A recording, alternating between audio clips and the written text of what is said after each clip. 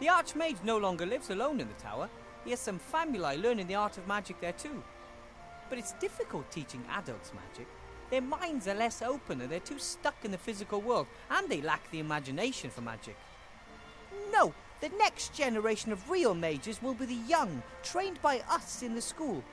In 10 years, the Mage Tower will be teeming with the school's finest.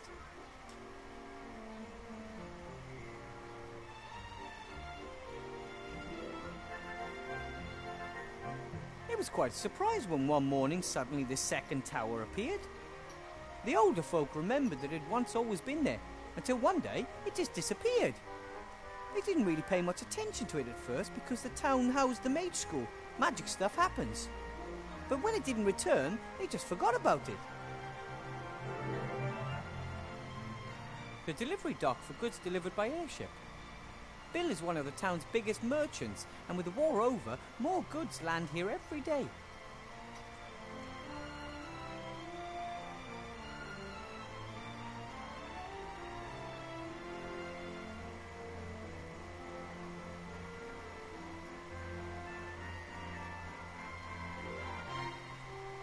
Judging by the size and the wood used, the barrel must contain a precious liquid. Brandy, I bet.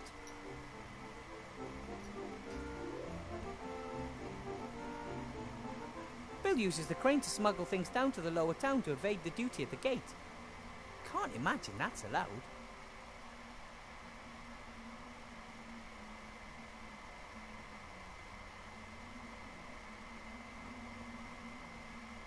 Hello, Bill. Wilbur.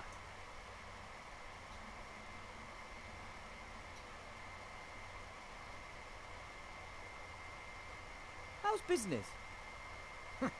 Could be better. I thought business would be booming now that the war's over. It is. But it could be better.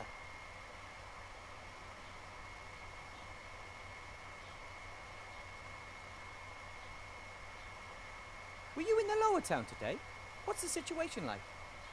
Those loonies are taking over. What, you mean the protesters? More gold for everyone, they demand. They should work instead, then they'll have gold. But isn't that the problem? They want to work, but there aren't any jobs. There's enough work. I've offered a couple of them work. Yes, but they'd like to be paid. You see, so it is all about gold. You give those layabouts a little finger and they take the whole hand. And who's supposed to pay for it? The honest trader. Then you're on the council leader's side, right? You bet. All the traders are. She's one of us after all, even if only by marriage. Her husband, old Van Buren, was the richest trader in the region. Was? Been dead 2 years. Was the last Van Buren. His father and his uncle before him were full-blooded salesmen. Out of their parents' vast and powerful trading group, they made an even vaster and more powerful trading group. Van Buren knew what to do, and the widow knows too. She knows the hardships the traders suffer, and is sure to cut taxes. Do you even pay taxes? No, but they're too high nonetheless.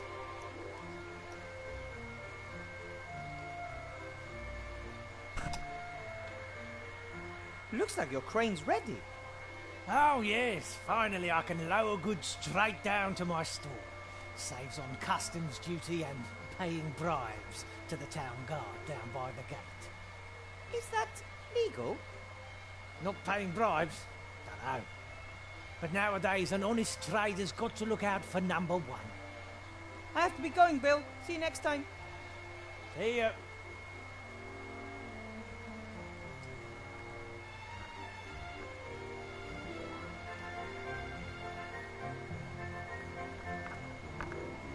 A weathercock like that tells the weather with amazing accuracy.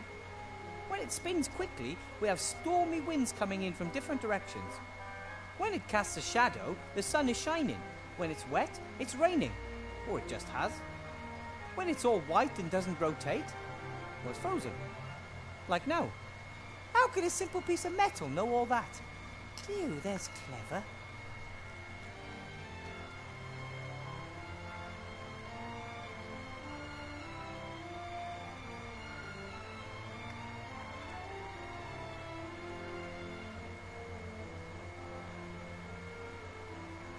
I'm not so convinced that this lottery is a good idea.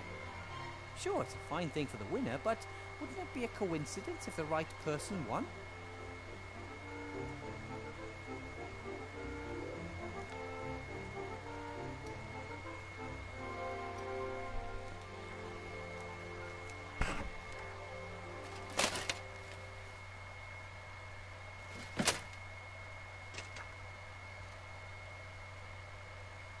The coat of arms of the proud town of Seastone, capital of the Alliance and largest town in all Avantasia.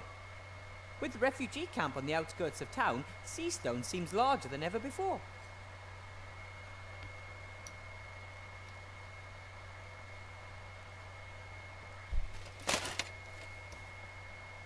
Ugh, creepy. The prison. I always try to get past this window fast.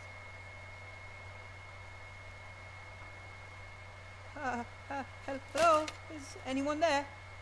You bet there is. Oh. My name is Wilbur Weathervane. Who are you? Wilbur Weathervane? Good alias. Call me Mr. X. My friends call me X. X?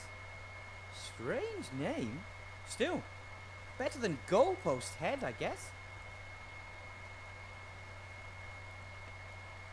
Why are you locked up? They want me out of the way. I know too much. But they don't just lock people up for being intelligent. They do if you know the wrong things. We're being watched. By whom? They are watching us. Who are they? The wizards? Them, the ones watching us. They're out there. How long have you been in prison? A few days, but I suspect they'll never let me out. I'm a political prisoner. They want to silence me. Tell everyone. The truth is out there. Here, in Seastone? Yes, probably. Do you really think you'll be in there long? They certainly won't let me go before the elections. That Van Buren wants to show her strength, and it's anybody's guess what'll happen afterwards. Either way, I'm not going to wait until some court passes judgment on me. I'll escape as soon as I have the chance. Well then, I have to be going. Take care of yourself, brother.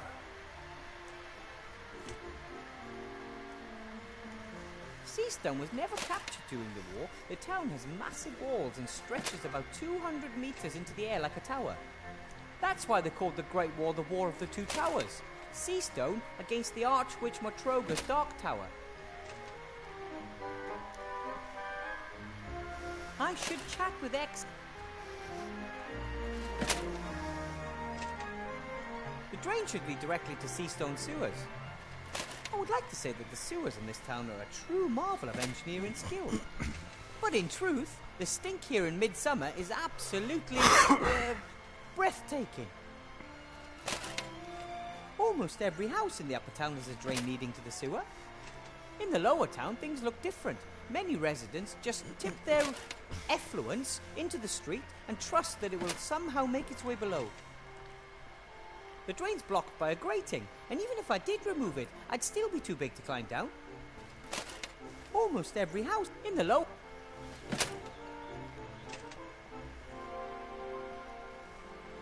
All of the expensive shops in Seastone are here in the upper town.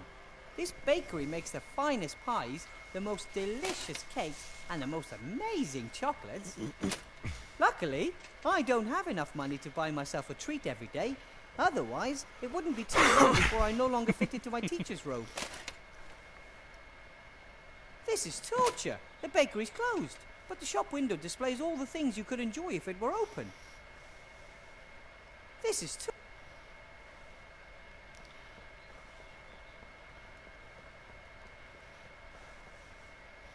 the latest edition of the Seastone Lookout, the local newspaper. Council Leader Van Buren, we are equal opportunity providers. Tomorrow morning we will present our solution to the poverty problem. We are the only ones with simple and efficient solutions to today's problems. There are loads of election posters hanging here beside the paper. Death entered the election campaign last week. His slogans are death to all and death is the solution. What's this? Hey! Archmage Alistair's a traitor. He uses the artifact of divine fate for his own purposes rather than to help everyone. And here, friends of the Archmage claim he never served in the war and he was not born in Seastone. Those are lies.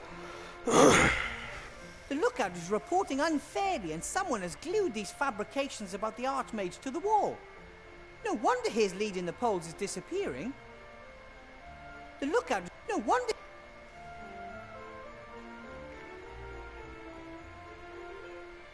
Hello, Mr. Shieldhand.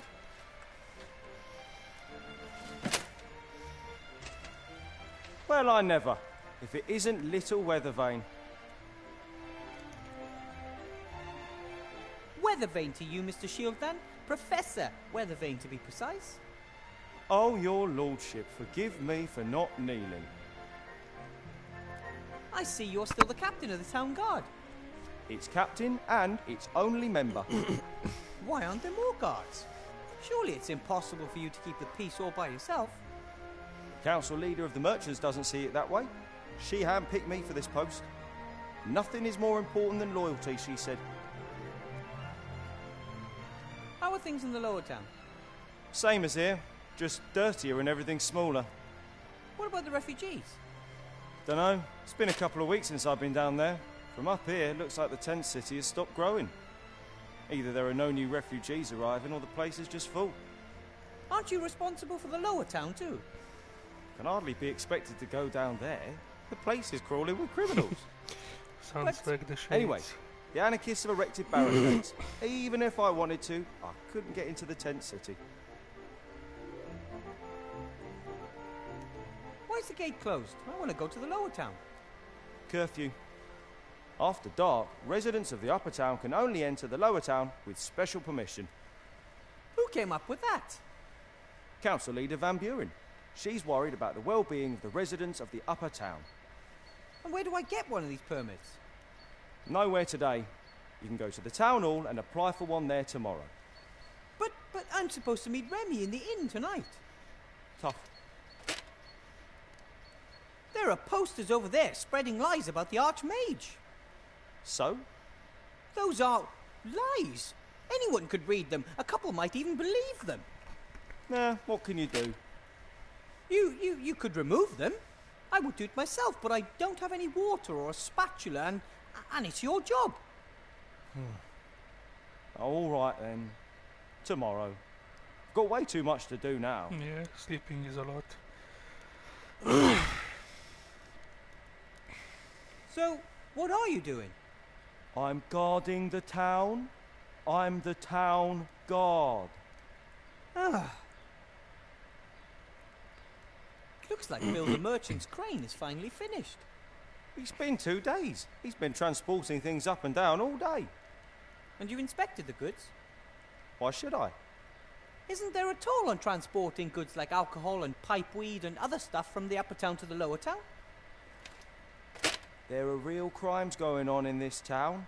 I don't even have the resources to take care of them.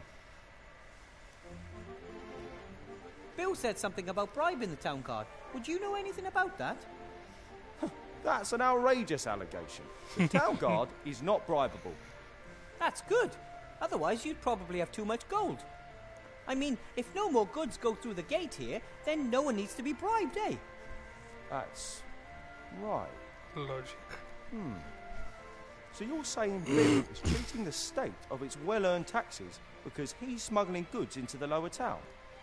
Do you want to ban him from running the crane? No. Bill and his colleagues are very influential. Anyway, no one said anything about a ban, did they?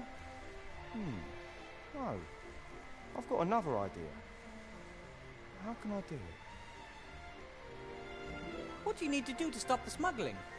Someone would have to mark one of Bill's barrels of alcohol and then order it from the lower town. If the said marked barrel turns up there tonight, without the tax having been paid, then we have our evidence. You can be really clever, Mr. Shieldhand. The only problem is, I can't leave this place. I have to guard the town, you see. But you can fulfill your civic duty and help the town guard. Civic duty? You want me to do your job? Not for nothing, of course. What do you want in return?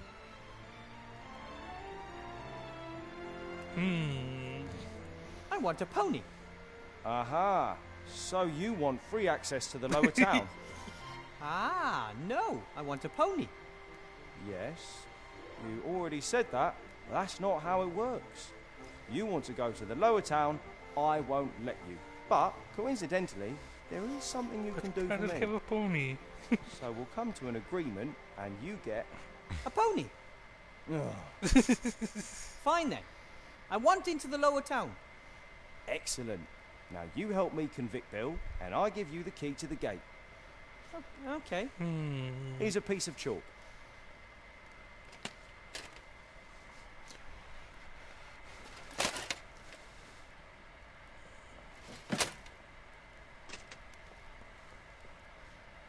Some famous knight. He's already lost both legs and his sword in battle, but his fighting spirit is unbroken. The gate to the lower town is closed. According to Mr. Shieldhand, no one from the upper town is allowed into the lower town after sunset.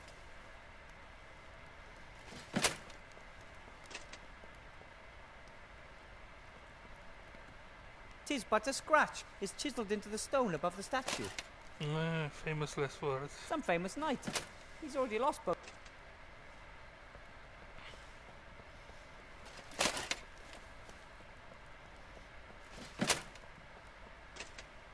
I should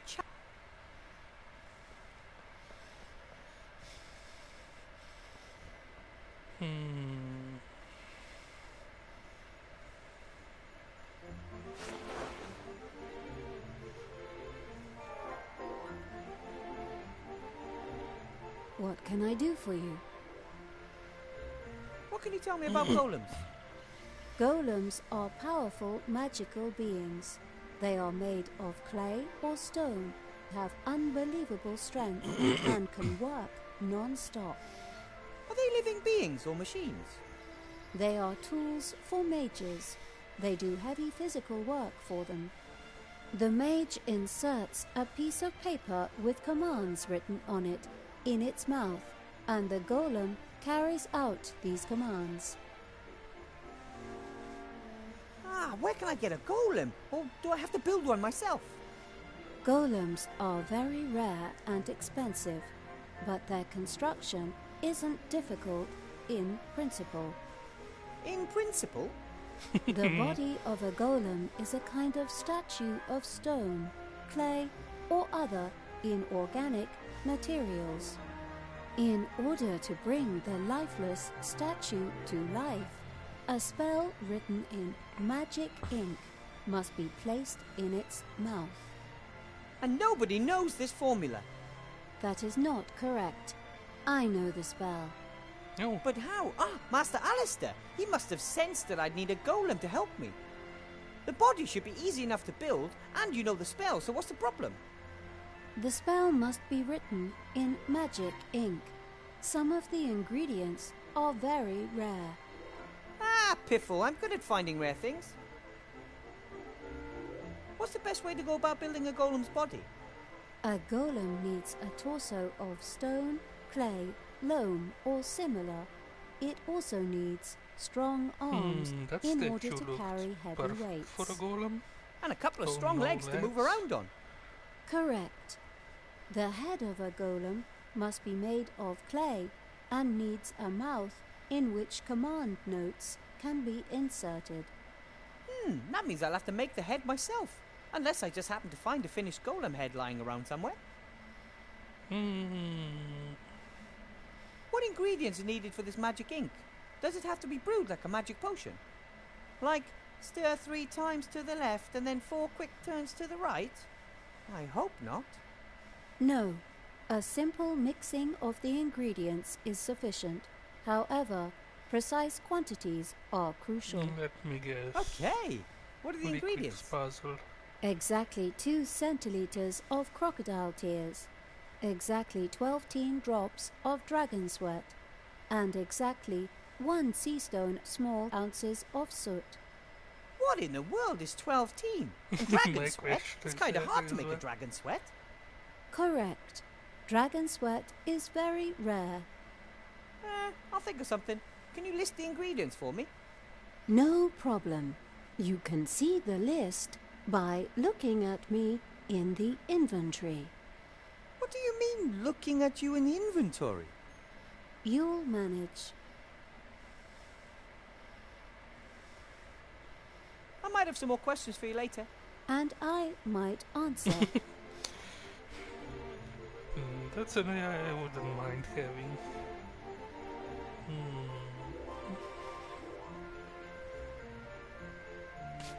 Done. The gate to the lower town's closed. If the marked barrel of brandy shows up down there tonight, we know that it didn't get there legally. Staple foods, they can hardly... The goods landing here... Bill uses the crane to smuggle things down to the lower town to evade the duty at the gate. It's illegal, and Shield... But I wonder how the tower managed to return unnoticed. I mean, if a tower climbs over the town walls and over the town's rooftops to get here, someone's sure to notice. It sneaked through the source. For centuries, the Archmage has also been the leader of the Free Peoples, but Archmage Alistair has had this crazy idea that the people should choose their leader themselves. He says it's not good the mages are the only ones to elect the new leader. That's why we're having the election in 3 days.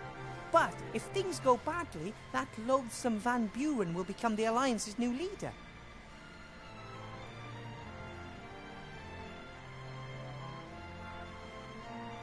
Hello, Bill. Wilbur. What do you think of the lottery? Clever, ain't it? What do you mean? Well, you've got to give the rabble the feeling they could make it too, right? Make what? Becoming one of us. As long as everyone down there thinks their current situation is only a temporary condition on the way to fame and fortune, they leave us in peace. But some actually do make it. Yes, exactly, that's the spirit. Anyone can make it if they just try hard enough. Meh.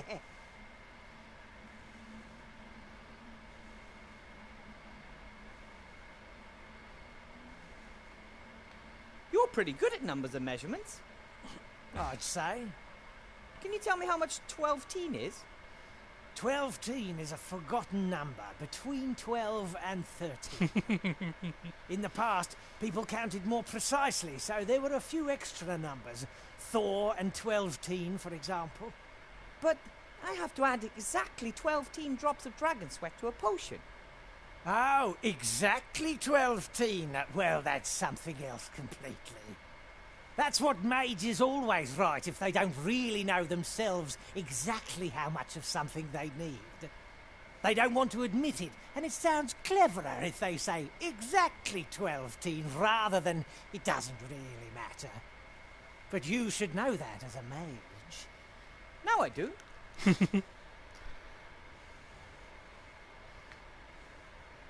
When you're smuggling goods, aren't you worried that Mr. Shieldhand might get wise to you? Anton, he's not exactly the brightest light in the firmament. After all, he is the captain of the guard. He can't tell his elbow from his arse. Van Buren will cut him off as soon as she's won the election. You don't want stupid yes-men around when you're the leader. You want clever yes men. The stupid ones don't know how to keep quiet. Why are you telling me all this stuff? Bit about the customs, Mr. Shieldhand, the council leader. You're one of us. You live in the upper town. You're a professor at the magic school. Hey, tell me, you must have really bled the Archmage on that one, right? I mean, as the only available qualified mage. You probably get your weight in gold every month as compensation. Well, I get an apple, and I don't really like to talk about it much. I understand. In the end, the others want their piece of the cake too. Do you sell crocodile tears? Can order them. Be here in 3 days. Ah, that's too late. Oh, the fine sir wants free overnight delivery, does he? Do you sell dragon sweat? Dragon sweat? That's very expensive. I was afraid of that, but I need it badly. I mean expensive like, I'll give you half of my kingdom and my prettiest daughter. Even you can't afford that. Too bad. If your crane can reach all the way to the lower town, then you could lower me down there, right? Certainly. I'm pretty sure there's going to be a snag here. No snag. You pay me 3 gold pieces and I'll lower you down. A very simple deal. I don't have that much. Pull the other one. Couldn't you maybe just lower me down? Pretty please? Carry on top. I thought as much. I have to be going, Bill. See you next time. See ya.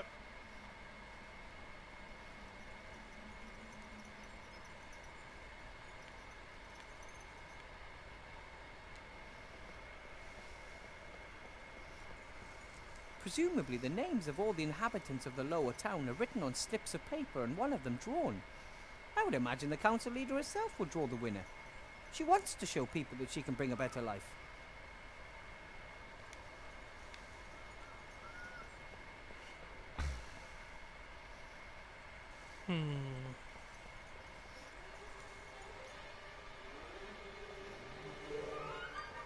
The troll just downed tools and called it a day. I should bring that up at the next staff meeting. Ew, the bucket is filled with some kind of mucus. Half water, half troll spit, I bet. No wonder the floor isn't clean.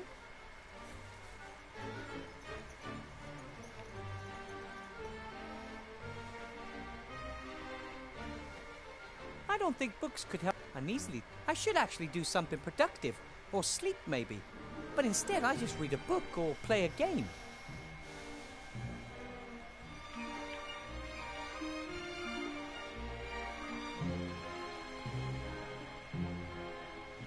Blocky was looking for something in the drawer, or he put something into it. Either way, he didn't want to be seen doing it. I should head down to the inn and talk with Remy.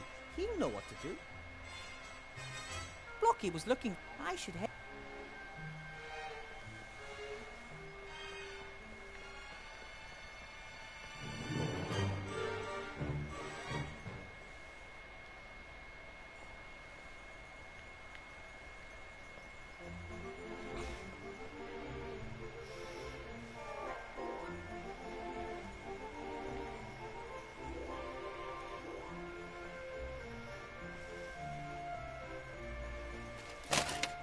Mr. Shieldhand?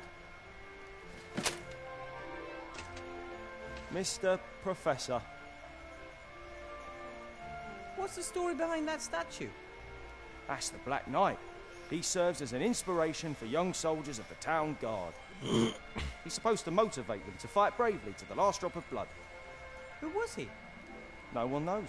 He was mangled when he was found, but he still had the lust for battle in his eyes.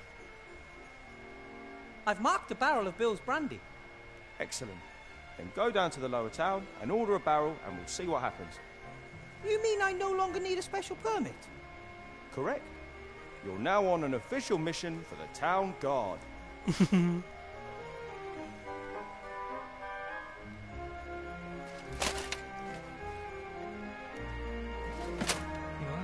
easy.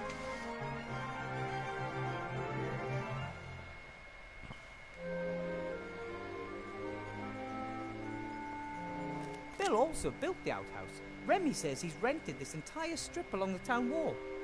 Maybe he couldn't bear the thought of leaving his stand unattended for a few minutes a day. There's a big padlock on the door. If I didn't know who the outhouse belonged to, I'd find that a tad strange. I bet you could pick up the key from Bill for a small fee.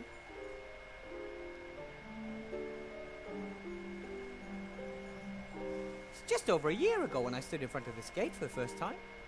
Mr. Shieldhand wouldn't let me into the upper town to see the Archmage. I had to earn the right to an audience first by becoming a mage. I have never understood this strange separation between the upper and the lower town. The upper town is like a town within the town, with its own walls and private gates. And people from the lower town work up there, but at night they return to the lower town because they can't afford the upper town rents. My 1 apple a day wouldn't get me far up there either. Luckily, I can live in the school for free. I'm sure Shieldhand won't let me back into the upper town until I have proof of Bill's bootlegging. Bill Storm. During the day, he sells stuff from the upper town that you can't normally get down here. Most traders and all the nearby farmers sell their goods at the lower town's big market. But Bill claimed this spot here as it's the only place he can sneak in the upper town contraband using his crane. Normally the town he works hard, but whether he'll open so early tomorrow morning, I just don't know. The barricade may keep most of his customers away.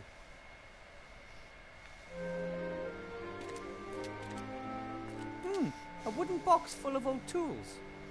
Some sort of metal clamps, a hammer, some wire. Probably Bill uses this stuff to maintain his stand. I'll take the hammer.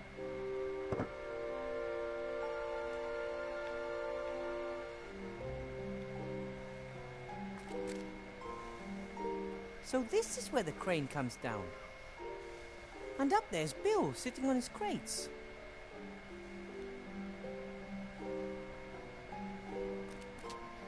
Psst! Bill! Who's there? And what do you want?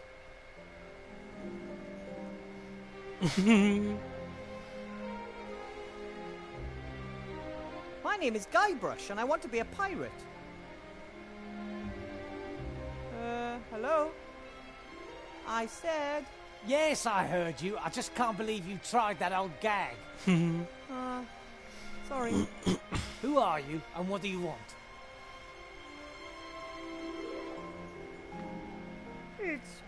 It's me! Mr. Shieldhand, I want to talk to you about my bribe.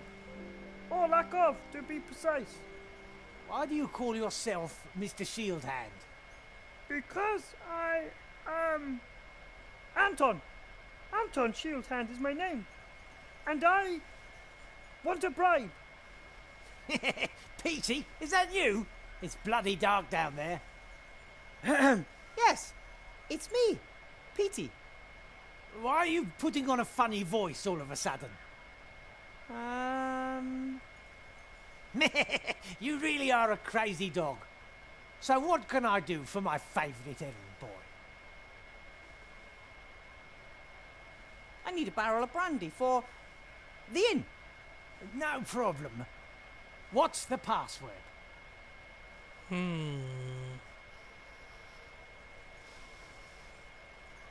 Is it fluffy bunnies? What? No.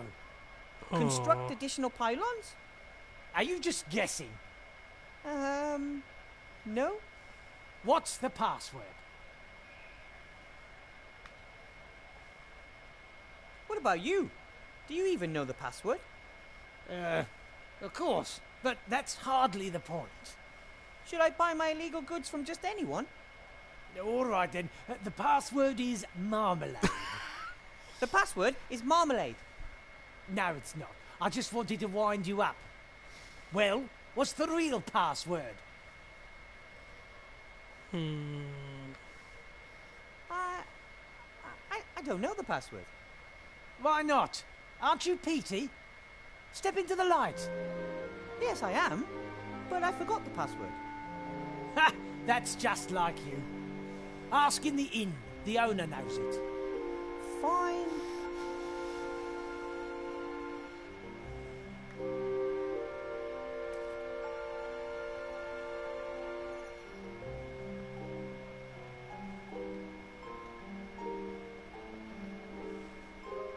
Seastone has grown quite organically over the centuries. There are doors behind which there are only walls, staircases that lead to nowhere. Maybe a house was supposed to go here, but the builder changed his mind. This is one of the entrances to the underground world of the rats. Rats represent one of the town's largest population groups. But many don't think of them as real people, and they don't have many rights. Remy and the Archmage have been trying to change that for a long time, but some think that the rats entered the town illegally and consider them vermin. When Seastone was almost a ghost town at the end of the war, the rats were unable to find enough food. I helped them. We've been best friends ever since. But since Remy became head of intelligence, I don't see him as often as I used to, so he's doing a good job. At the moment, more people live outside the town than inside it. Most of them are refugees. There were days when the wagons were lined up nose-bag to bumper and the road was full of them as far as the eye could see. This cart's been here a long time. Strange it wasn't used for either the temporary tent city or the barricades. The inn used to be here on the right, and on the left was Master Marcus's mage school. After the war, so many people came to the town that we needed a larger inn. Master Marcus was happy to sell his old mage school. Change is good, he told me.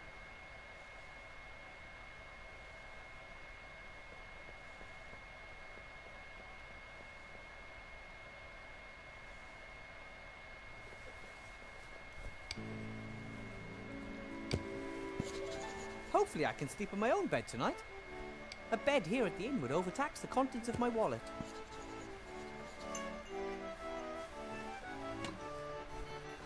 Remy looks tired. I think the election campaign and the current situation in the town are really taking their toll on him.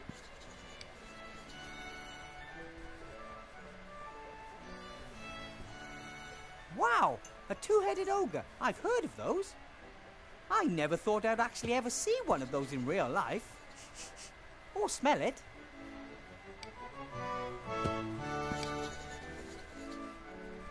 Master Marcus and Bill eventually had enough of this strange role-playing apparatus. I thought Master Marcus had outgrown his love of fantasy worlds, but now there's live role-play. I'm worried about him.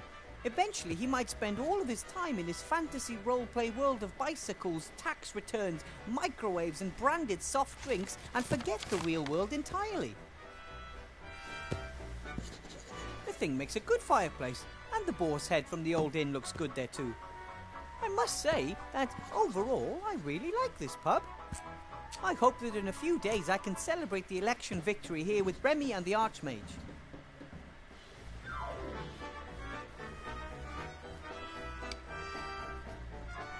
Swinging Seastone, the town that never sleeps. This postcard was clearly sent before the war. Even the Mage School Tower is in its proper place.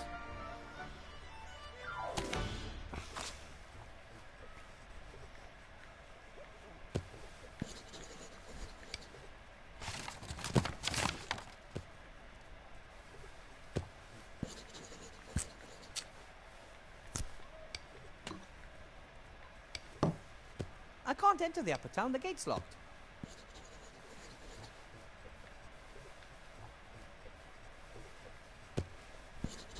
A sheet of paper with lots of paragraphs in small type. It says, license in law at the top.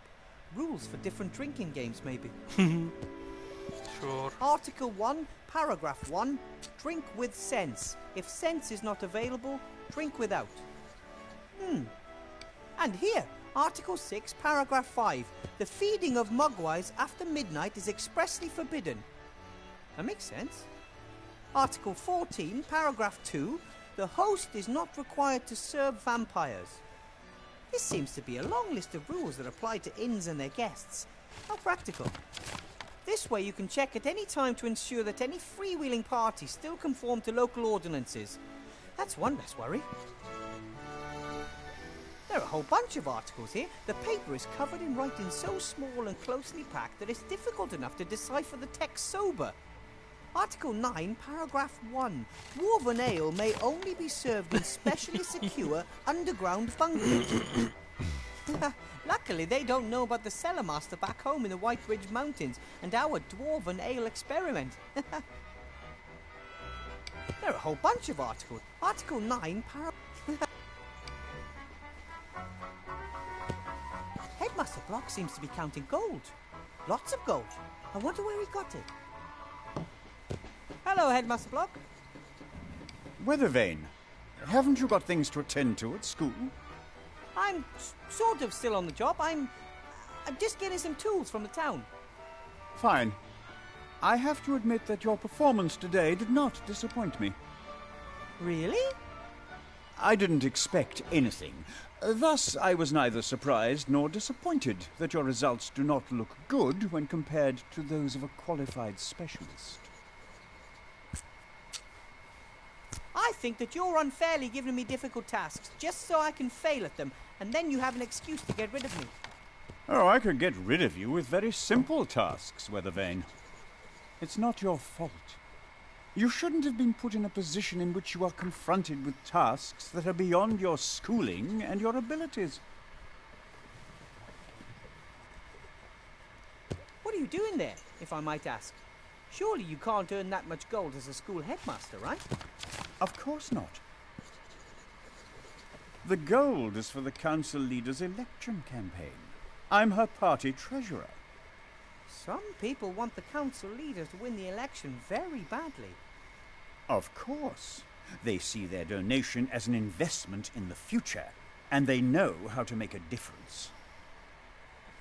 Have to be going. I'll be expecting you tomorrow after the opening ceremony for a staff appraisal meeting, so we can talk about your performance. Very well. My golem and I are going to show you.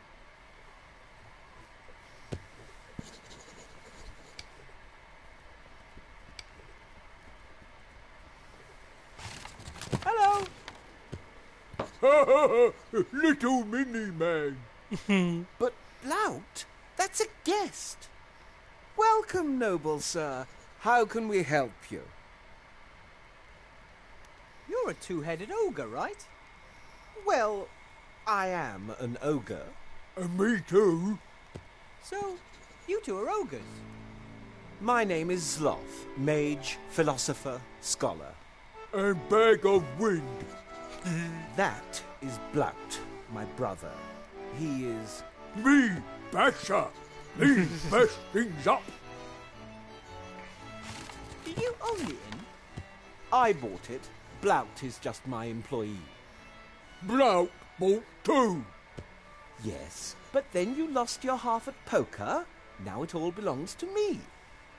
Blount not give you his half. Blount best laugh if he tried to take away. If you touch me, I'll have you thrown in jail. I have heard that you buy your alcohol from Bill. We don't have much choice. He's the only trader who'll sell us alcohol. Expensive. You're right there. The prices are unashamedly high. Seastone is a big town with lots of merchants. Why is Bill the only one selling alcohol?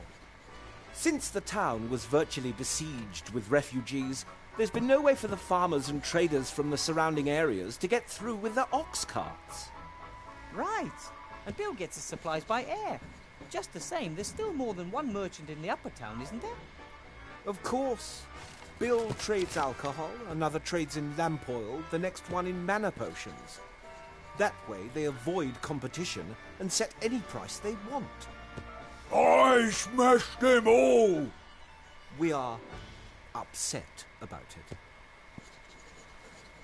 Would you perhaps be interested in a barrel of brandy? I'm sure that Bill would deliver today. No, thank you. We still have stock, and we have much fewer guests since the barricade was erected. But I need a password. The password for Bill's crane capers? If you were one of his trustworthy customers, you'd know it. How about we try and bring down Bill and his exorbitant prices? What are you thinking of? Bash him? Well, let's just say I could put the long arm of the law onto him. Shield hand? Tin Man. I don't know. The plan is absolutely Anton-proof. We're all set. I just need Bill's password and bam! We have him by his muttony legs. And it won't be traced back to us? I really don't want to be paying even more for our alcohol in future. It's a secret covert operation shrouded in secrecy. Shrouded in secrecy. He has earned it. Oh, all right then. The password is gold won't make you happy. Really? Here, a bag of silver for the brandy. It will be worth it if it scuppers business for Bill and his band of ne'er-do-wells. Thanks. Are you allowed 1 or 2 votes in the election? One would think that as we have 2 voices, we should also have 2 votes. Unfortunately, the town council sees things differently. And who do you want to vote for? Archmage Alistair, of course. Council... Mrs. Van Buren. Little woman says how it is. Blount likes it when things are uncomplicated. Tax down, more work for all. Seastone #1. But you don't buy it. I'd also prefer it if our problems were solved quicker, but Van Buren stands for things staying as they are or regressing. Neither has ever helped. Did someone forget that jacket on the chair over there? Oh, it belongs to a young guest. He, well, got into a fight with Mr. Shieldhand of the Town Guard and was arrested. Hooligan! Lock up immediately. What happened? He was quietly drinking his beer. Shieldhand came in, recognized him as one of the protesters and wanted to search him. The young man refused, said he hadn't done anything wrong and wouldn't let anyone search him without reason. Then bang! Trench in a lockdown. And the jacket? It's been hanging there ever since. We're keeping it as a deposit until he's paid for his beer. If you're a mage, Sloth, do you know how to build golems?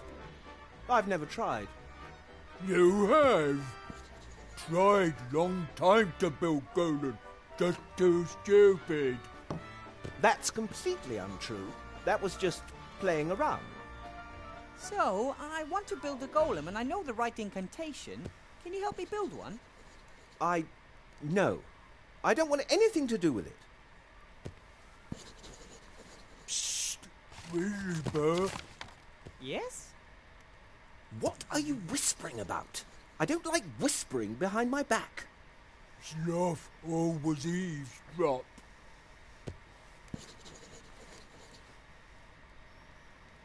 Do you and Blount keep many secrets from each other? Not particularly. I just don't like it when Blount fiddles about behind my back. It usually ends in catastrophe. Maybe you're too hard on him. He was going to juggle with kitchen knives this afternoon. I noticed just in time. Would have worked. No, it wouldn't. And they are my fingers too. Sloth tell Blount off. Sloth always annoyed. With good reason.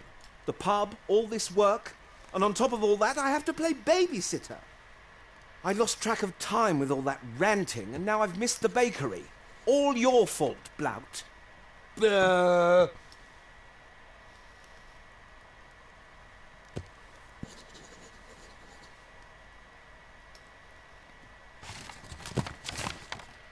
bakery up by the guardhouse? I go there myself. Which bakery do you usually go to? I like the one up by the guardhouse myself. Oh, they have those wonderful chocolates. I treat myself to 1 or 2 every night. You see, Sloth got fat. First of all, that's not true. And secondly, it's Flab born of frustration because I have to put up with you. Then take care, you two. One, both. So long. Bye.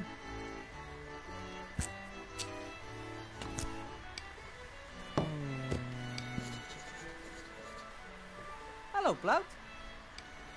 Williber. Are you really sure you want to vote for Van Buren? Little woman with big hair knows what's what. Has lots of gold and lots of success. And you believe that if she's elected, you'll get the same? Sure. Promise. Fine. But I think the little guy is better off with Archmage Alistair. Me not little.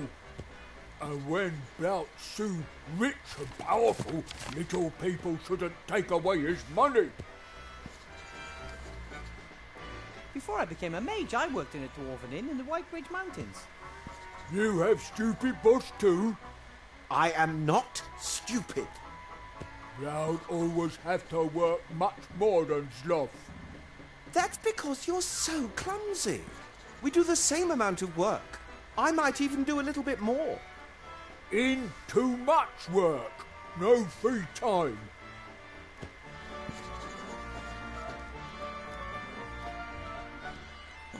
Psst. Blout, what did you want to tell me? I won't say. You're whispering again. If we talk now, does Sloth hear us? Oh, just stop whispering behind my back, all right? Okay, sorry. Want non-alcoholic drink as apology? Oh, no. You might have tricked me with alcohol once, but never again. So Blout got you plastered? Sloth get exhausted from itsy-bitsy thimble of alcohol. Sloth like little girl with pigtails. I have alcohol intolerance, or perhaps an allergy. What did you want to tell me, Blout? No, Sloth eavesdropping. I say nothing while Sloth listening. Huh. I'm not going anywhere. Bye, Blout. Bye. I don't need to talk to Sloth at the moment.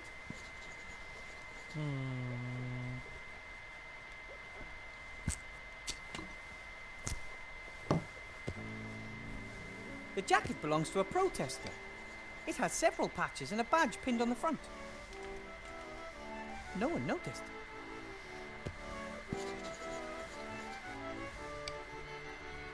Hello, Remy.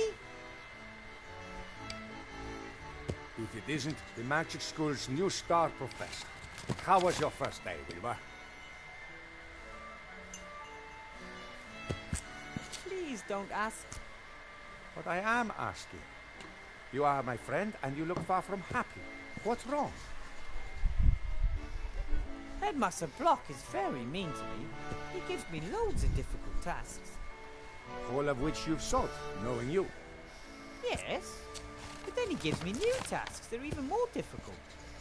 And even if I worked through the night, I still couldn't finish them all. No one could. Interesting and curious. If he wanted to represent you as the Archmage's bad choice, then he wouldn't have given you exercises that are clearly impossible. People would realize what kind of game was being played, and the trick would backfire. Did you notice anything else? Yes. I surprised Headmaster Block in the staff room as he was rummaging through a desk drawer. But he was startled when I spoke to him, like I caught him doing something. He didn't want you to see him fiddling around in his own desk drawer. Interesting, isn't it? At first there was the unsolvable exercises, and now the desk drawer. Something's not right. That's what I think too. You don't look all that happy yourself. Tough day. Tough week. I'm worried about the Archmage's safety. The situation in town is explosive. He was heckled on the street while checking up on the field hospital down there. But it was just some wound-up idiots. I'm worried about the one assailant who has enough brains, resources, and volition. Someone? Like Headmaster Block? Hard to imagine, but it can't be ruled out. We need more information. The council leader was standing up by the new lottery drum, dictating tomorrow's edition of the Lookout to a reporter. Yes, she has the Lookout under her thumb. She's a horrible piece of work. Ambitious, stubborn, and unscrupulous. A dangerous combination. Comes from a humble background, but got her feet under old Van Buren's table. Tried to persuade him to do all sorts of new business deals and start a career in politics. Many say he died so young because he finally wanted to be left in peace. How did she end up as the Archmage's most promising challenger? The Archmage doesn't want the most important posts in government to go automatically to the richest citizens anymore, but rather to the most competent people, chosen by the people. And of course the nobility and the merchants don't like that one bit. They were seething when they found out about it, but there was nothing they could do to start with. The Archmage was too popular, untouchable. But then along came Sybil Van Buren, and she had a plan. The election was to be approved and set for 1 year's time. 1 year in which she put up obstacles in the Archmage's way and sabotaged his politics in any way she could. Her only aim was to make him look bad. By the gods, how I'd load it if she succeeded. But we will win the election, right? The Archmage, I mean. Van Buren has used all her resources. They are powerful, rich friends with important posts at the Seastone Lookout. It's the only newspaper left in town. Simple slogans, simple solutions, patriotism and resentment. She tells the people what they want to hear. And yet, the Archmage will win the election. Every vote for the council leader and her cronies is a vote too many. But stupidity amongst the voters has not prevailed yet. Why doesn't the Archmage defend himself more aggressively against the council leader? Why doesn't he just tell everyone about her scheming? He wants as many people as possible to take part in solving our problems. He doesn't want there to be two sides at each other's throats. But I don't know if it will work. People are starting to accept the conditions. They blame everyone and everything, and they don't even try to change anything anymore. I asked the Archmage about it. You know what he said? He's comfortable having things stay as they are. That's why many favor it. Progress requires effort. What kind of world would it be if there was glaring injustice and everyone put up with it just because change takes too much effort? But hey, I'm just a rat. What do I know? So what do we do now? Keep an eye on Headmaster Block and see what happens? So near the elections. A supporter of the council leader behaving suspiciously in the vicinity of the Archmage. No, too risky. We can't wait. So you're going to have a look for yourself? Phew, I'd like to, but perhaps that's precisely their plan. An officially unofficial employee of the Archmage sniffing about in the office of one of his political opponents. Wouldn't be good if word got out. A first-rate scandal. But what about a teacher looking for a form in the staff room? A teacher who is in the school because the headmaster has given him tasks to be done. Normally I would try to discourage you, but the Archmage is visiting the school tomorrow. If his opponents are planning something, we have to expose them tonight. I'll do it. I'll have a look around and get back to you if I discover anything.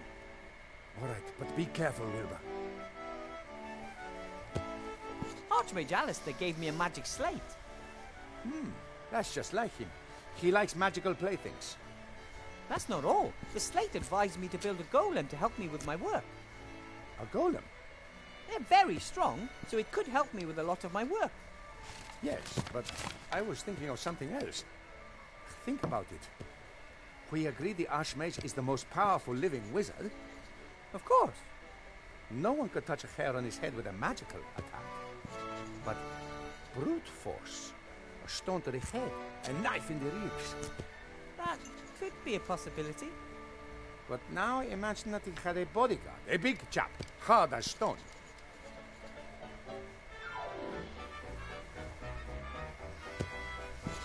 You mean me? Sure, I've grown a bit, but I don't feel that powerful, and I'm not that tough. No. I mean a golem. Ah, okay. I get it. Even a troll wouldn't get past a golem. Best of all, golems are absolutely loyal. They simply cannot help but follow their master's commands. And if I order it to defend the Archmage with its life? Then that's exactly what it'll do. and no one would get past it. That sounds fantastic. Can you manage that? Building a golem and bringing it to life? I'll sure try, at any rate. I'll get it to complete the headmaster's stupid tasks first, and then guard the Archmage. The headmaster and the council leader have come up against the wrong gnome. Then let's not waste any time. I'll build a golem bodyguard for the Archmage and have a look around the headmaster's office. Good idea. And let me know as soon as you find anything peculiar. No heroics, Wilbur Weathervane. I'll be careful. I'll go back underground. I want to find out about the dark magic the Archmage has been sensing for days. Good luck. You and Van Buren will not succeed with your plan. You may have great and powerful friends, but the Archmage has small and cleverer ones. Remy left his class. There's a mark. It says 2CL beside it. For most people, that's just a little sip. But for a rat, that's a fair amount of booze, I guess.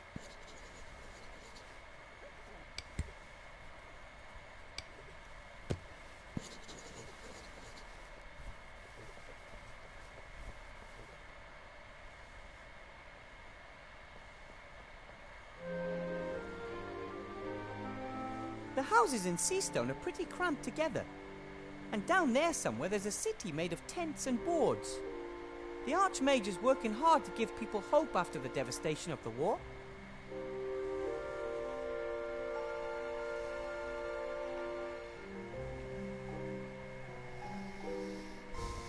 The first and most impressive barricade I've ever seen. The protesters took everything they could find and piled it up to make a huge wall. No one is getting through without a troll.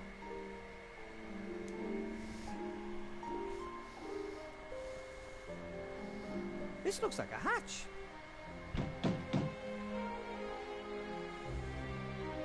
Hello? Aloha. Are you talking to the enemy? Who are you? My name is... Shh. If you tell an agent of the government our real names, you'll endanger the entire organization. What do you want to call us? My name is John. No, Paul. Next to me is, J-Stop. Your name is Paul? But you're a woman. Gender is just one of the fictions indoctrinated by the patriarchal society. Oh, really? I didn't know that. What are you protesting about then? We're protesting against exploitation, against discrimination, against poverty, and against the destruction of the environment. Wow, those are all important issues. What do you plan on doing? We're already doing something. We're demanding that things change. We've made a petition. And we're putting together a list of demands. We're still working on the wording. Problems with the neutrality guidelines. How far have you got? Dear brothers, sisters in arms, other forms of resistance are available. Fellow countrymen, countrywomen, country transsexuals, country gender nonconformists. Getting back to the whole making a change thing. If you want to make a difference, you can write "like" on a piece of paper and pass it through the hatch. Then everyone will know you support our cause. I talked to a prisoner in the upper town. He's one of yours, isn't he? A victim of the state's power. Our first martyr. He's not dead yet. And if he got the cake, he'll be back with us soon. Cake? Shh. If you're for justice and change, you'll probably be voting for Archmage Alistair, right? The election's a joke. One corrupt politician replacing another. And behind the scenes, it's always the same people pulling the strings. That may be true of the council leader, but the Archmage... Big Mana's got them eating out their hands. Exactly. The magic industrial multinational that was responsible for the war. So you're entering your own candidate? That's pure daft. There's no point. We're doing the only thing that will lead to success. We're protesting. Maybe I can pass on some of your demands to the Archmage and we can see what can be done.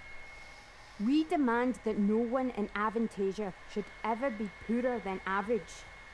Isn't that mathematically impossible? Not at all. If every resident got exactly the same amount of gold, then no one is poorer than the average. But if everyone gets the same amount of gold without having to do anything for it, why would anyone bother To the rich elite could ask something like that. Did you build the barricade? Aye, that's right. Do you like it? Yeah, it's beautiful. But it kind of blocks the whole street, doesn't it? We're gonna dry you lot out till you give us what we want. But the upper town is supplied by airships. We won't move an inch until you stand starving and freezing before us. But we've got plenty of food. And if my rabbit sheep didn't always take my bed, I wouldn't freeze either. I told you it doesn't work like that. We're protesting here, and there's nothing you can do about it. Everything all right in the lower town? Couldn't be better. The fire of protest is stoking up hell. People are being drawn closer together by a common noble goal. And because of a lack of space. Wheesht! Why did you set up the barricade here and not at the gate? That would have given you loads of extra space. And the inn would have been on our side too. Our barricade is more visible this way. The elite should quake at the sight of our resolve. I don't think they're doing that. You're clearly trying to drive a wedge between us, Agent. See? The fat cats are trying to sabotage us. They're afraid. That's a good sign. I need clay to mould something. There's lots of it just outside the town. Could you please let me through? Aye. That would really suit you, wouldn't it? Yes. But we're not going to let you through. Could you maybe pass me a lump of clay through the barricade then? What do we get in return? Are you doing deals with the enemy? We don't make deals with dirty capitalists. That's more like it. I don't want the clay for myself. I want to use it to support your cause. How's that?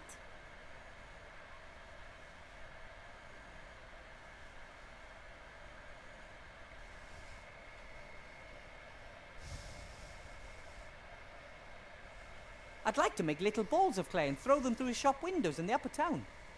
Why don't you just use stones? Because I could carve messages and demands into the clay before firing it. I don't know. Anonymous vandalism is tried and tested. Okay then. Truth be told, I need the clay for something else. Oh? Well, I'm an artist, and I could build a sculpture in the upper town depicting your heroic protest. Finally, someone who thinks for themselves. A grand statue that captures for eternity the protests of the simple people in a monumental way. That's exactly what we need. Show us the construction plans and some references. If we're satisfied, then you can produce a model. If we achieve a unanimous decision on the model at the general meeting, we'll supply you with the clay. Great. But first I need a little bit of clay for something else. Oh, for what? If you give me just a few handfuls of clay, I could really improve the barricade. Really? Sure. I can smear the clay between the boards from here and the sunlight would bake it hard as rock. I think that sounds pretty good. The barricade is stable enough already. The spirit of friendship built it, and the chains of suppression are holding it together. But there are holes everywhere here, which need to be sealed. Magic could seep through the little gaps, or gas, or something like that. Perhaps you're right. But I still don't trust you. I am one of you. This pin here should be proof enough. In principle, but perhaps you took it from one of our people under duress. No, I, earned it. Fair and square. I'm almost convinced. Show me our secret hand sign and we'll give you the clue. Oh! Psst! I think I saw the town guard. Better not right now. Aye. Come back when the coast is clear.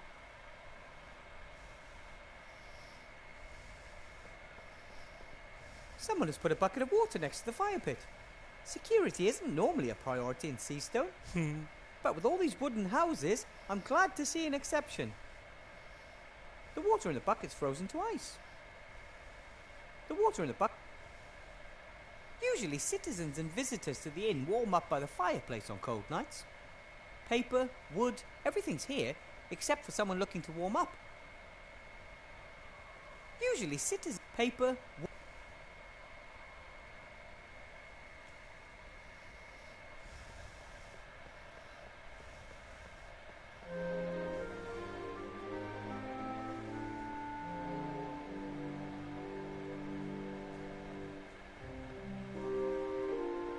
There's no point until I...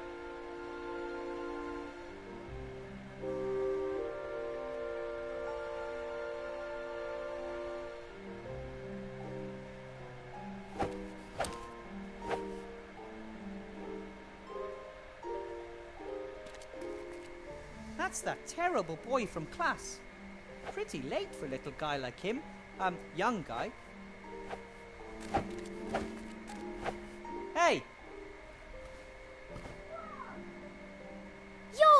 You're Wilbur Weathervane! Out to make fun of me, are you? You're probably upset after I proved that I know more about magic than you thought at school this morning. What? What are you talking about, Master Weathervane? You were pretty cheeky at school this morning. Which school?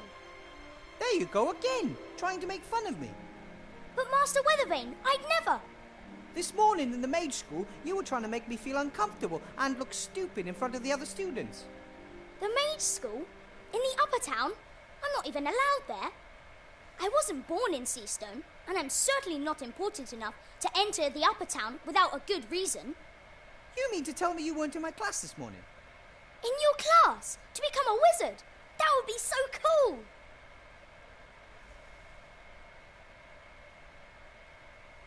I still believe you're trying to make fun of me. Or do you have a twin? Not that I know of, Master Weathervane. Hey! Perhaps someone was controlling my thoughts without me realising. Now I'm sure you're trying to make fun of me. No, it is possible. Not all of the sorcerers, necromancers and lawyers in the Shadow Army were captured, right? You look like you're training for an important battle. No. I'm reenacting your battle. How you and Captain Bonnet and Princess Ivo defeated the Archwitch, Mortroga, in the Black Tower. Oh, really? It must have been the greatest battle of all time.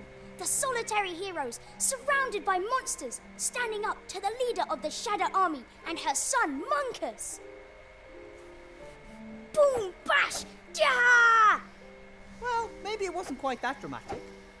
10 years of war, the artifact of divine fate, and suddenly, peace. What's not dramatic about that? Do you know what the artifact of divine fate is? It can fulfill your every wish. I bet you wished for evil to be defeated. Right, Master Weathervane? We never used it. The Archmage warned us that the artifact was just too powerful. But if you can wish for anything, why not just wish for good things? Archmage Alistair doesn't believe the world works that way, and I trust him. If that's what you think, then I think that too. It's getting late. Isn't it about time you went home? I'll wait until all the guests have left the tavern. Sometimes Zloff and Blout give me a room, if no one is renting it.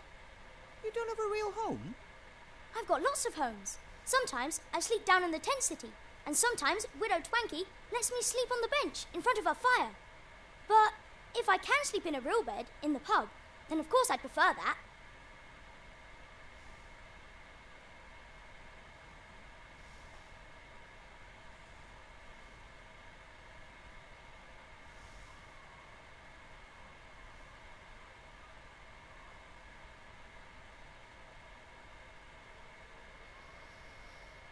I have a small room in the school. If you can't find a bed in the guest house, you're welcome to sleep at my place. My rabbit sheep won't be able to defend his bed in his usual manner, and I can sleep on the floor. That would be... wow! But the school's in the upper town. I'm not allowed to go there. Ah, silly rules. Maybe you'll win the lottery. Which lottery? There's a lottery tomorrow. The winner gets to live in the upper town. That would be fantastic! Maybe you'll get lucky. Everyone has an equal chance. I'm sure to win. And if not today, then perhaps next time. Was good to see you again, or met you for the first time. There's no way I would have forgotten if I'd met you before, Master Weathervane. Either the boy's making fun of me, or that's another item from our list of strange events.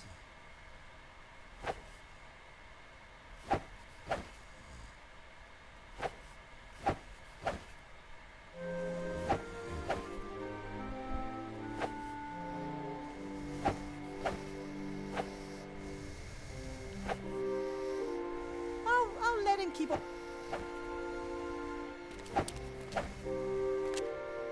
Psst, Bill! So, Petey, what's the password? Gold can't buy happiness. As long as it's jangling in someone else's purse. Absolutely right. So, you wanted a barrel of brandy. Right. That'll be a small bag of silver.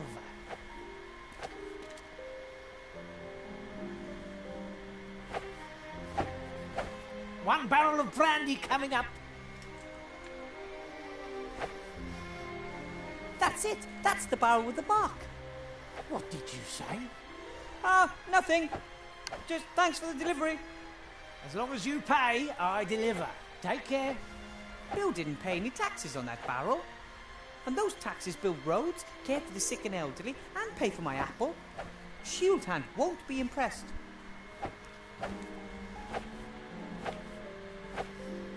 Sloth paid for that barrel fair and square, so it belongs to him. He should collect it before it disappears.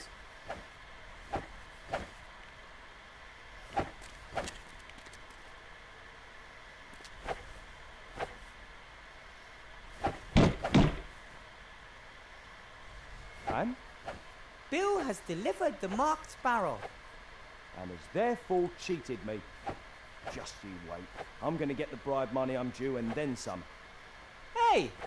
Hello? What about my exemption? Hey, Mr. Shield Hand, we had a deal. And now Shield Hand's busy negotiating his bribe with Bill, and I'm stuck down here.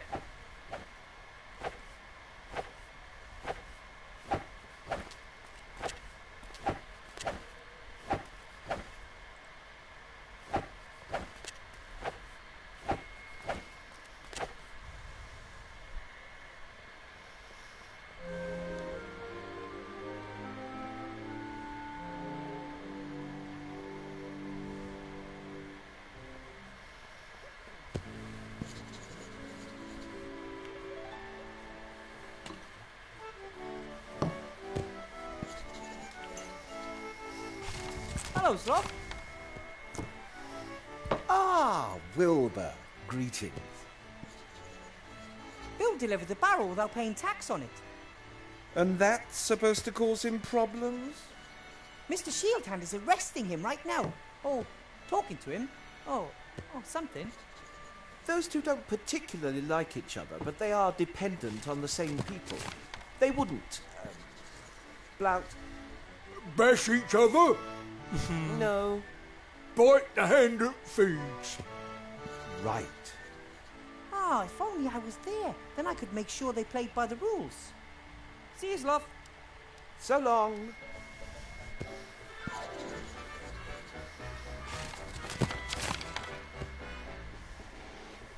That's the reporter who let the council leader dictate tomorrow's news to him.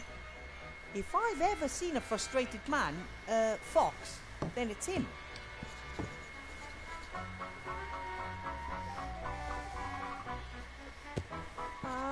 Excuse me? Weathervane, right?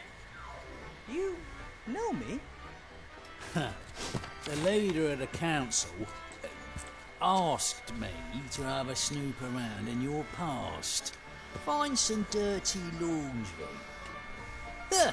Nothing. My Mage's cape is still brand new. I got it when I became a professor. Do you like it? Very fetching. Why are you disturbing my quiet drink? I have a couple of questions. A couple?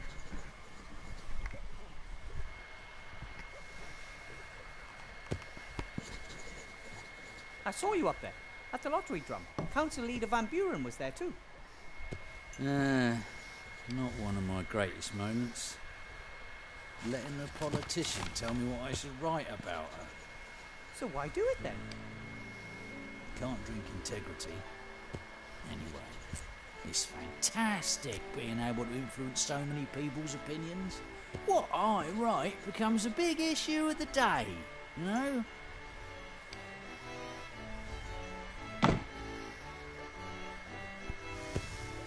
I get the feeling you're not very happy. Really? Why shouldn't I be? I've always got enough liquor in my belly and I've never earned as much gold as I have this past year.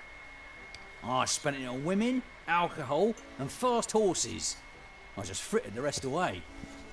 I simply must be happy.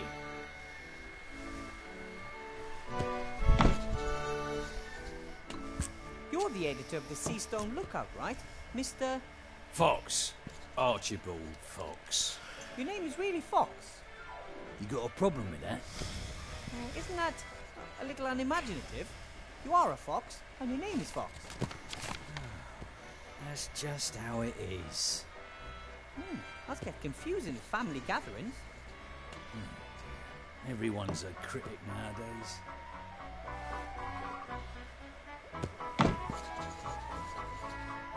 What are you writing at the moment? An article for tomorrow's edition. Pet dragon attacks on the rise. Child mauled. How does that sound? That's terrible. Is the child okay? Don't worry. The kid is as made up as the problem with pet dragons. But then why write about it? Isn't it obvious? The Archmage simply doesn't do enough about the pet dragon problem. But I thought that there wasn't one. The leader of the council has now picked up the issue and has finally enacted a law strictly regulating the keeping of pet dragons. Everyone wins. My newspaper, because it reported on this urgent problem first. The leader of the council, because she acted quickly and decisively. And the citizens, because they don't have to worry about pet dragons anymore. Are you worried about pet dragons?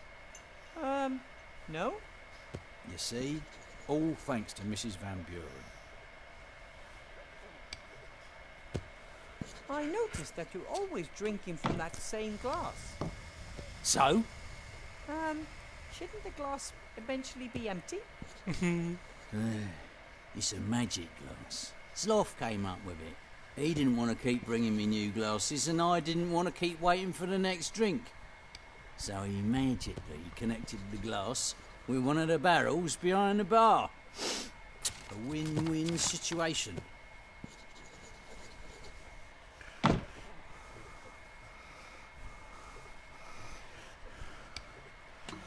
I think I have a story for you. A real story. Yeah?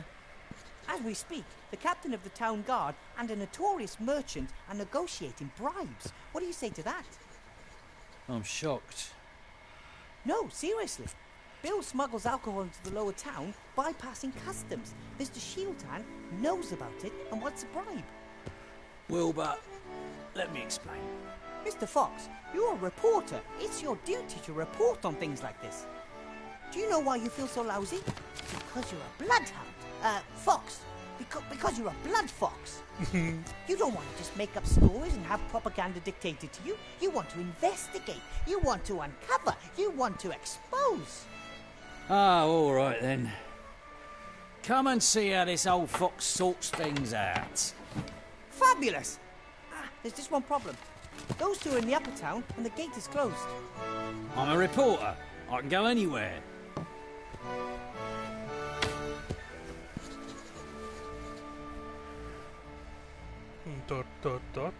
That's nonsense. If I gave you a gold piece for every barrel, I'd only be making 6 gold pieces profit on 3 gold pieces outlay. I may as well pay tax. I want my share. Nothing happens around here without my share. Good evening, gentlemen. And now him too. What's that I hear? Exorbitant prices being charged for alcohol, and this alcohol is being smuggled past customs into the lower town? I was just in the process of clearing up the affair. What do you want, Fox? Push off. We've got business to do. That's why I'm here. I want to show my young friend over there how business is done in this town. Exactly. That's why we have laws, you know. Right. Well, according to the law, Bill would have to forego lots of money, Shieldhand would be out of a job, and the little influence he has, and I would be worried about the alcohol supply chain. So what do you propose instead? I get my alcohol at the normal price from now on. No more daylight robbery for the old folks. Bill, you continue using your crane, saving you on customs. Our competent Captain Shieldhand here is then entitled to part of the savings. I save gold, you continue to earn more than you're entitled to, and Shieldhand makes a bit on the side. We all win. How does that sound? But... Sounds fair to me. Oh, all right then. Ah, then we've got a deal. Come on, Shieldhand. This is cause for celebration. You see, little Wilbur here could clearly see that the situation was unsustainable. An arrangement which made you money suddenly leaving you empty-handed. Can't have that. Thank you, Weathervane. Perhaps I was wrong about you. Here, with this you can get from the lower town to the upper town any time. You've earned it. Yay! This is the world I helped build. Rather than toppling it, I've become one of its pillars. That's the reason I'm not happy. Oh.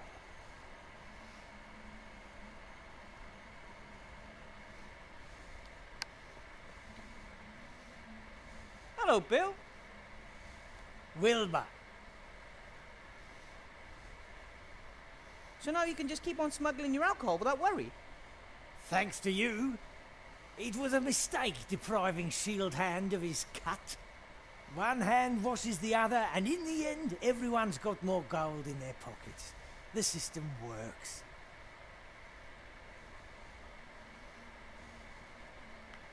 I have to be going, Bill. See you next time. See ya.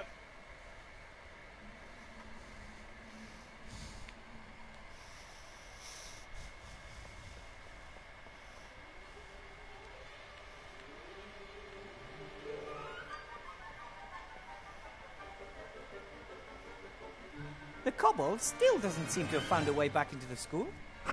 Maybe he's long since given up. Still, I think I'll leave the windows closed just in case. Hard to tell exactly what time it is, but the night is still young. If golems really are as industrious as the slate claims, they will have plenty of time to complete the headmaster's tasks. And as of dawn, he could then serve as Archmage Alistair's bodyguard, at least until the election. Hopefully the situation will calm down afterwards. Remy hinted that I should have a look around in there. Something about the headmaster isn't quite right, that's for sure. The door's bound to be locked. Wonder if I can crack it. The door handles look like stupid ears. That was either a coincidence or a silly designer. Oi, I heard that. Ooh. You can talk. And hear. And who are you calling stupid? You can hear and speak. Certainly. Why? I mean, why must everything be alive? How could I hear the access code if I didn't have any ears? And How could I tell you the code is wrong if I didn't have a mouth? Hmm? A smart You have a lock. point. I teach at this school and I'd like to get into the staff room. What is the code? I'm starting to get the feeling that someone's deliberately putting obstacles in my way. It's called life. No, I mean that quite literally, it's like there's someone out there, somewhere, who has nothing better to do than think up one problem after another for me to solve. There's no other explanation. I don't think I know the code. No entry without the code. Presumably the headmaster just forgot to tell me. No entry without the code. I have to get that code somehow. I have to go. I have something to do down in the town. I don't care. I'm just a door.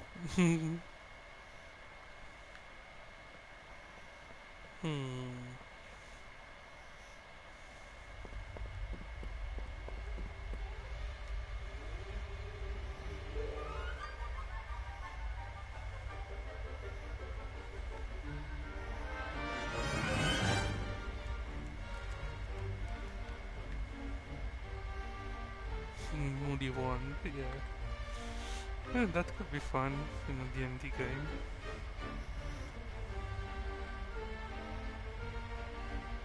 A small glass with a mark at 2CL.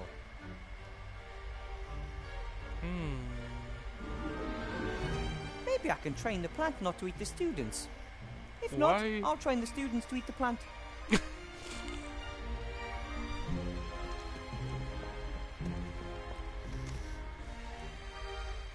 Should be easy to find enough soot for the ink here. Yep, lots of soot. Now I just have to figure out the right amount.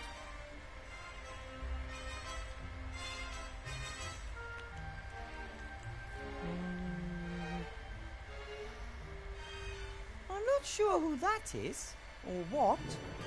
Maybe it was a pupil who asked their teacher too many difficult questions, imprisoned there as a warning to others. Sounds Probably legit. very effective, but not exactly motivating.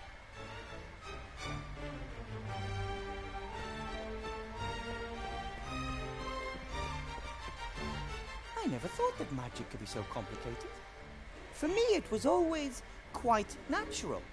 The first time I took my wand in my hand, I felt it.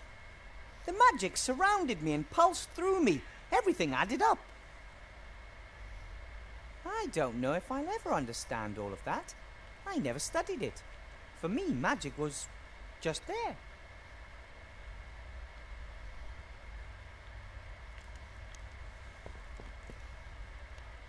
As soon as I have time, I might see if some of these books actually belong in the library. Then again, I'd say they're more likely notes from former teachers and learning materials. And what's this? Oh, a class photograph. For a while, photography was very fashionable. A sorcerer unveiled these little devices which could take detailed pictures of the real world. However, it turned out that small demons inside the cameras were responsible for painting the pictures. They stole a piece of soul from those photographed. Photography quickly went out of fashion.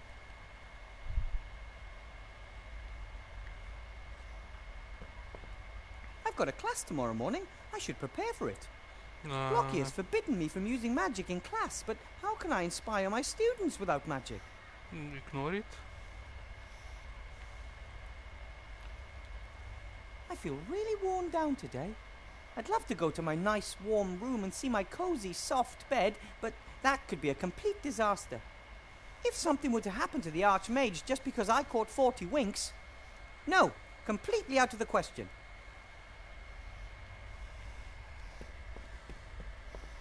If I have to mix some magic ink, this is certainly the best place to do it.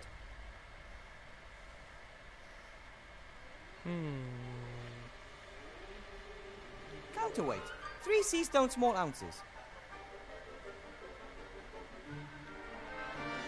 A scale for weighing ingredients. This could be useful. Unfortunately, most of the counterweights are missing. It seems only the 3 sea stone small ounce weight is there. Ah, excellent. I can mix the ink in this pot. Crocodile tears. Unfortunately, all of the liquid is evaporated. All that remains is a white powder, like salt.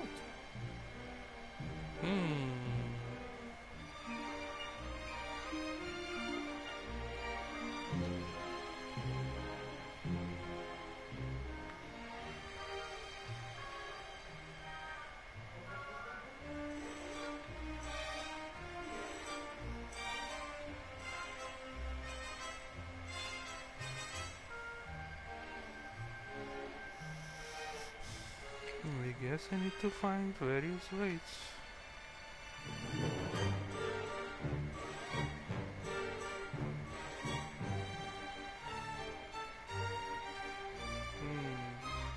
All that's left of the crocodile tears is a bit of salt. The recipe calls for a 2 cl of crocodile tears. That means it has to be a liquid. All that's left of the...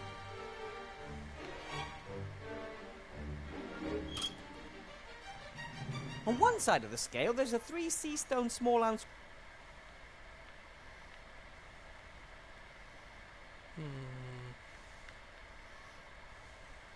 The counterweight weighs 3 sea stone small ounces, but I have to weigh out exactly 1 sea stone small ounce of soot.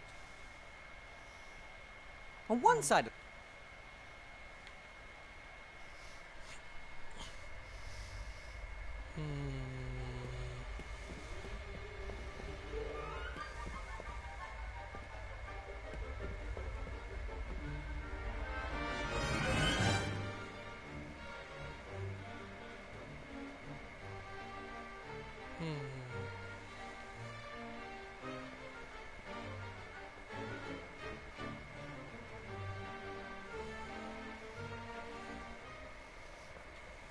It looks like Bill's delivery's finally arrived.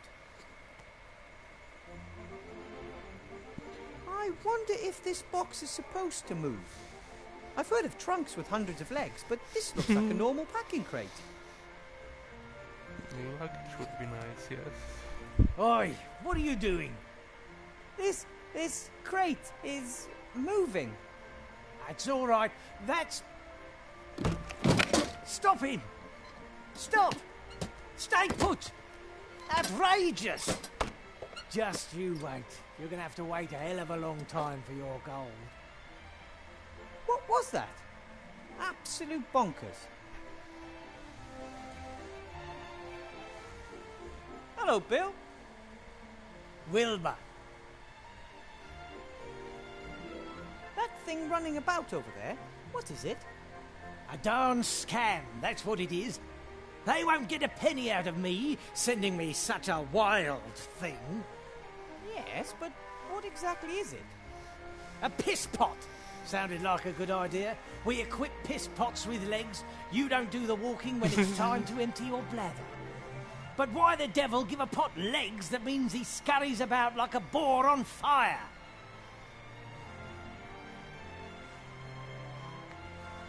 I have to be going, Bill. See you next time. See ya.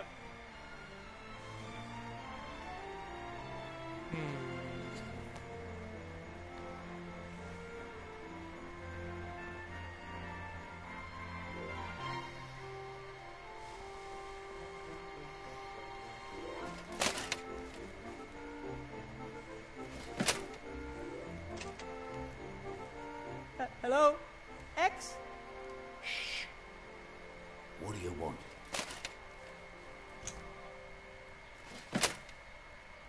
Sloth, the inn's landlord, said you were arrested because you didn't want to let Mr. Shieldhand search you.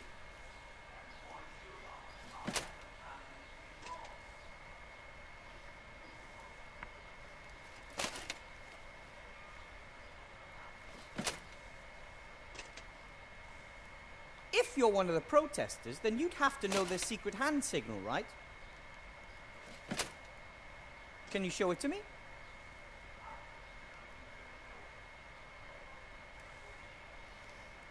No! I need it, and I'm one of you.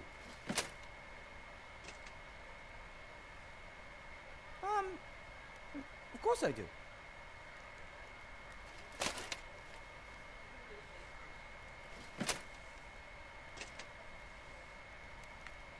No problem, but you first. I don't know if you're one of us.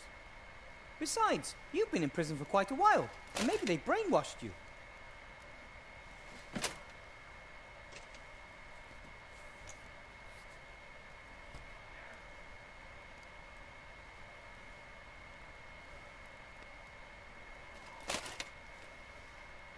Okay. They were saying something about a cake at the barricade.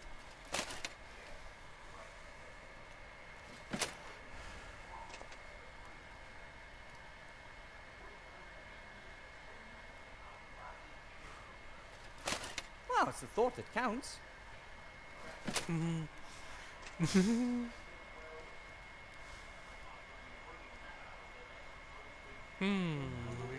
Hammer. I need the chisel. Can you lend it to me?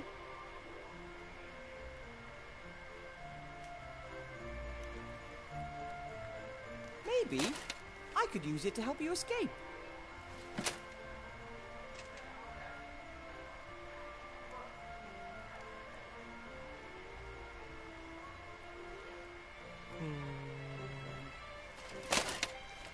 About your chisel, I might have the right hammer for it. Yes, but...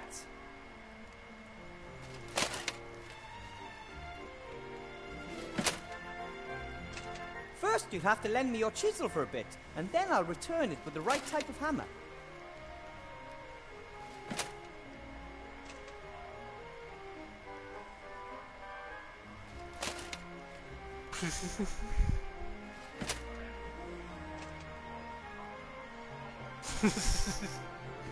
Anything is possible, more or less.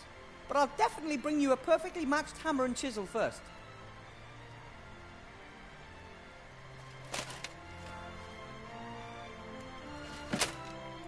What type of hammer do you want?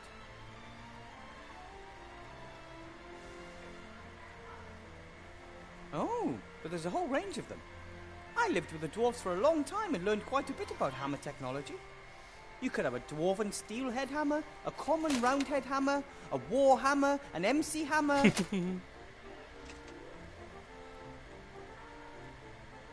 Yeah, left or right-handed.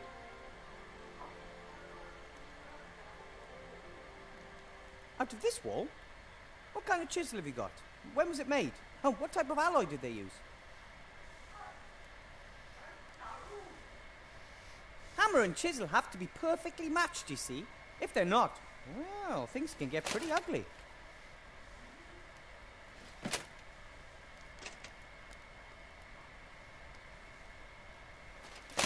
Incorrect chiseling could cause the entire building to fall down. And what good is a hole in the wall if you're buried under tons of rock?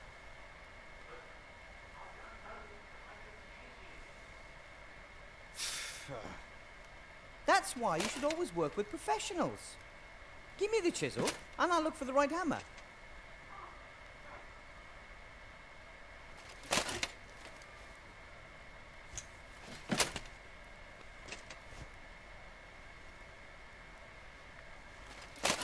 Well then, I have to be going.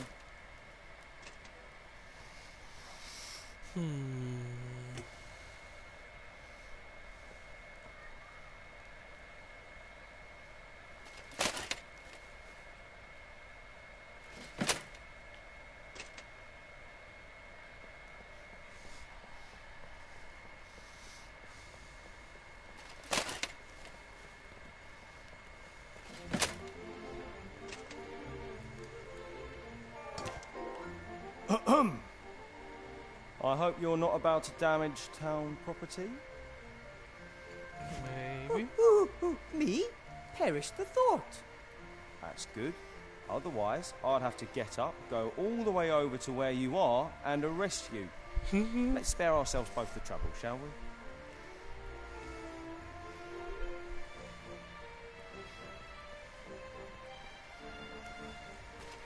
Mr. Shieldhand?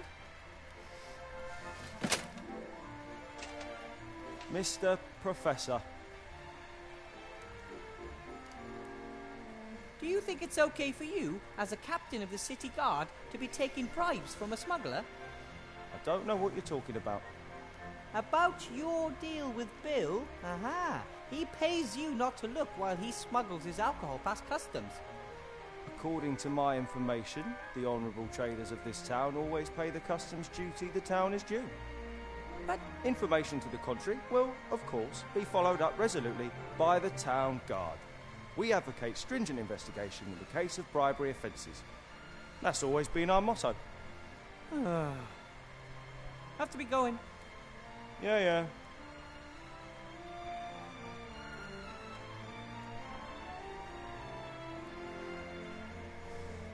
The lookout is reporting unfairly and someone has glued these fabrications. No wonder his leader...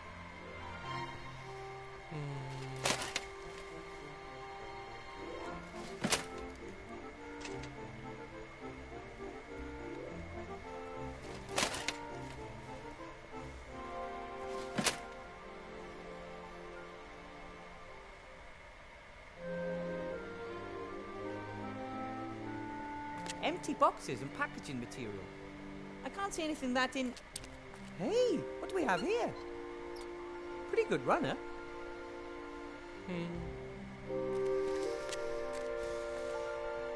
Follow the key spot.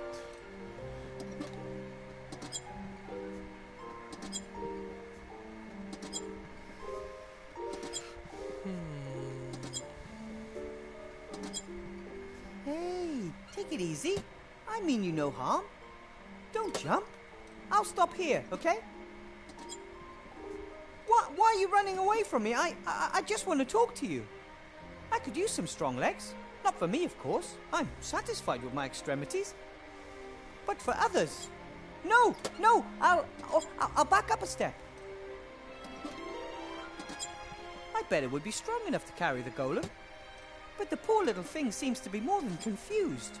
I'm afraid it'll jump if I get too close. If only I knew what his problem is, then maybe I could talk to him.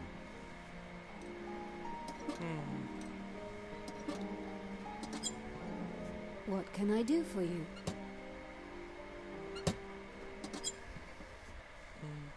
I might have some more... And? I bet it would be... But the... If only...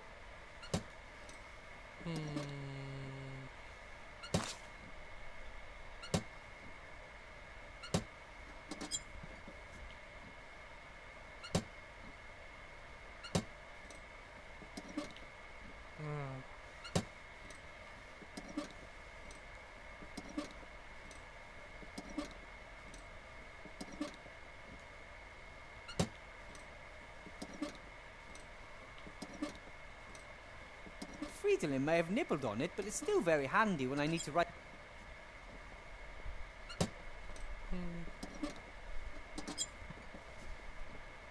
Right, Timmy, what are you doing here? I want to know what's going on. All the rats have orders from my uncle except for me. I want to help too. I understand that you want to help and have a real soft spot for little heroes. But you're not the strongest and your health isn't best. The Archmage staying in power is much more important for the small and the weak than anyone else. We would be the first to suffer under the council leader if she won. You could be right there. I'm trying to build a golem and I have to get into the staff room somehow. I could find the way into the staff room. There are lots of secret tunnels and passages under the town. One of them is sure to lead there. About the staff room? Yes? I need to get in there. But I need your help. Could you look through the notes on the headmaster's desk? He's a stickler for order, and I'm sure he'll have the door code written down somewhere. Why do you need to get into the staff room? The headmaster was acting strange and was hiding something in a drawer. I want to know what he's up to. Perhaps it's a bomb. Maybe. We need to find out what exactly. But you're too small to open the drawer. That's why I need the code. Got it. Tell me about the tunnels that run under the town. Some of the tunnels are old sewage pipes, but there are also lots of caves and old vaults down there. There are even some holes and crevices that rats don't dare crawl in. Some say there's a dark force. That sounds ominous. Never seen anything myself, but I'm more worried about the zombies. They're spreading. Zombies in sea stone sewers? Yes, there are. But Uncle Remy says sooner or later an apprentice hero will go down into the sewage system and take on the zombies. When I first heard of you, they said you were very sick. I was often ill during the war, and hungry. We never had enough to eat until you came and helped us. Of course. It seemed like the thing to do. Not for everyone. Some people treat us like vermin. Some people don't like it that Uncle Remy works for the Archmage and gets paid for it. But he doesn't even keep the gold for himself. He shares it between the whole family. And it's a big family. I spoke to your uncle today. He looks tired. He works too much. Ethel says that too. He doesn't eat enough and hardly sleeps anymore. He says, I can sleep when we've rebuilt the country. You shouldn't overdo it. He'll be no help if he collapses. That's why we have to help him. He wouldn't have to do everything on his own if you and me pitched in. Okay, you try and get into the staff room, then we'll meet back here, okay? Be careful. I always am.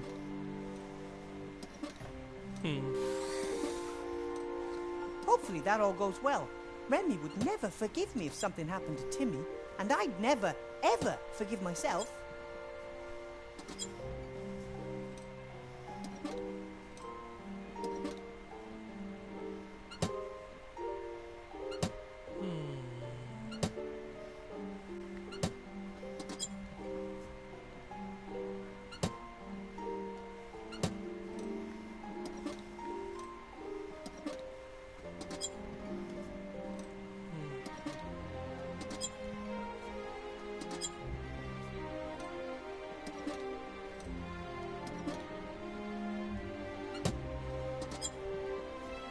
Fridolin may have nibbled.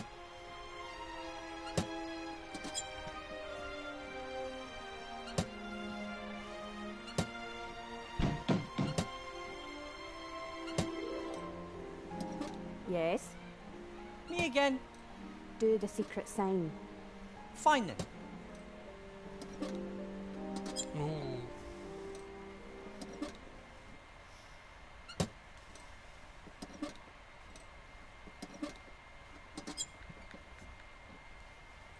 That wasn't right.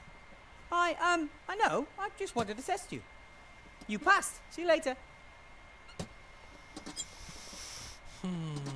Darn it all to heck. That was not it.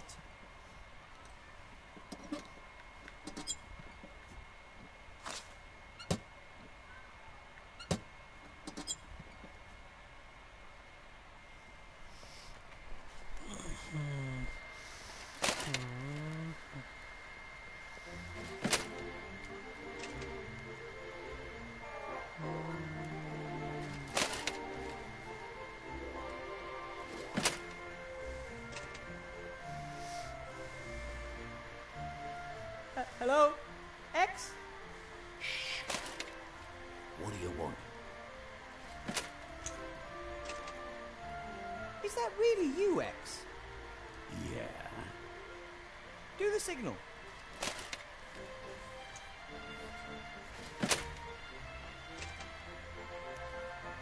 Okay then. Is that really you, X? Yeah. Do the signal.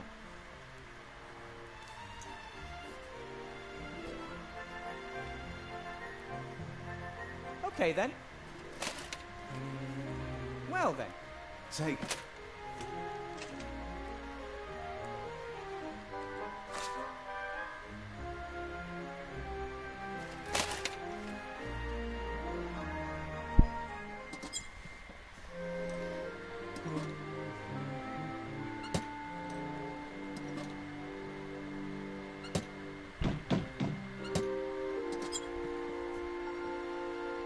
Yes? Me again. Do the secret sign. Fine then.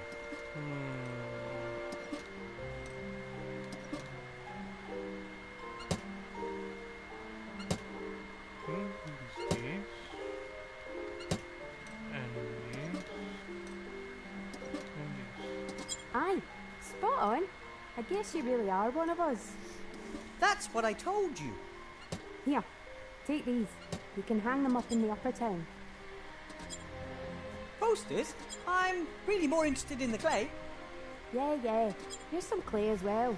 Nice. May this clod of pure earth serve the good cause. Oh, it will. So then this hole... that should keep out any poison gas. The rest of the clay is for the golem head.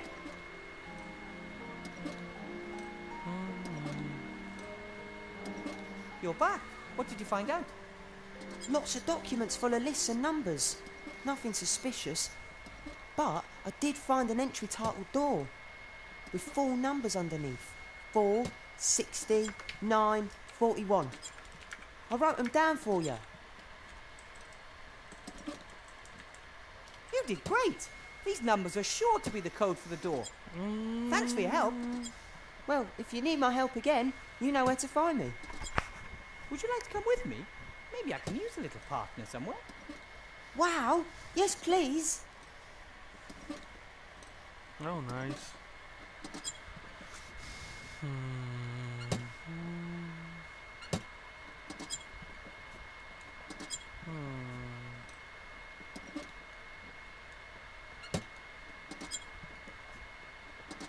Hey, don't jump.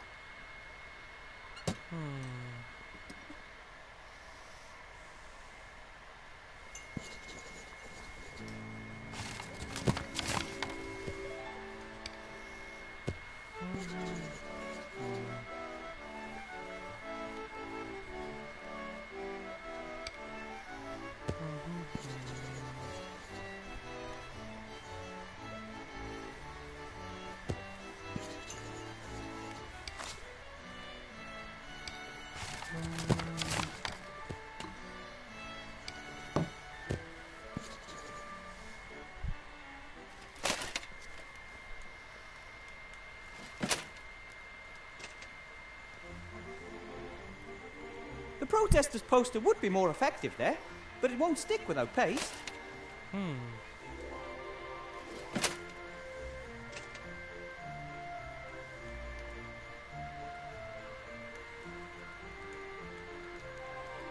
One of the first clues that demons... A number of the students in this photo, the graduating class of 1462 is written in ornate script above the image. One of the first clues that demons were in the cameras was that those photographed made strange grimaces they would never make in reality. A number of the students in this photo look more than odd. The graduating class of 1462 is written in ornate script above the image.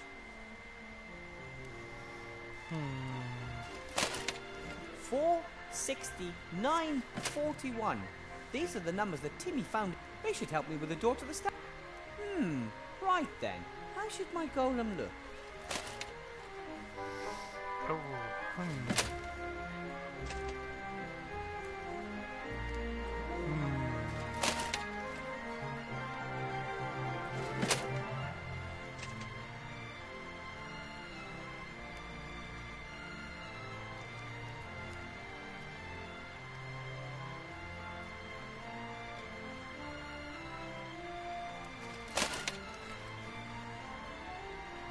Oh yeah, that's the way I like it.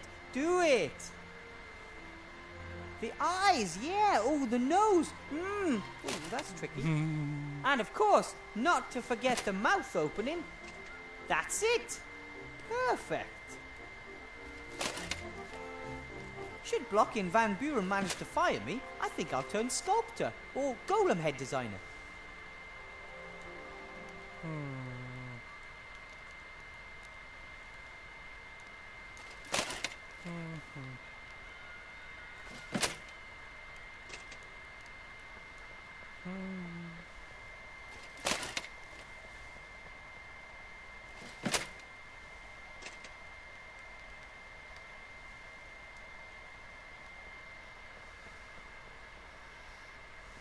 Hey, Timmy, do you think you could find a way into the bakery through the sewers? Of course I can. And maybe you could borrow chocolate? No. But I could steal one. I don't know. I don't want to incite you into doing something illegal. It's not against the law for rats to steal food. It's expected of us. Really? Have you ever heard of a rat being thrown into jail for food theft? Ah, true. Off you go then. Hopefully it'll work.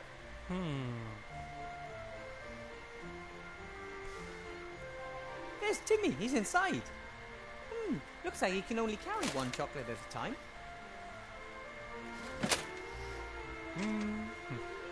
A red one.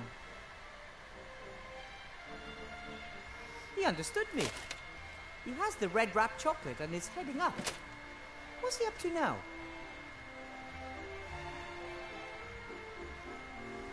Wilbur? Ah, there you are. The chocolate. Catch!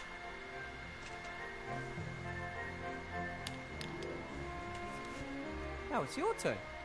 No need.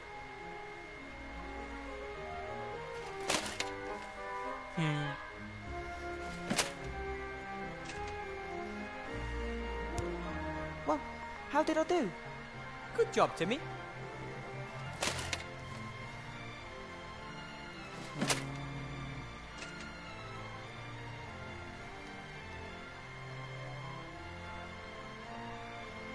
I think we could use another chocolate. A blue one this time. Okay.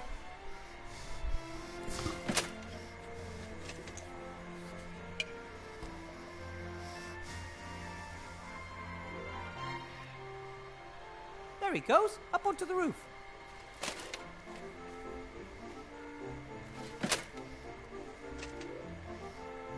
Catch.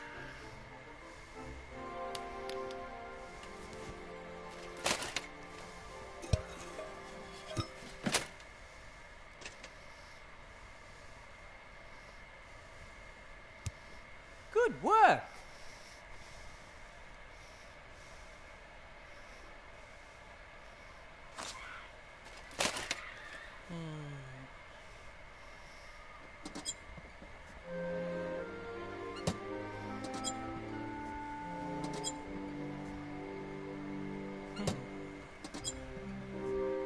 Wasn't there another crate somewhere?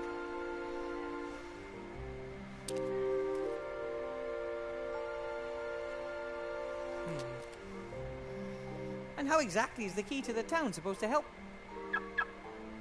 Cool.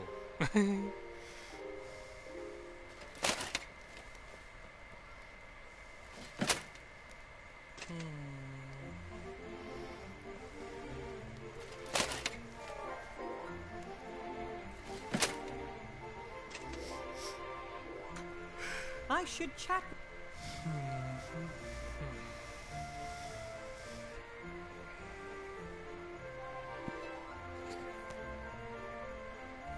Oh, there's a piece of paper in the crate.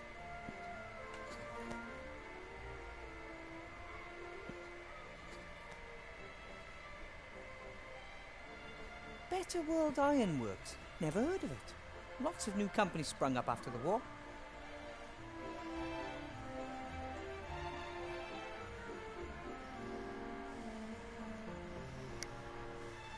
Hello, Bill.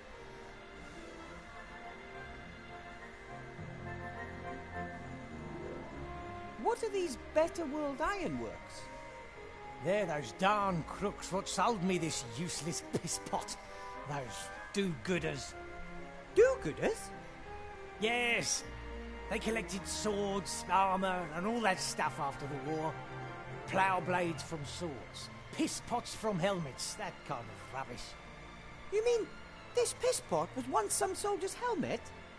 Could have belonged to a general for all I care. Now it's a piss pot on the run. Ah, a soldier's helmet converted into a piss pot with legs. No wonder he doesn't like it. I have to be going, Bill. See you next time. See ya.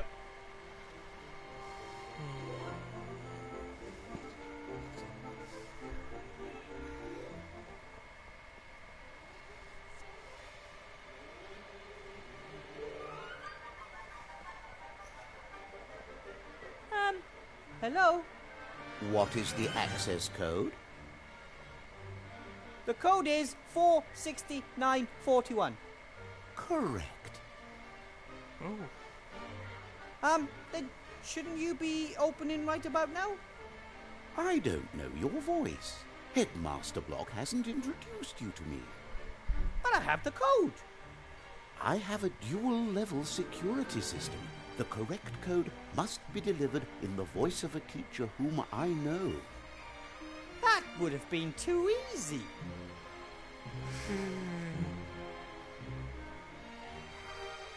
A code and a voice recognition system? Why so much security for a staff room?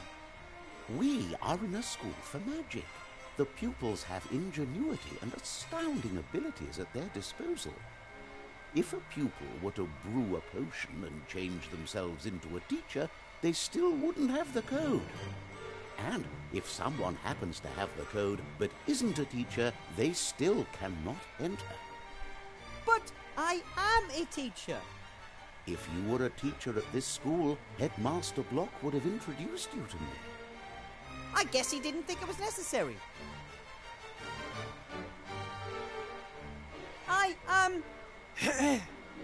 It's me, Headmaster Block. I may not have the power of sight, but I do have an exceptional pair of ears. You are not Headmaster Block. The door won't be fooled so easily. The code has to be spoken in Headmaster Block's voice. That is a bit of a problem.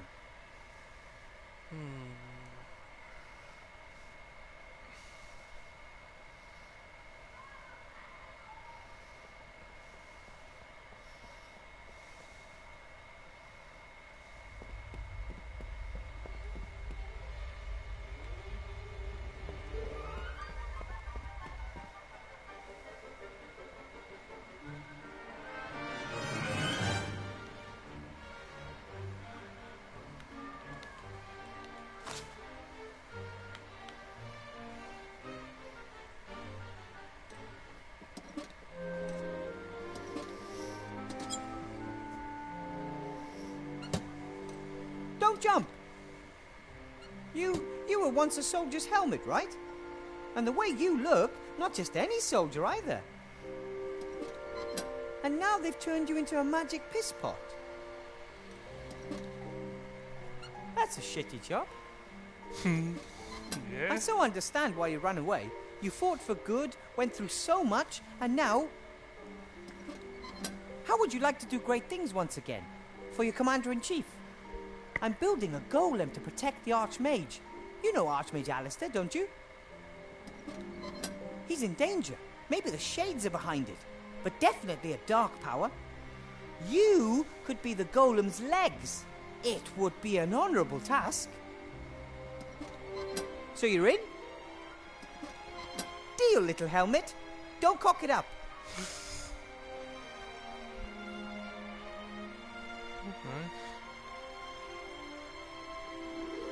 Every day you can hear the people down there making music and singing until late at night. They dance, practice dwarf tossing, and hold spelling bees. They know how to entertain themselves, but one day the mood will turn. There might not be enough beer, or too much. Either would be a problem.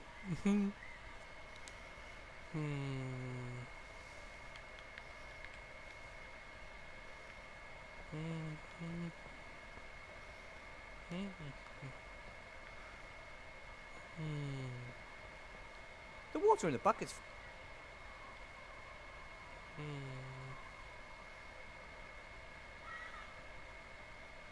A small fire spell can't hurt.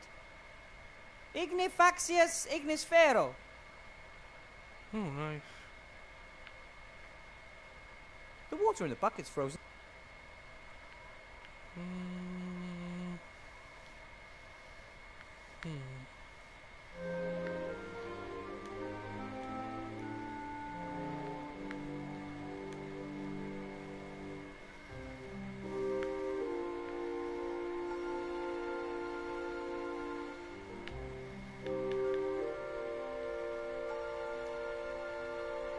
The water in the bucket's...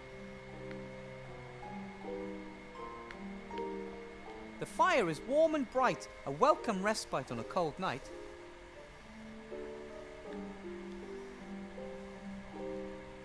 The water in the bucket's frozen to ice.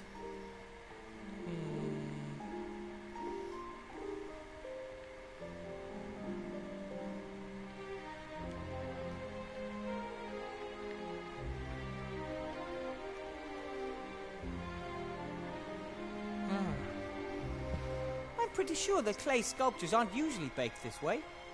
But hey, this is innovation.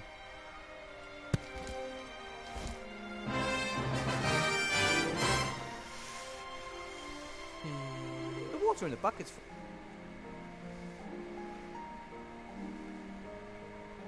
I think the protesters, but they won't achieve much if all they do is make unrealistic demands and protest. They have to be the change they want to see in the world.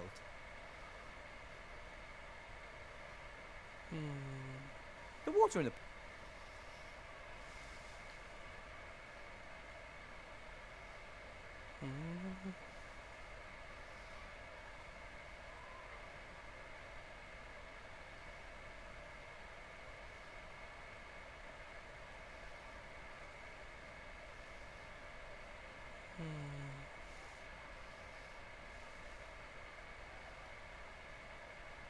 In principle, they belong together. It's just that the torso in between...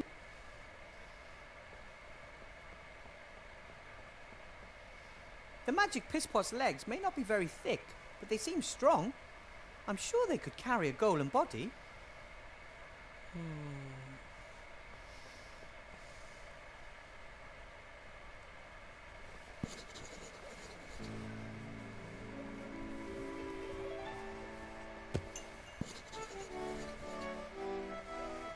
I don't think all this money is good for the election campaign, especially if it's the other side that spends it. Headmaster Block? Yes? Apparently, it's not enough to just know the staff room door code. You have to have been introduced to the door, too. Correct. The door knows by means of the voice who has access and who doesn't. And who has access? At the moment, only me.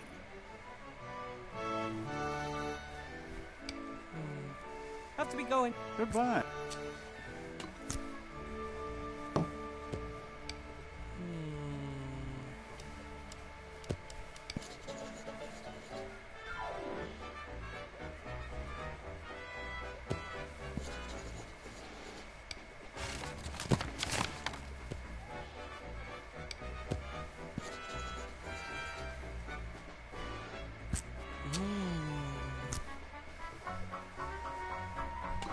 Look, I got you a chocolate.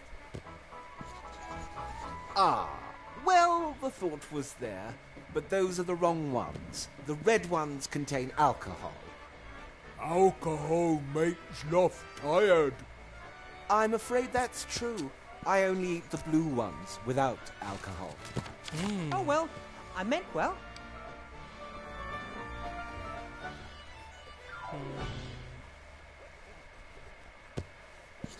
Right, I'll just swap the blue and red wrappers. Done.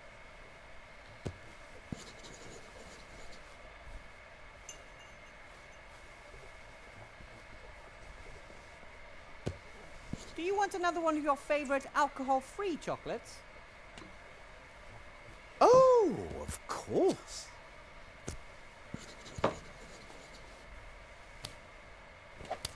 Oops. Ooh, ouch. Sloth KO. Very clever plan, Willy Burr. What did you want to tell me, Blout? I hope it was worth it. Blout has golem. Or part of golem. Nice. Your brother's golem? No, other golem. Blout bought it. Why did you buy a golem? And why don't you want Sloth to know anything about it? Sloth always so much work, much stress, much row. Blout scared he'd fight more. Sloth leave him one day. Right. That's why Blout buy golem. Should help in inn. Sloth and Blout have holiday. I see. And since Sloth had some bad experiences building golems, you wanted to keep it secret until it's finished.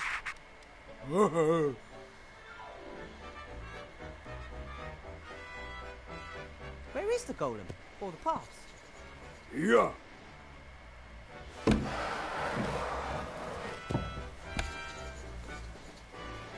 It's broken. I see that. Blout by more parts, then shout at until golems come alive. I don't think that will work. Yes, Sloth here and can play. Blout should not play with magic thingies. Williber must build golem. Then Blout stop making fun of Williber's size. You've never made fun of my size. Williber so small, mice call him dwarf. Blout not say again if Williber help. Okay. Fine. How about this? I'll help you out and build the golem, but it's mine until the election, and I can do what I want with it. I'll bring it back after the election, and the golem can help you and Zloff here in the inn. Okay. Ooh, oh. What happened? Sloth, sleepyhead. See you later, Blout.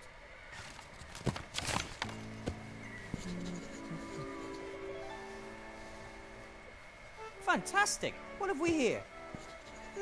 A torso and nothing else. Arms, legs and head are missing.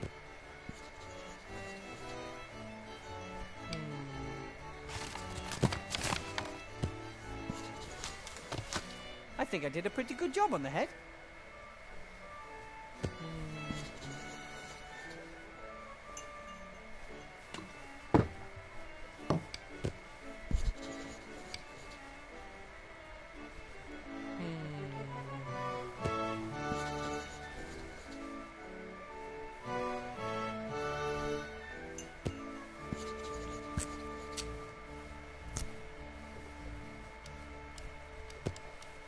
I'm not happy that they're stopping our guests from reaching us, and many of their demands are much too far-reaching.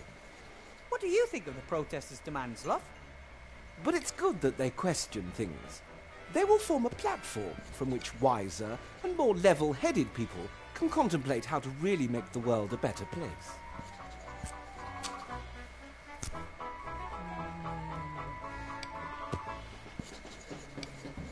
I'm sure you don't like the protesters, right, Blout? Oh, loonies. Dangerous loonies. What do you mean, dangerous? Want make everything different. Everything new. But everything better before. Blout not want things change and want everything be like before again. Ah, right.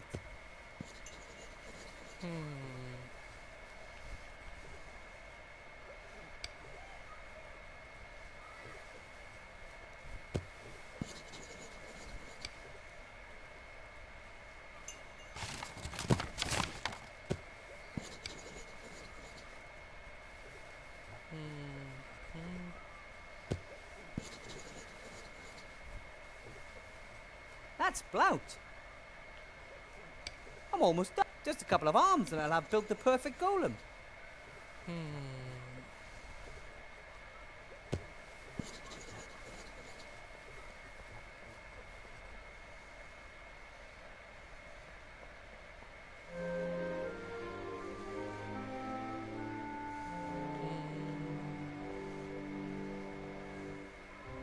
The fire's melted the ice.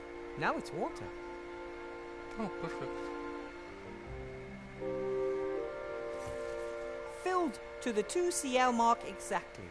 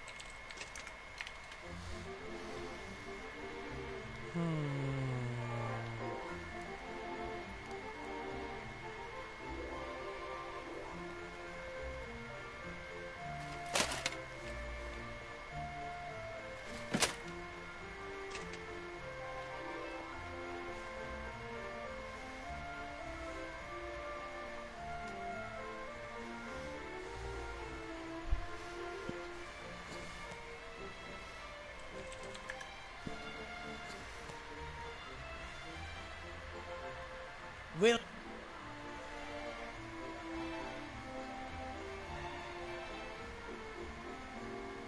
See ya.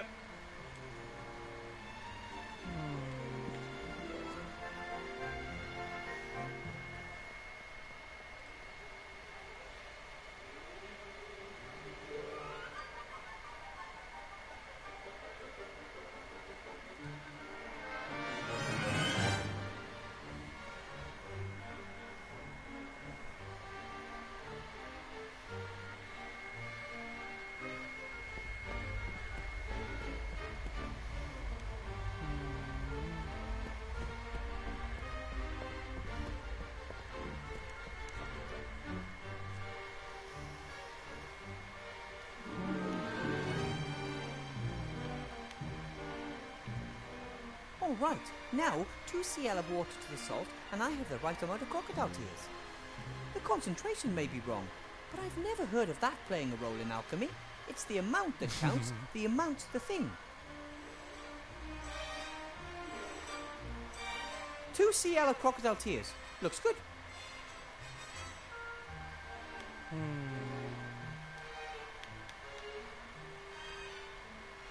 The counterweight weighs 3 sea stone small...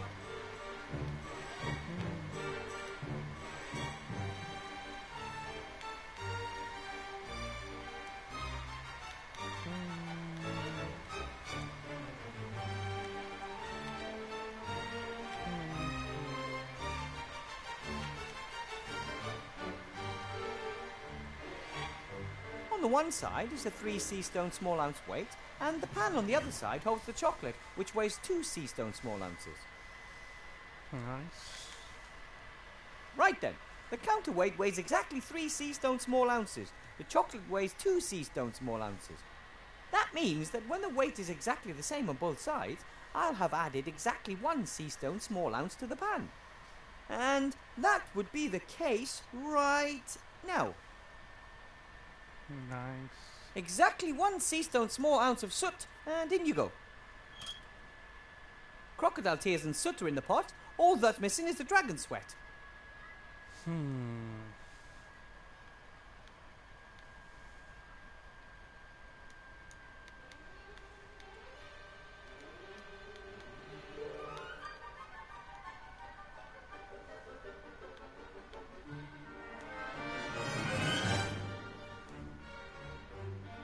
Crocodile tears and...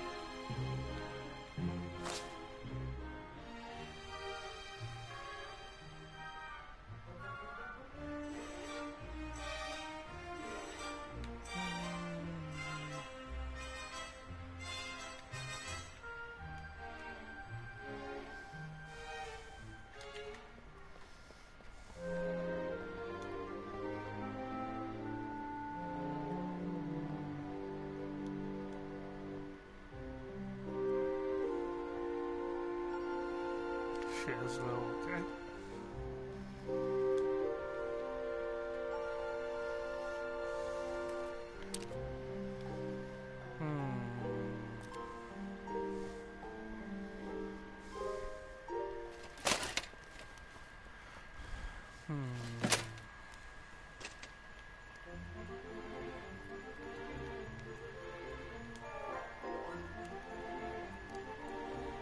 I don't think the general public would be interested in an old Mage's class photo.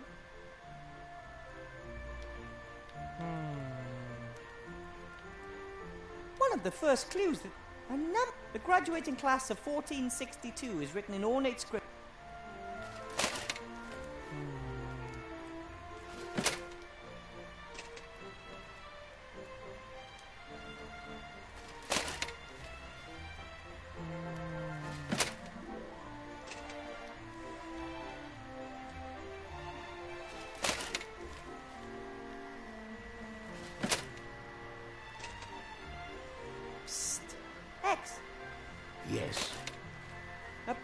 chisel, Yes? I might have the right hammer for it. Really? That'd be good. Yes, but I'll only give you the hammer if you give me the chisel. Then you'll have a chisel and no hammer, and I'll have a hammer and no chisel.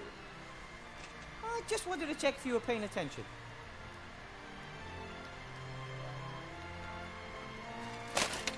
If I give X the hammer and chisel, I won't get them back. I'd better make sure I don't need them myself first.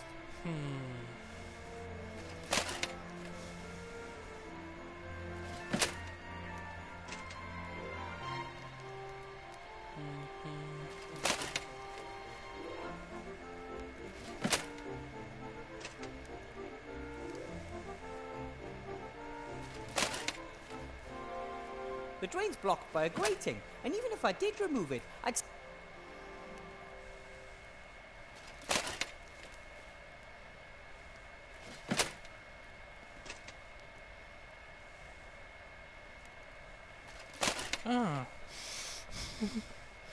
Troll spit. Okay, troll spit isn't as sticky as troll snot, but maybe it'll do as a substitute for paste.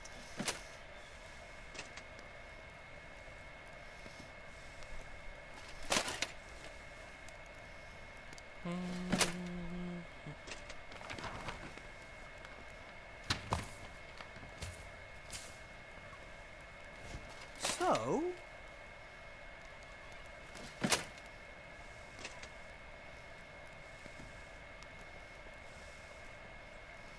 Mr. Shieldhand?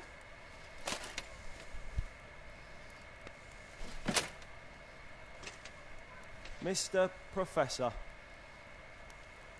There's a protest poster on the notice board over there. So? It's against Council Leader Van Buren. What filth! That's vandalism of the worst kind.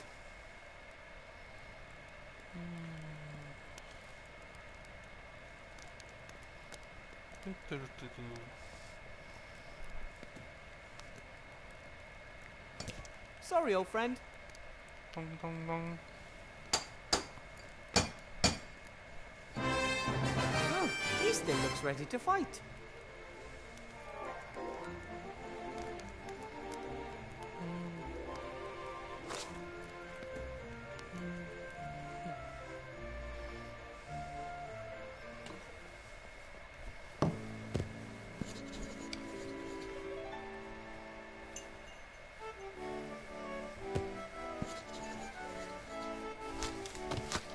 And now the golem's body is finished. All that is missing is the spell written with magic ink for its Nice. mouth.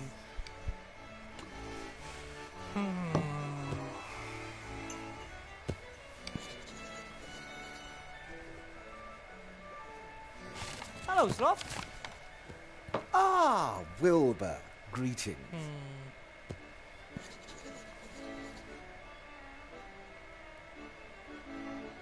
About the whole bringing down Bill thing, Yes. I'm afraid it didn't quite work. Sorry. I wasn't exactly full of hope. And even if Bill did get his knuckles wrapped, someone else would have come and taken his place. It's the system that doesn't work. Broken! The merchants are all in cahoots and fix the prices among themselves. Look, I got you a chocolate.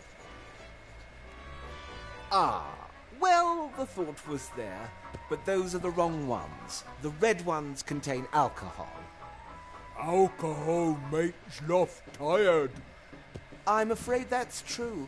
I only eat the blue ones without alcohol. Oh well, I meant well. See you, Sloth. So long. I don't have anything to talk to.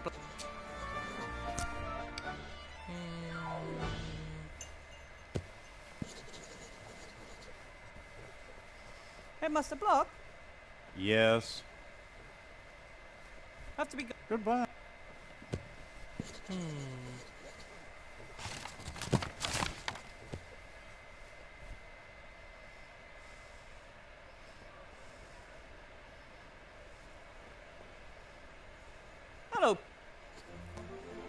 Wilbur. You sell dragon sweat? Dragon sweat? That's very expensive. I was afraid of that, but I need it badly. I mean expensive like, I'll give you half of my kingdom and my prettiest daughter. Even you can't afford that. Too bad. I have to be going. See ya. Maybe the photo? No. Can I interest you in a few of the protesters' posters? No, I've still got those requests from the war orphans, and I'm not that cold.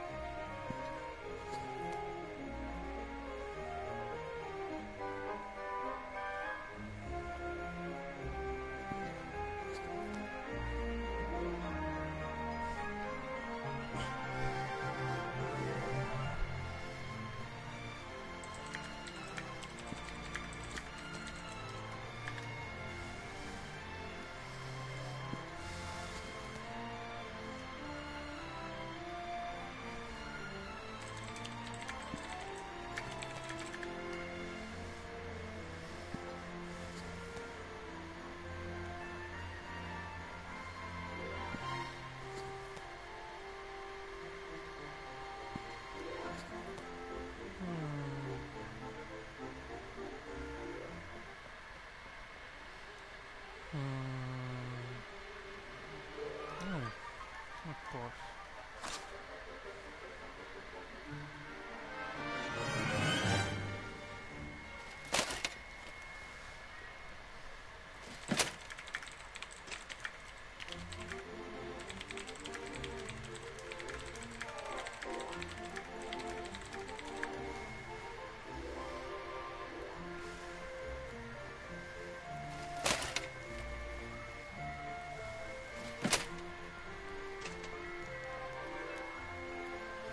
Hello? X? What do you want? Here's your chisel back. Have you found the matching hammer? Found and tested. Lovely. Then I'll be out of here tonight. Well then, I have to be going. Take care of yourself, brother.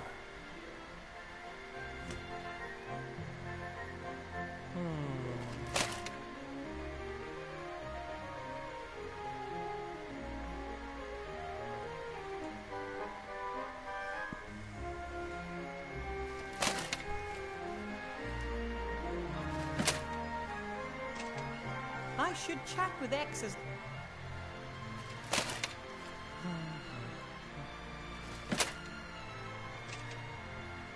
The lookout is reporting No, what?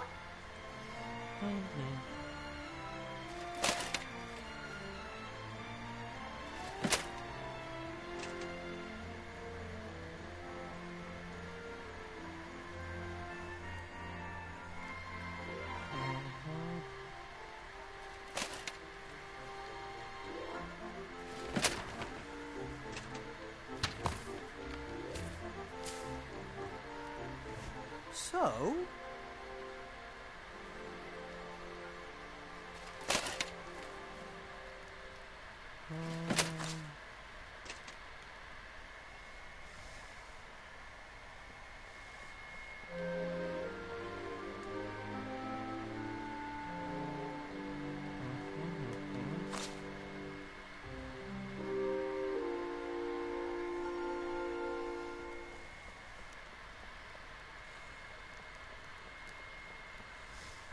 The less I talk to him, the better.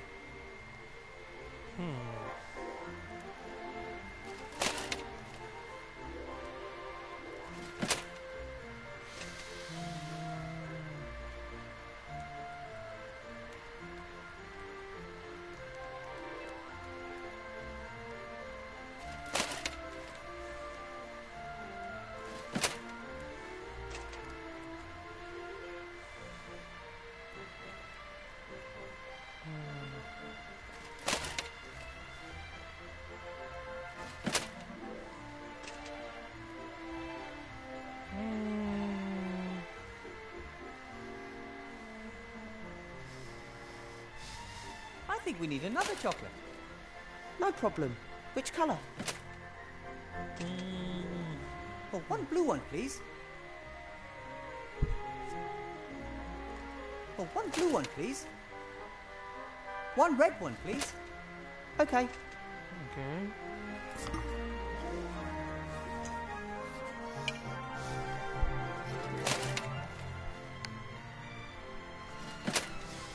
There he goes, up onto the roof.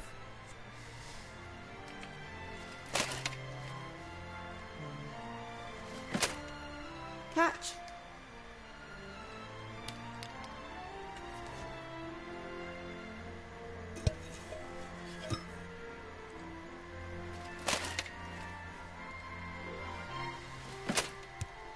Good work.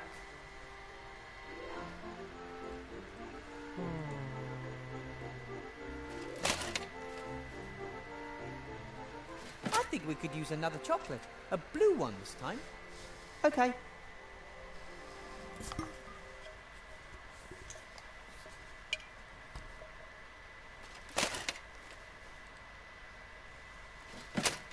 There he goes, up onto the roof.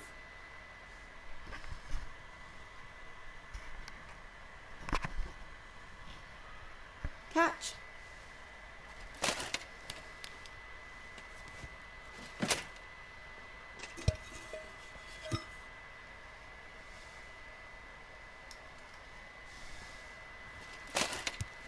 Good work.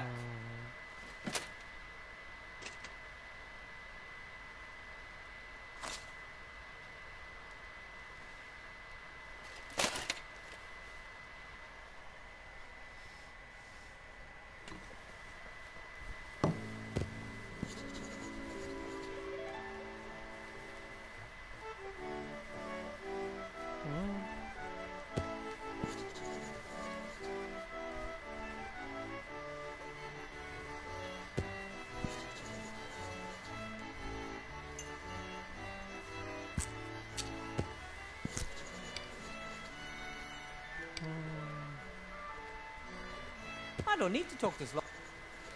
I don't have any...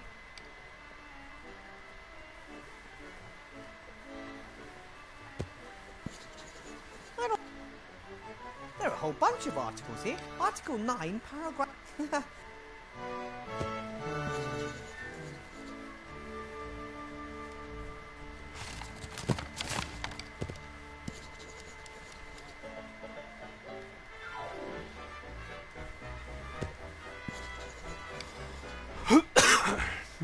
There are a whole bunch of articles.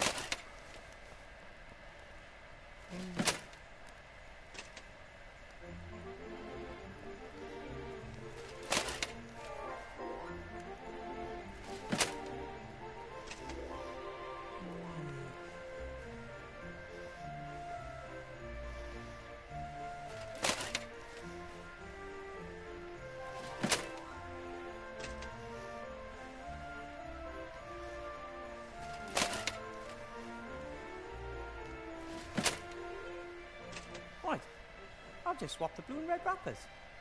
Done.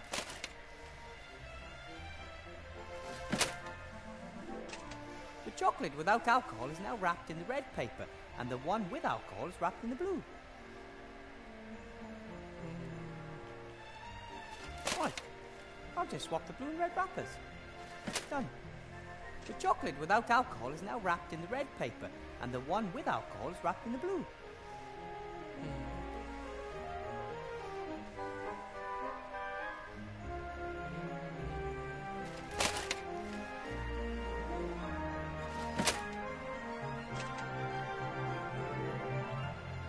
Almost there. In the lower town, things look different.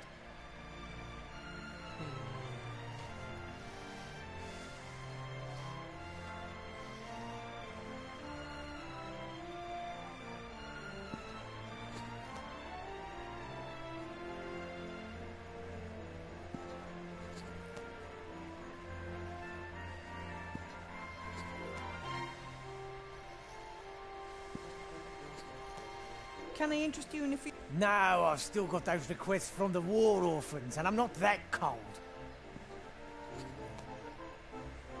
Can I interest you in... No.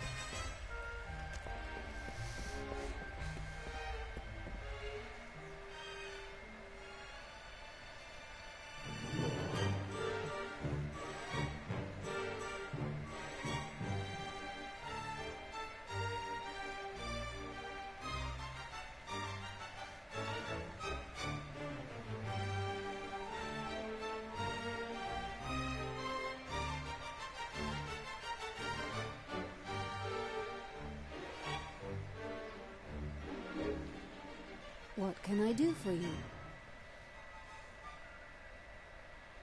Can you imitate voices? I can imitate the call of more than 17 birds. I'm more interested in human voices. I am sorry. I only have one voice at my disposal. A very pretty voice. Oh, of course. I can, however, record speech. Oh, nice. Record speech? What do you mean? Record speech? What do you mean? Fantastic! Fantastic! Okay, you can stop now. How does this recording thing work? I can record all of your conversations. If desired, I can play back only certain parts of the recording. You mean that if I can somehow get the headmaster to say 4, 60, 9 and 41 in conversation, you could repeat those numbers in his voice? Correct. Excellent.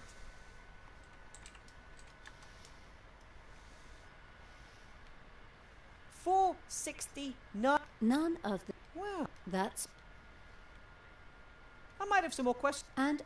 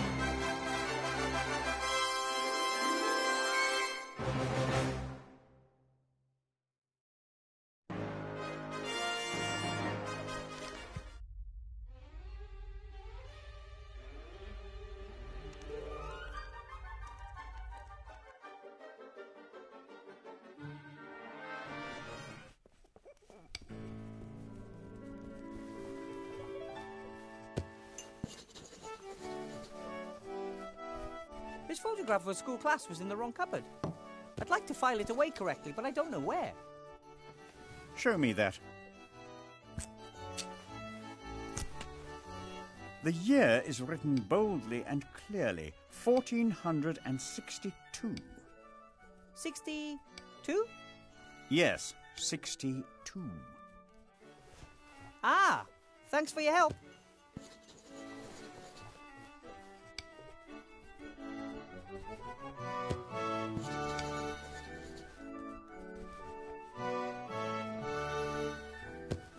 What can I do for you? 4, 69, and 41 are the numbers we need. Which ones do we have? 60. That's all. It's a start. And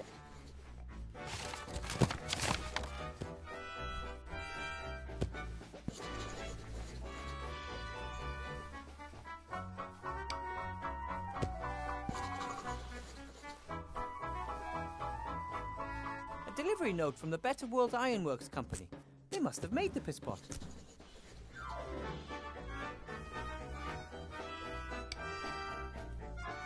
Fridolin may have...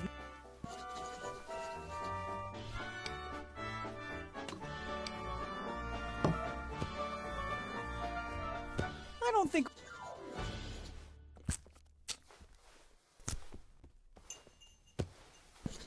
I don't need to... I don't know...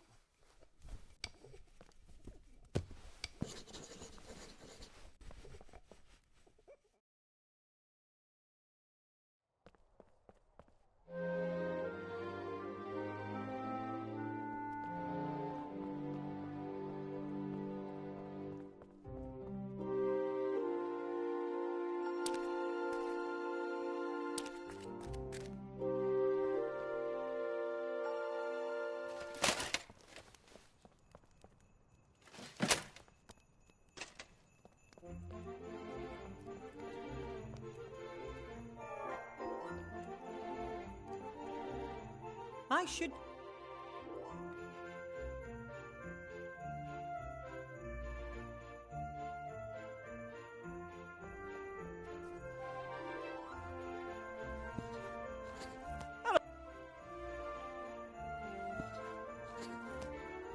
Wilbur. I have to be...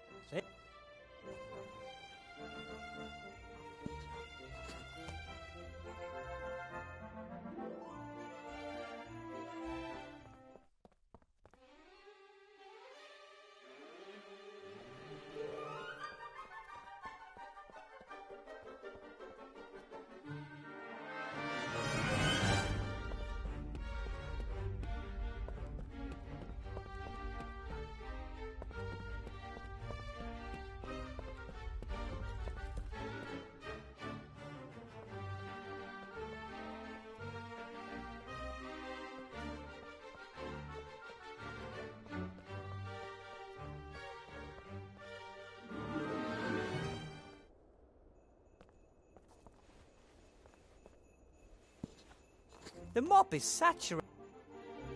The pin that was attached to X's jacket shows a black fist on a red background. The key for the gate between the upper and lower town. I can feel Timmy in my hat. Tickles a bit. The numbers 4, 60, 9 and 41 make up the code for the door to the staff room. But for it to open, the headmaster has to say them.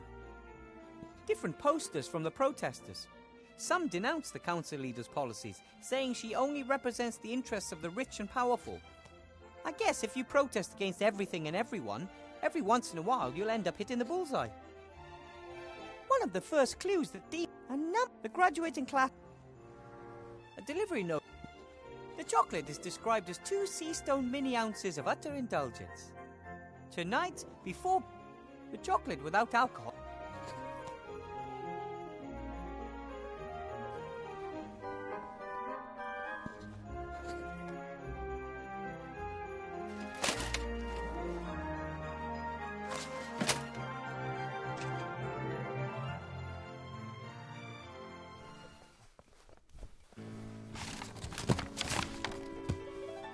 Headmaster Block? Yes. why did they appoint you, of all people, treasurer?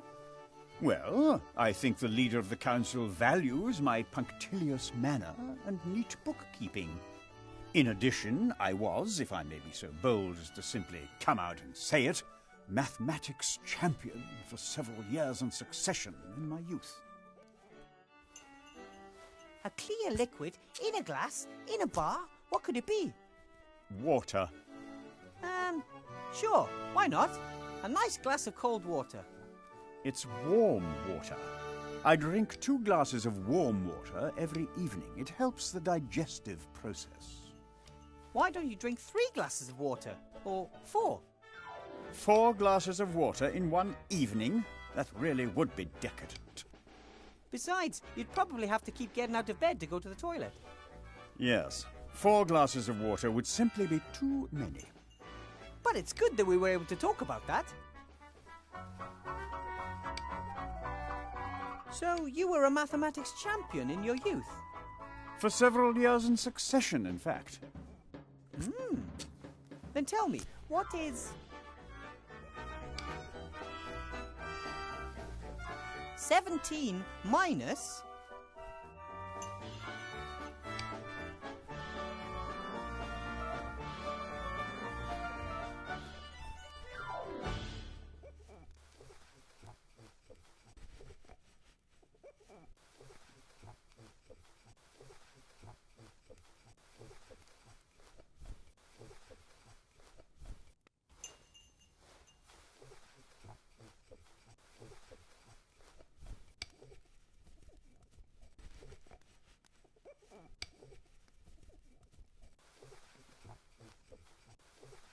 23 minus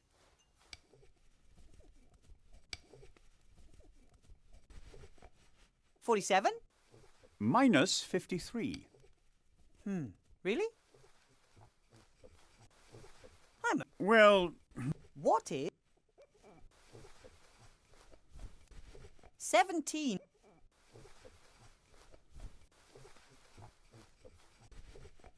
27 plus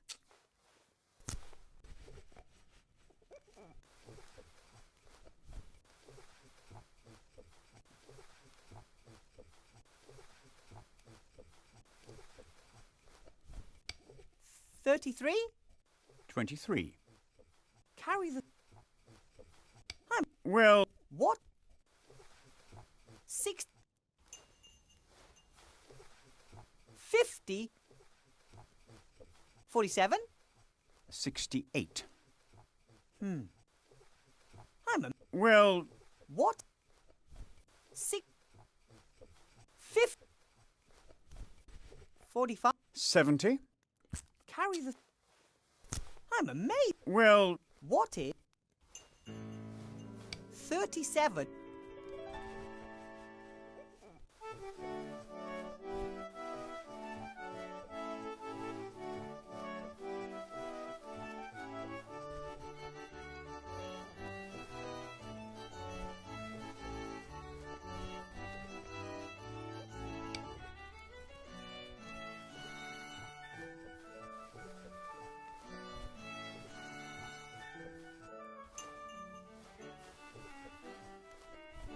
$27 plus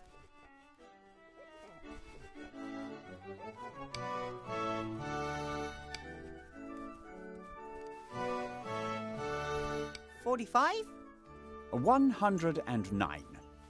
Yes, that's what I get too. Have to be... Goodbye.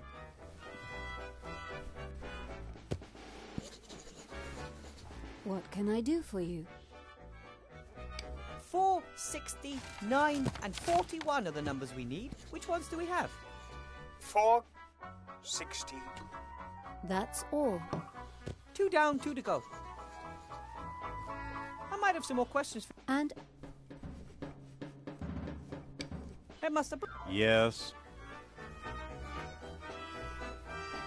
I'm amazed by your math. Well... What is...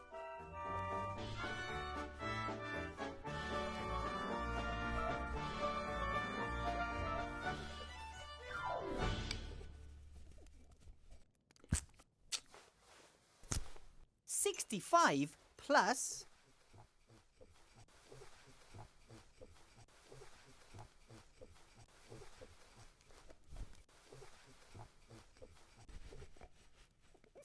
$50 minus...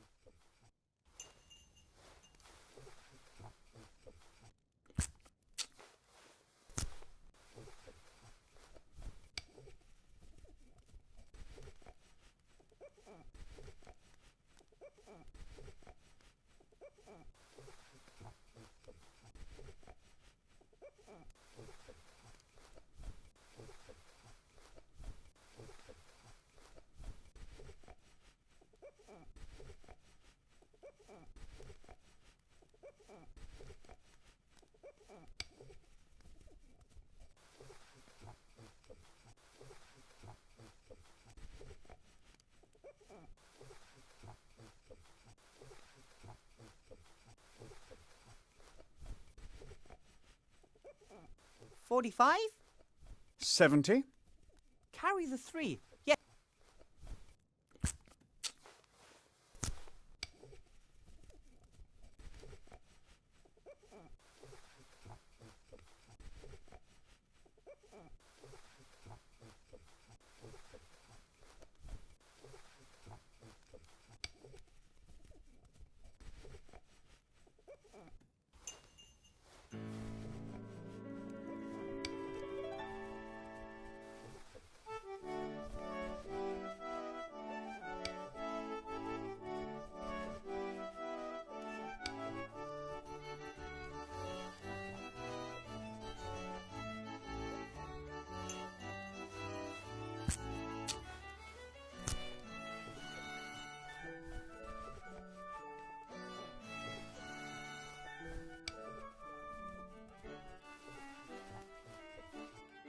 Well... What?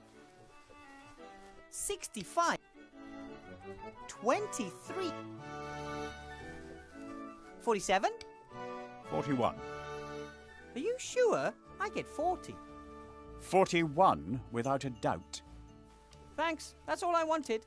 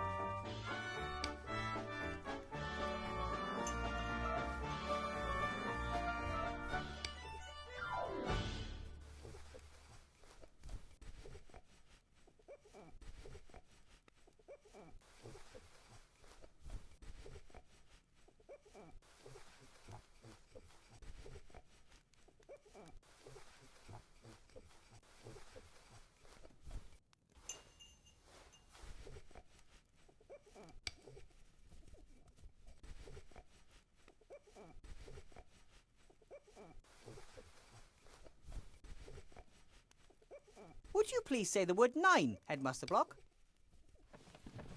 No. Why should I? Just... because? Professor Weathervane, it may be that you pass your evenings with silliness, but I prefer to be productive in the twilight hours. Of course. Forgive me.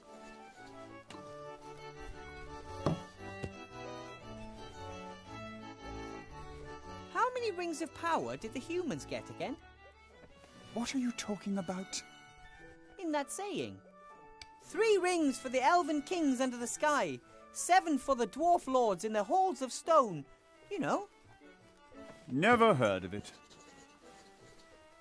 I wonder whether we should hang up some balloons tomorrow morning for the school's inauguration. Red ones would be best. What do you think? What would be a typical number of red balloons? We don't have scope in the budget for balloons. I also find them rather unsuitable. 98, maybe? 99? I said no balloons. really go for a nice dwarven ale about now. How about you? It would kill you on the spot. You do know that. Oh, I grew up with dwarfs. The cellar master always served dwarven ale in the garrison pub. It's strictly forbidden. Who says? Licensing Law, Paragraph 9, Section 1. Dwarven ale may only be served in specially secured underground bunkers. Paragraph 9 says that. Paragraph 9, indeed. Ah, the cellar master probably didn't know that. I'm going to send a carrier pigeon off to him tomorrow morning to warn him. Have to be going. Goodbye.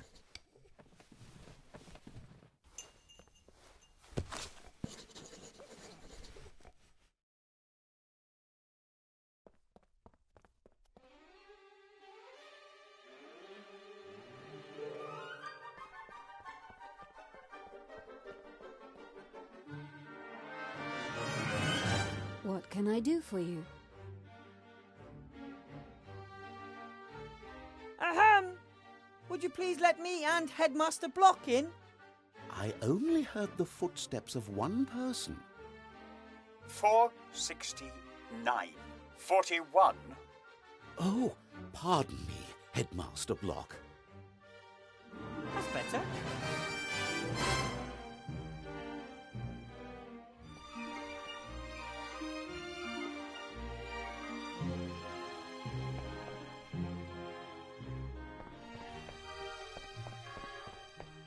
It's, 12:33.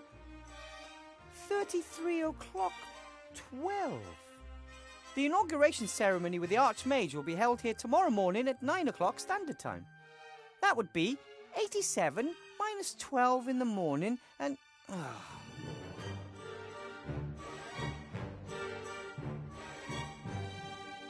I've just a couple of hours until the school's inauguration.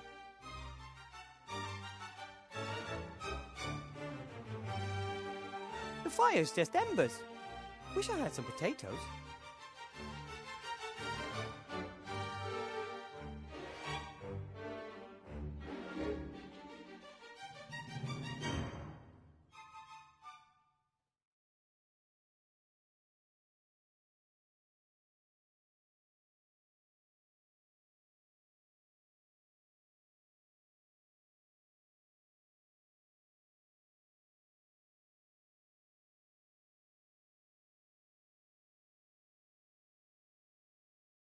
I'm not sure I'd enjoy flying on a broom like that. I'm a little afraid of heights, and when I look at the handle, I can't imagine that it'd be comfortable to sit on.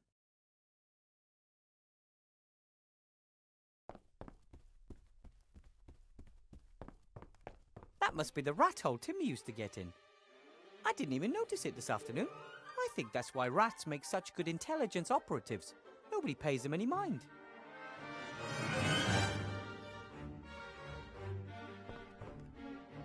I guess Timmy's already looked in the rat-accessible files.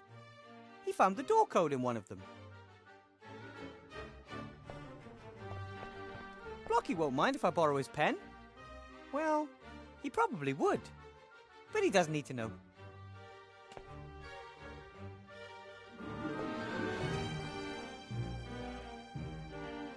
Right then. Blocky was fiddling with this straw when I surprised him. A small bottle. What's this? A letter. Dear Council Leader Van Buren, rest assured of my fullest support during the election campaign. Nevertheless, as headmaster, it is my duty to point Article 47, Paragraph 6 of the school rules out to you. Advertising of any form is prohibited in the school, and I must insist that the entire campus be left out of the electoral campaign. And now, the final inventory list for the ground floor of the school. Then there's a list of all sorts of objects, although it appears Headmaster Block isn't quite finished yet. I'm impressed. The headmaster forbids advertising in school, even if it is for Van Buren's campaign. Law and order seem more important to him than personal benefit. And yet he tries to badger me out of the school. Strange.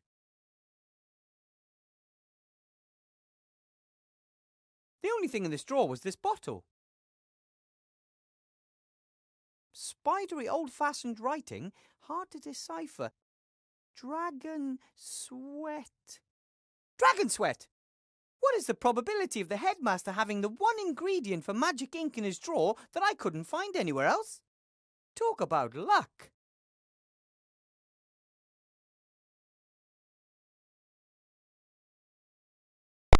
I was expecting to find something here that would interest Remy. Instead, no bomb, no plan of attack, nothing. The headmaster seems to be the most law-abiding man in Seastone. Could he really be a danger to the Archmage? I'm pretty sure there's a law that prohibits murdering the Archmage. Why is he acting so strange? If he's not part of the plot against the Archmage, then who is?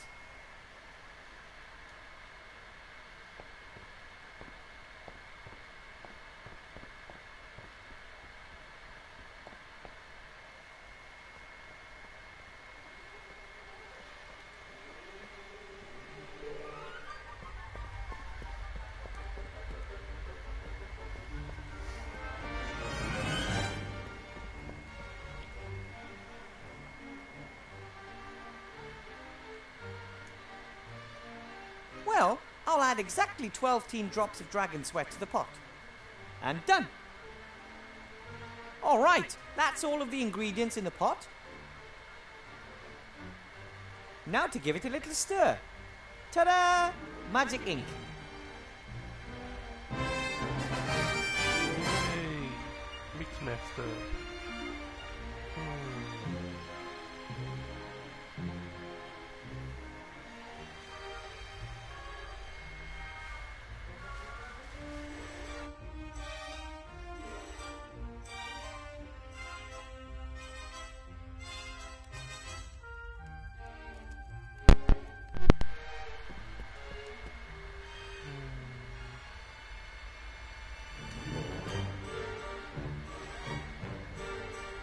Right then, what do I need to write on the piece of paper to bring the golem to life?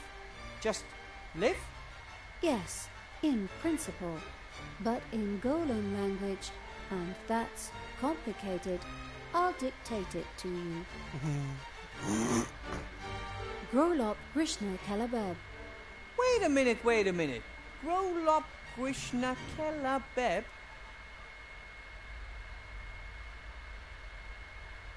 Those were a lot of words for a simple live.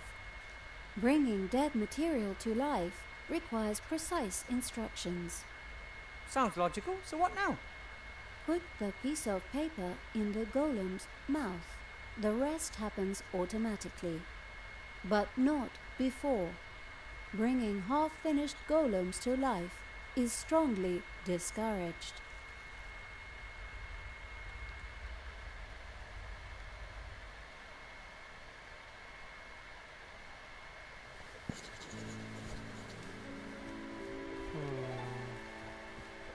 My first homemade golem.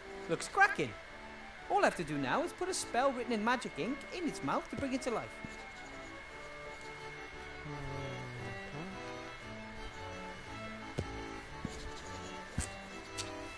Here we go. Blout, it's time. Do you want to watch? Time for what? What are you two up to? Williber build golem. Impossible. Come, you allowed not to. Right then. Live! What are you doing? I felt it'd be boring without some thunder and lightning and so on. Bosh!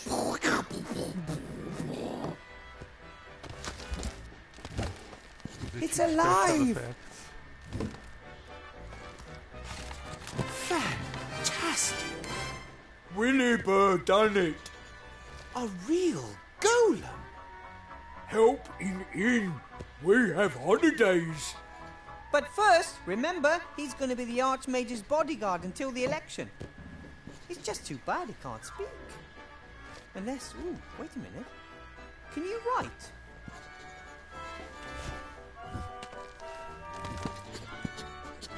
What are your orders, Master? Let's go to the mage school. We can discuss everything else there. Good work, Wilbur. Thank you.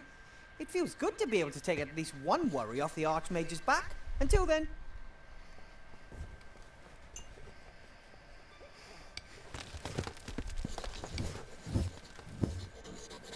Mwah ha ha. Mwah ha ha ha ha. Do do do.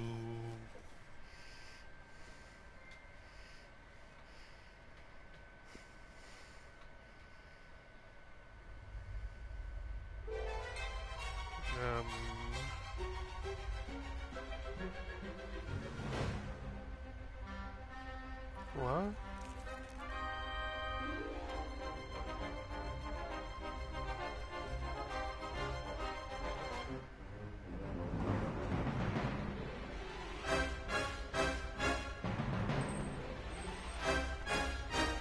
You looking for this? What the?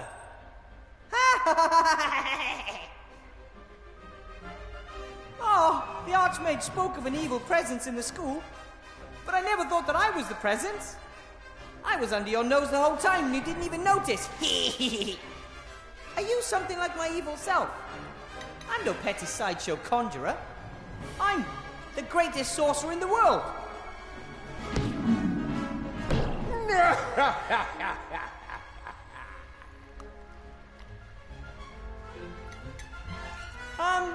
And you're... Mancus, the sorcerer, son of Archwitch Mortroka, shapeshifter and evil genius? Yes, I think we've met before, right? Last time we kicked you and your mother's fat butts, if I remember correctly. But not this time! The Alliance will break, and the Kingdom of Shadows will rise again, with me as its leader! You're a monster! So what are your plans? Oh, so this is the part where the bad guy tells the hero his plan so he can scupper it at the last moment. No, not this time. Nothing is going to stop me killing the Archmage. You want to kill Alistair? You don't stand a chance. He's become more powerful than you can possibly imagine. I admit his magical powers are impressive. And he can sense my presence. As soon as I get within a few meters of him, he recognizes my evil intentions. But how are you... Oh. That's right. Not magical powers, young friend. Good old physical strength will be his end. One hit from a machine that is neither good nor evil. He won't even know what hit him.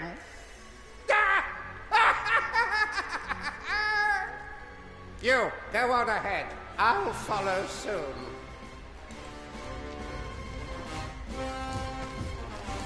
No!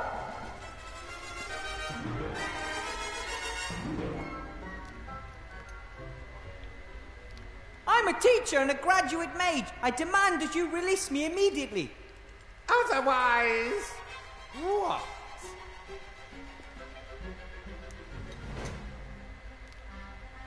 Otherwise, I'll get angry. And you wouldn't like me when I'm angry. I don't even like you as you are now. Anyway, what are you going to do without this here? That's mine! Give it back! Just as delicate as peace in a world without the Archmage.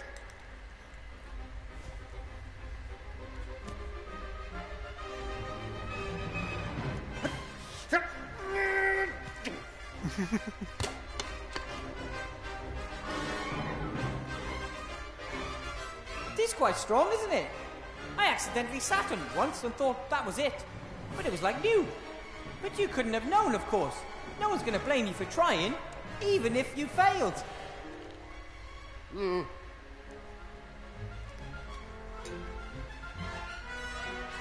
I'll stop you! You're not going to do anything to Master Alistair. Oh, really? Master Wilbur Weathervale, the big hero, will prevent it, The very same, Master Weathervane, who built me the weapon I need. No! What will the people say when it's your golem who crushes the Archmage? And that's not all.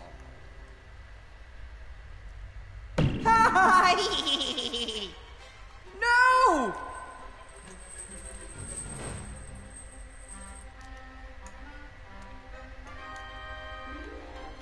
I really hope that it wasn't a student. And I hope I don't end up like that.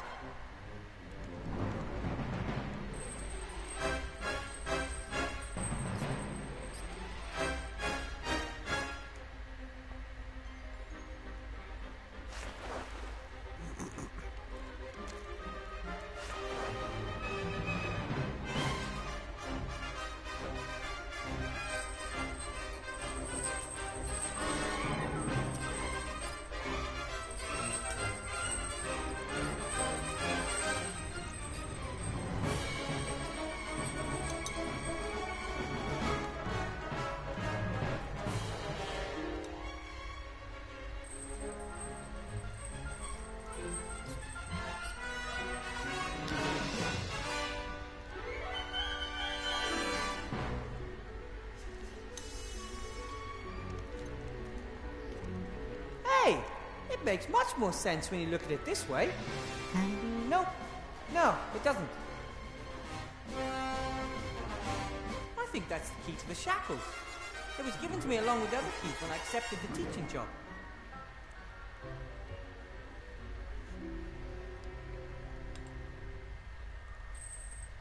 Just a little bit further.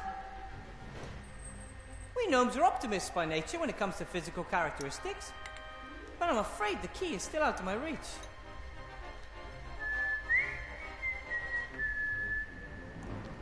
Timmy! What are you doing, Mr. Professor? Long story. You gotta get me out of here, okay? Fast!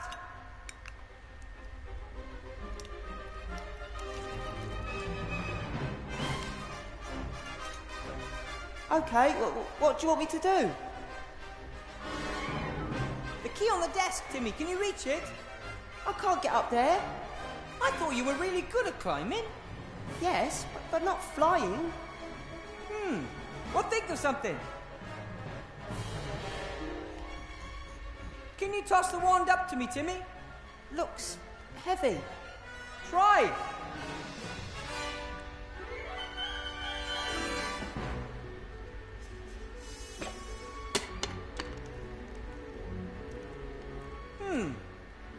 Oh well. Good try, Timmy.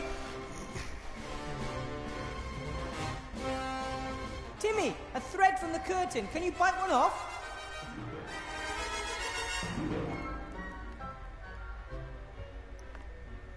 Well done!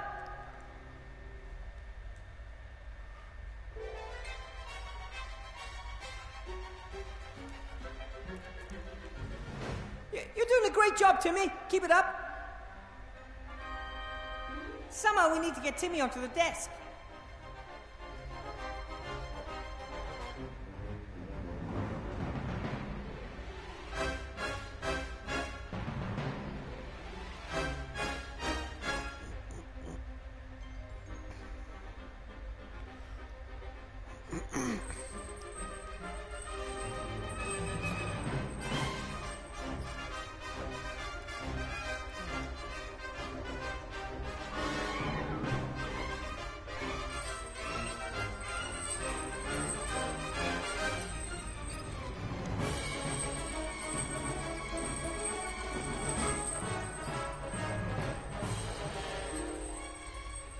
Somehow we need...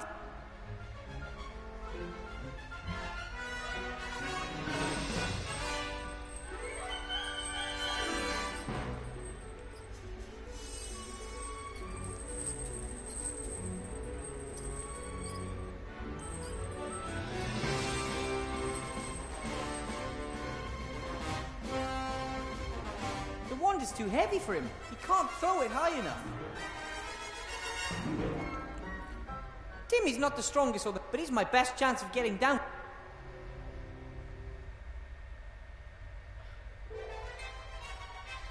think that's the key to the shackles. I have to get out.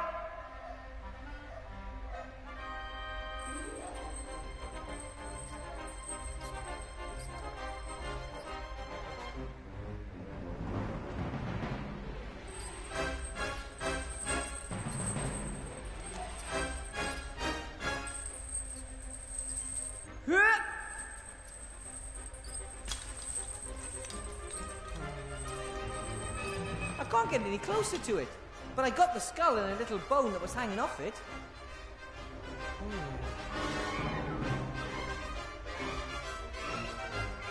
Hey, Timmy! I've got something for you. Catch!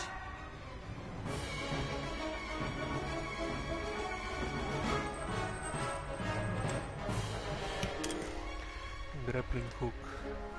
Great! Now, please tie the hook to the end of the thread. Excellent! A grappling hook. Can you use the grappling hook to climb onto the desk, Timmy?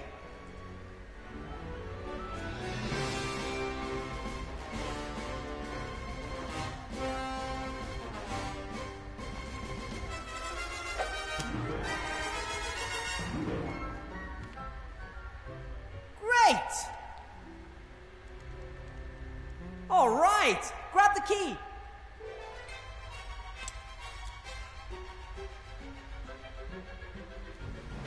The ruler, Timmy. Can you push almost half of it over the edge of the desk? I've got an idea.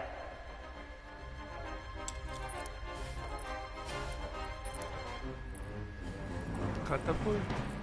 Perfect! About half of the ruler is on the desk, while the other half is hanging in thin air. Okay, Timmy, this is where it gets tricky. Please stand on the end of the ruler. I know, the chances are 1 in a million, but we've got to try. Time is running out. Ready? Go!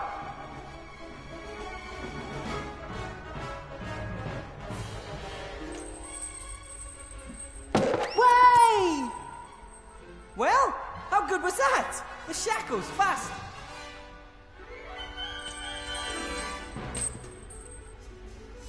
I love it when a plan... Ah! Ow! Well, I'm free.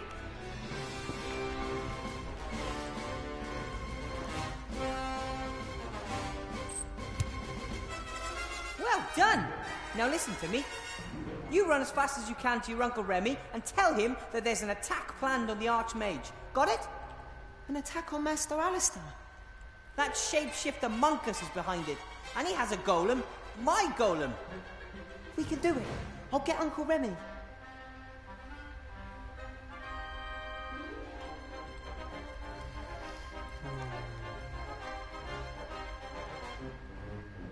Got it! Let's hope I can do something with it. Do I have anything in my room that might help me? Nope, don't think so.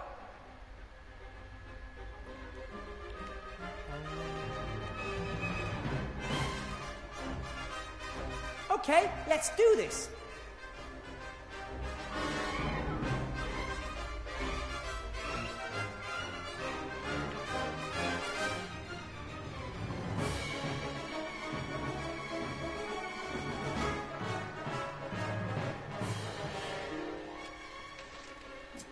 Stop. Admission only by written invitation.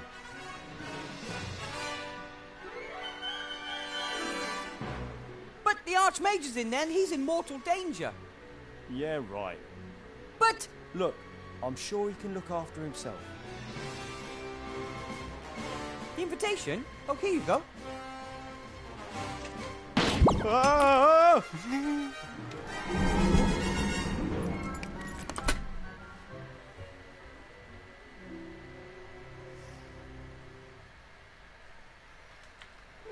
Oh, just in time. Ah, Wilbur, good to see you. Hello, Archmage. Good to see you too. No! No! No! Stop!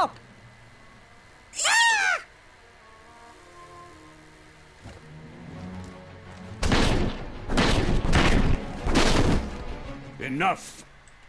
I should have known that you'd be this, Monkus. This is the last time you hurt Aventasia. I'm going to have you imprisoned and...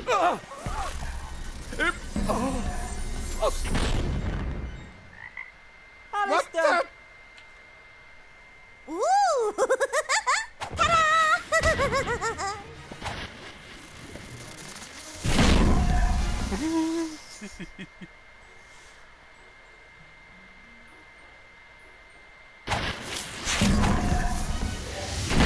Danger! We have an intruder! Wilbur Weathervane! What the...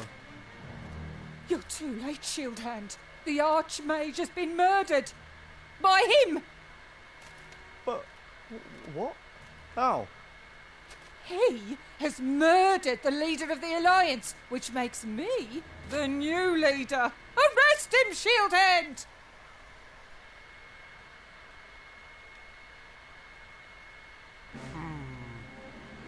But...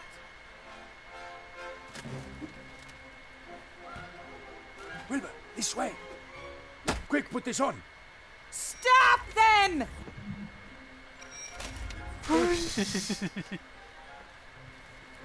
Out of the way!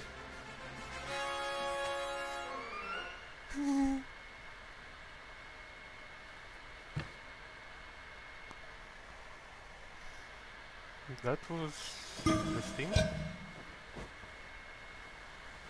The Archmage, we have to... We can't do anything right now. We should first consolidate our position and gather information. What happened exactly?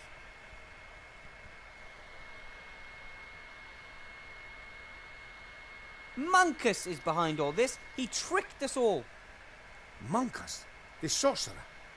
He can use his amulet to transform himself. He assumed the role of the street urchin and the school headmaster, at least temporarily. We never found him in the Tower of Evil. And how could we? He must have disguised himself as one of our own soldiers and come with us to Seastone. The golem has never really listened to me. That damned magic slate whispered him his real commands. I built the weapon which tried to kill the Archmage.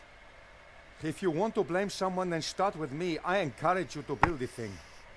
It was my duty to not just think of the good, but also the bad it could cause. And your wand, what was that all about? The Archmage is the most powerful mage I know, and I saw him being turned into a frog, just like that. I don't know. It behaved strangely yesterday in class too. But I never would have thought that it was so powerful that even a little girl... It was the wand. The whole time. It did all the magic, not me. It's so powerful that even a little girl... It's all my fault. I didn't recognize Monkus, and I didn't realize there was a dark force coming from my wand because... Wilbur. Because, in reality, I'm not a mage at all. Aww.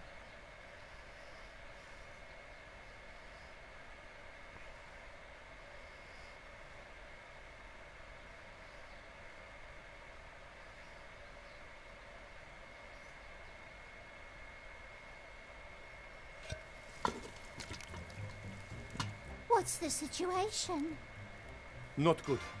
Another 2 of us have been turned into hamsters. The town is a nightmare in pink. The resistance has collapsed and the lower town is more like a ghost town. The Van Buren girl is transforming everything that is in her mother's way. There's nothing we can do to stop it. How's our patient doing?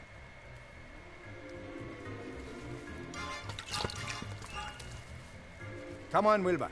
You can't go on like this. You've been lying there for days. We need your help.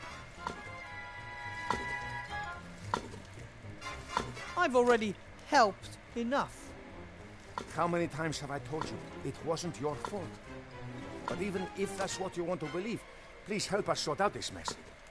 We have to get the wand of Van Buren's daughter and find a way to destroy it. And none of us knows about magical wands. You're the only one who does.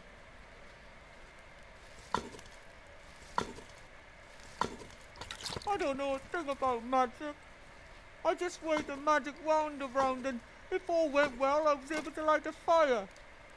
A little girl could transform entire cities with the same wand. but you still know more about magic than we do. And then there's your legendary ingenuity. Where did it get me? I killed the Archmage and plunged the world into chaos. The world is always in chaos, and Alistair might still be alive.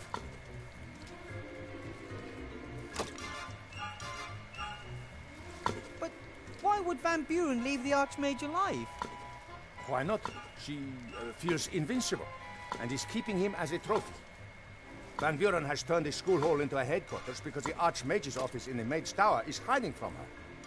And all the rat holes in the school have been blocked off, so we don't know what is going on in there.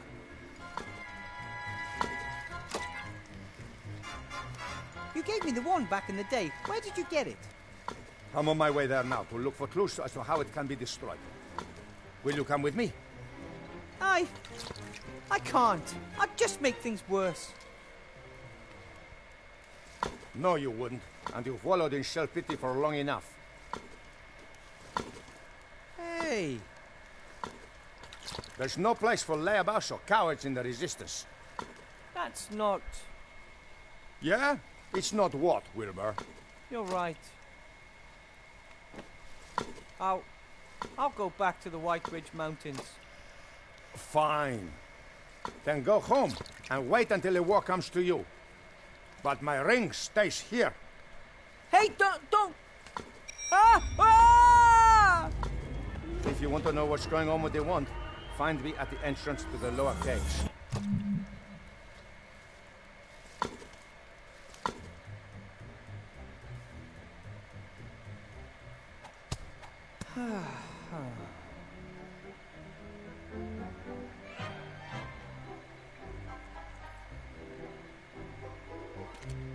What's this?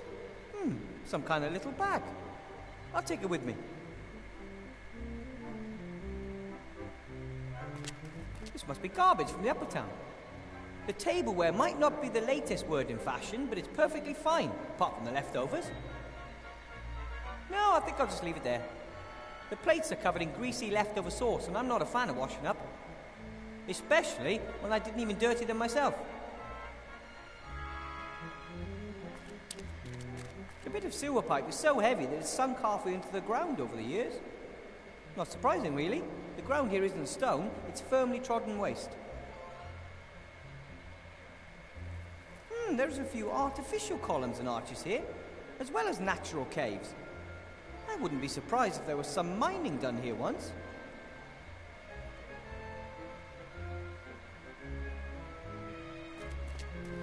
Looks like, a V-belt? I wonder how it got up there. Clearly out of my reach.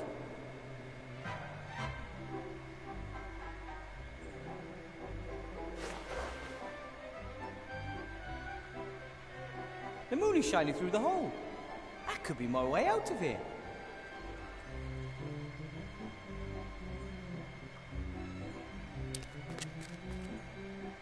Couple of power lines. They lead through the ceiling somewhere up there. One strand goes into the rats' camp, the other leads down towards the junkyard.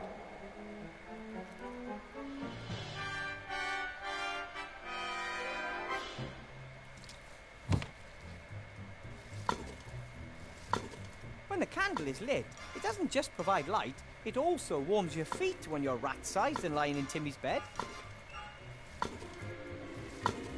I think the cook will be pretty upset. The cook brought me the water skin on the second day. It was high time too. I was dying of thirst.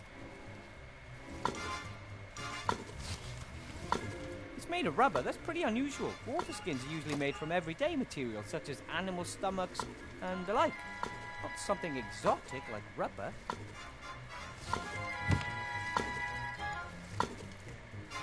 I don't know how long I lay there. Must have been days. The rats were very kind to me, talking to me and offering me stuff to eat. That just made things worse. If they told me off, I might not have felt so guilty. The sink is full of soup bowls. I don't know how many rats come here for a hot meal on any given day. Must be dozens of them. If I was still small as a rat, I could easily leave the caves. The rats have their secret entrances to the city everywhere. I don't get to say this often, but I'm too big for that. brick is full of soup. I don't know how many rats.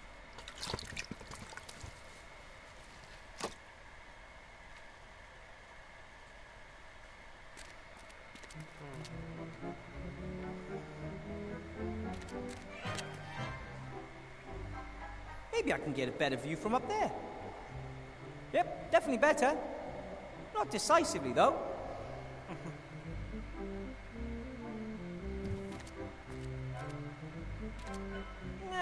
Clearly out of my reach.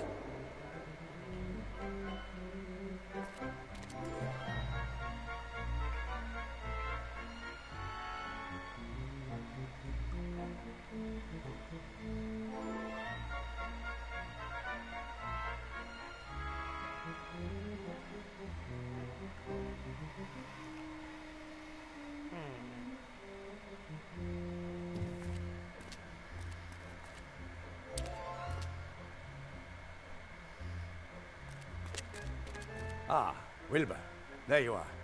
Have you changed your mind? No. I just want to get out of here. Highly regrettable.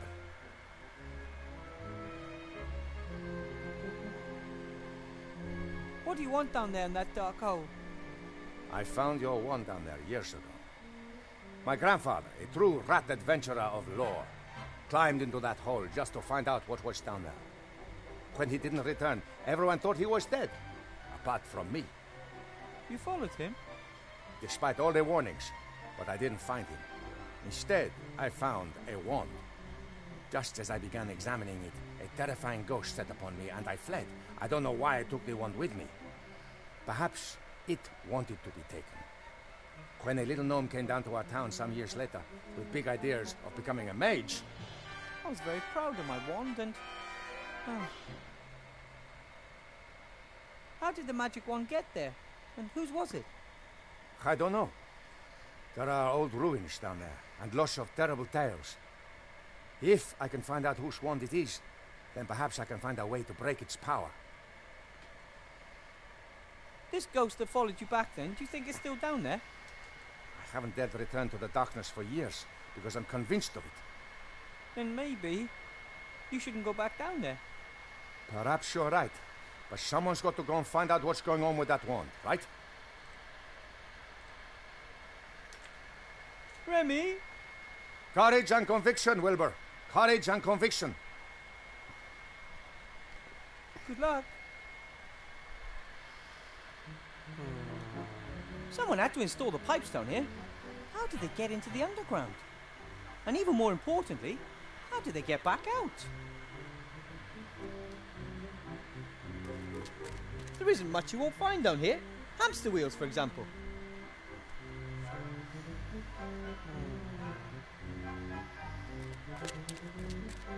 The design doesn't look too stable.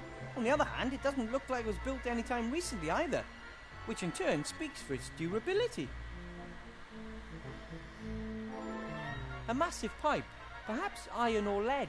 Presumably it transports something from the town into one of the caves down here. And probably, I really, really don't want to know what it is.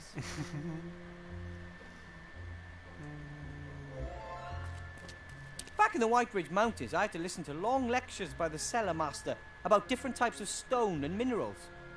Can't really claim that I listened all that attentively, but that looks like a coal vein to me. How does something like that end up in the trash? If I had a bongo drum, I'd play it all day long, at night.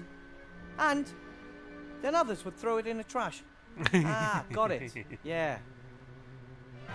I don't feel like playing. I want to get out of here. I want to go home. Maybe it's a symbol warning visitors about the evil in the hole. Or maybe it keeps the evil trapped down there. There are ancient symbols that can do just that. The hole is eerie. Whenever you get close, it feels like icy fingers are reaching for you. Interesting. Remy will be fine. He's tough, he's smart, brave, everything a hero should be. And nothing ever happens to heroes. Sure. Hopefully.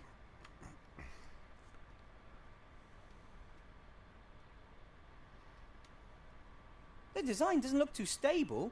On the other hand, it doesn't...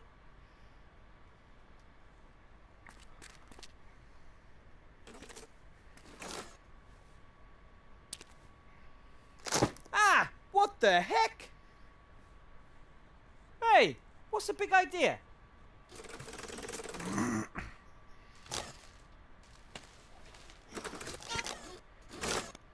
Did you build this trap? I'd love to, but I'm stuck. Hey, stop that! Stop that! Are you nuts?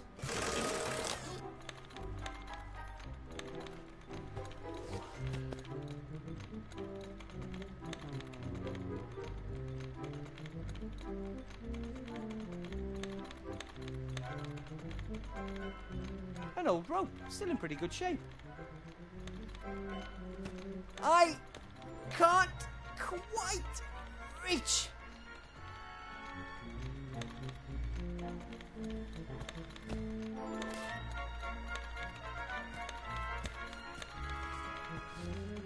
Got it.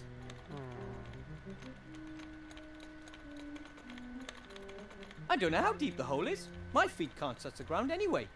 I'm a gnome. I'm not sliding in any deeper, but I can't get out either. I'm stuck, like a cork in a bottle. A massive pipe, perhaps, and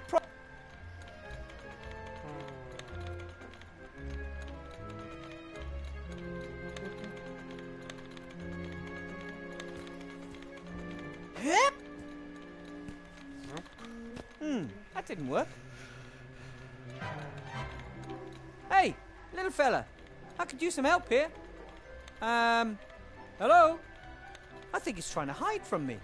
I probably scared it.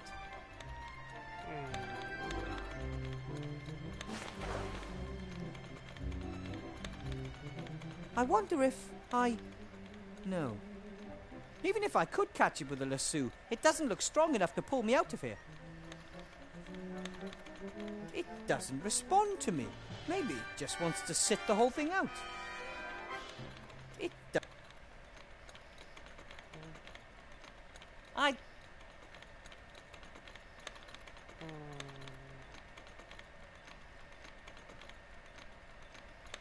There's no water in there anymore. Bag with a drawstring. Empty. If you help me get out of here, I'll give you a stylish and practical empty bag. Nothing. Maybe rubber? There's no water in there anymore. There's no water.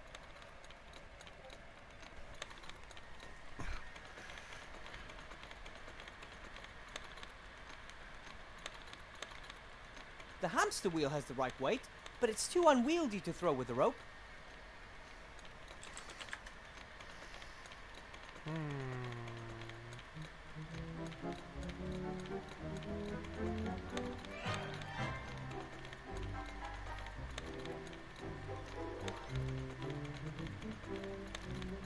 The hamster wheel has... Hey, you! Hi there! I just want... An approximately fist-sized stone. That would really hurt if it hit me in the face.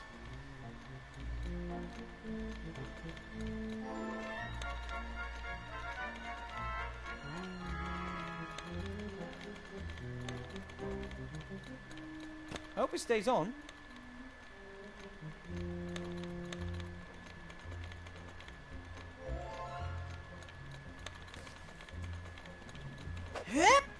There we go. Great.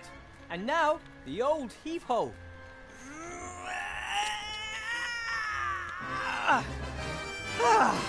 That got it. Hey, wait. I'm not going to hurt you.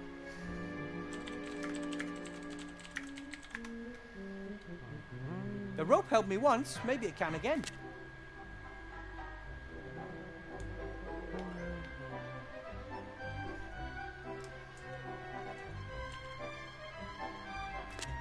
No, I think I'll just leave it there. The plates are covered in...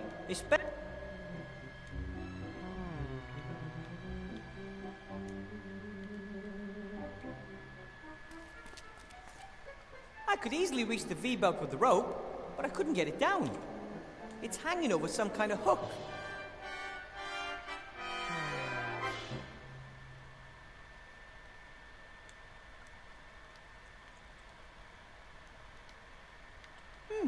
might... Wow! You can inflate black water skins. Who'd have thought? The fur would fall out right away. I need some way to attach it.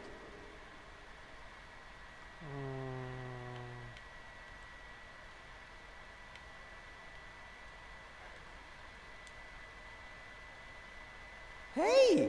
The hairs on the fur are all standing on end. There must be some kind of electrical current.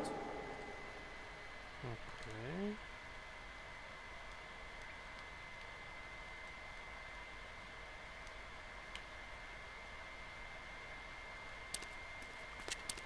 A fur collar that looks almost new. Why would you throw something like that away? One could have given it to the poor, or even left it on the chinchillas.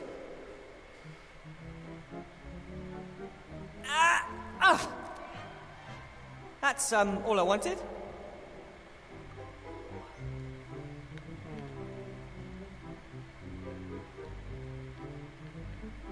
The fur would fall out right away. I need some way to attach it.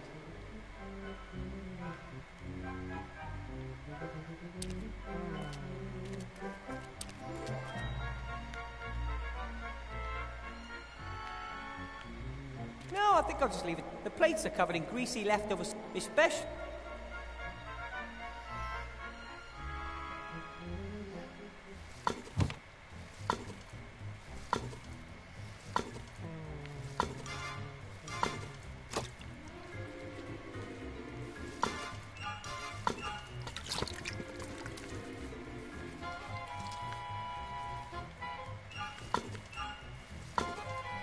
sink is full of soup. I don't know how...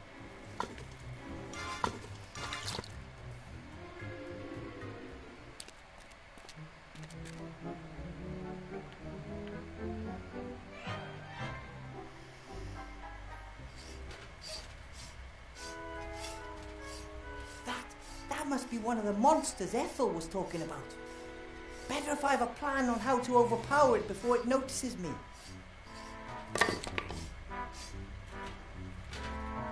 Oh, hello. You must be the terrible monster that was destroyed by my son's wonderful trap.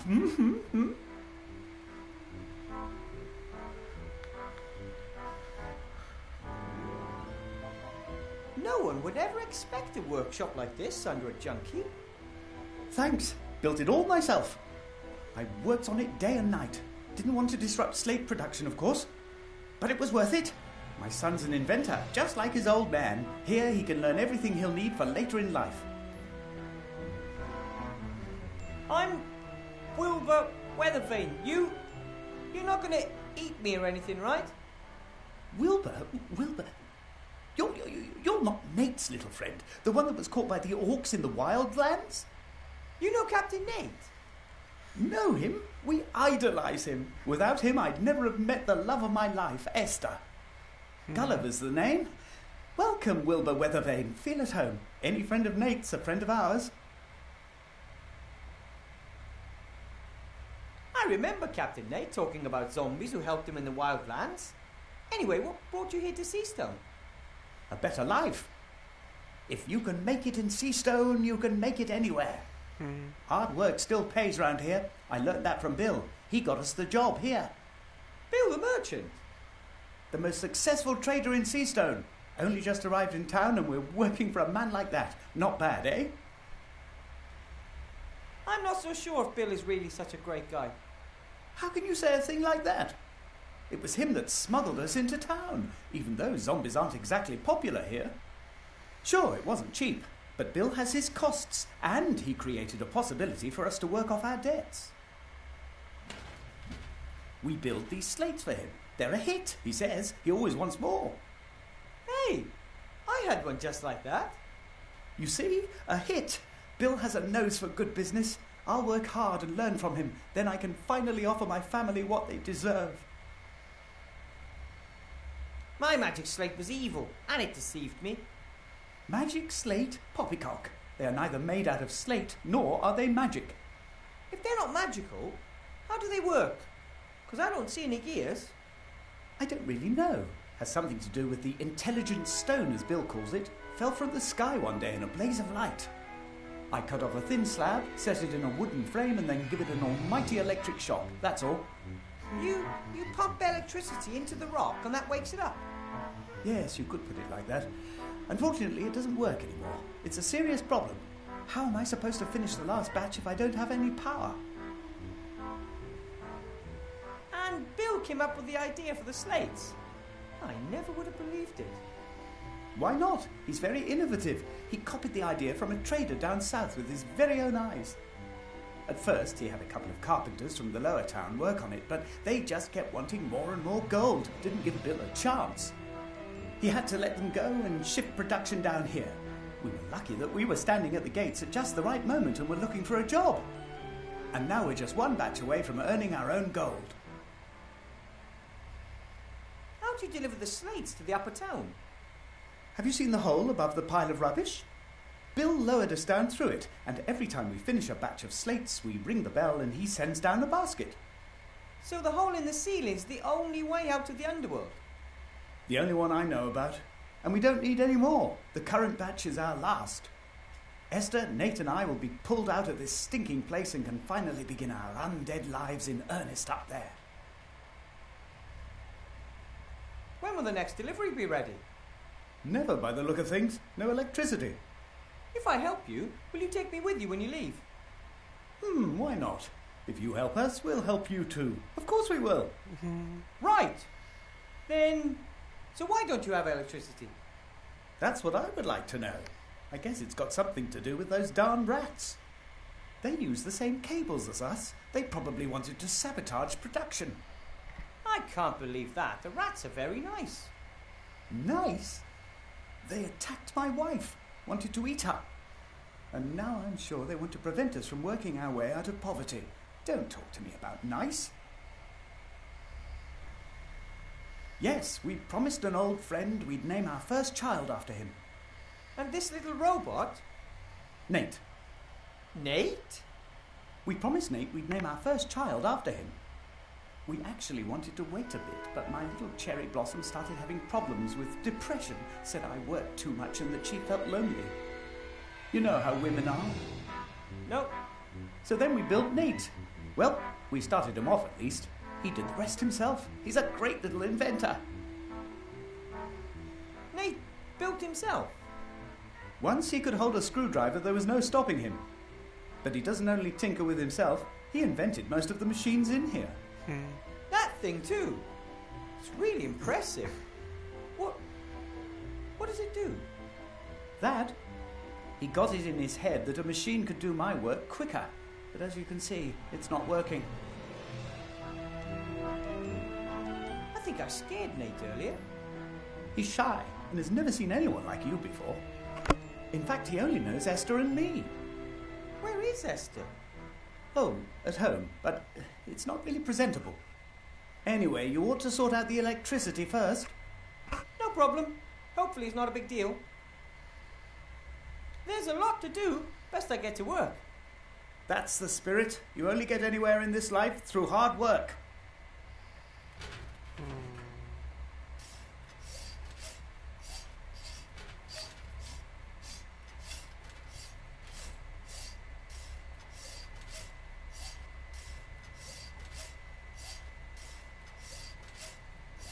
Why build something out of wood when you can build it out of iron? That was one of my granddad's favourite sayings. That philosophy brought me iron toys, iron shoes for the garden, and lucky, my iron horse. Gulliver, may I please borrow some boards? No problem, I've got more than enough wood to complete the order.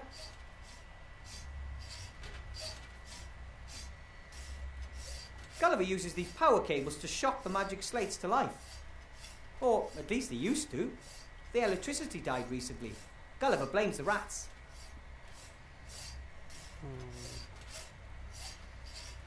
Gulliver uses these boiler, combustion chamber, flywheel, a steam engine, clearly. The steam engine doesn't look like it ever did though. The engineer must have run into a snag. The steam engine is probably supposed to power the strange machine next to it. Doesn't look like it ever did though. The engineer must have run into a snag.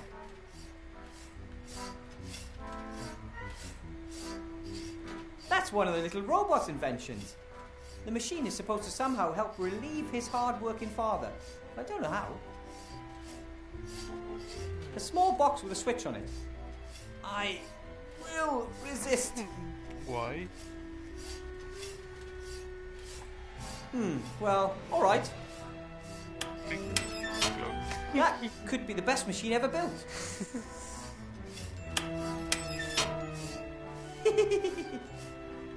Just one more time.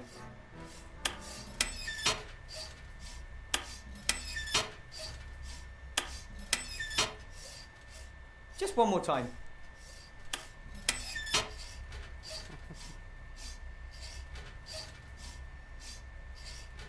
As a gnome, I can recognise what that is immediately.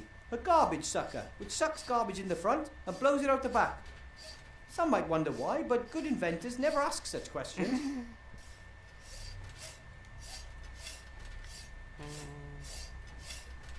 Oh, this is a clock cuckoo's nest. They are so rare. They build their nests in human houses and disguise them as clocks. When the homeowners aren't looking, they fly around and steal cookies and other treats. Although it looks more like a replica of a clock cuckoo's nest. There are people who actually hang these things in their living rooms. The clock isn't ticking. Presumably it can be wound through the little hexagonal hole in the dial if you have the right key. The clock isn't... I've never seen tape that wasn't useful for something.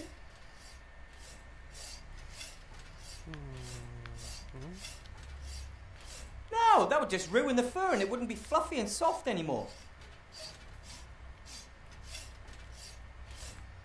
I attached some double-sided tape to both the outside and the inside. 2 are better than 1. The fur would fall out right away. I need some way to attach it.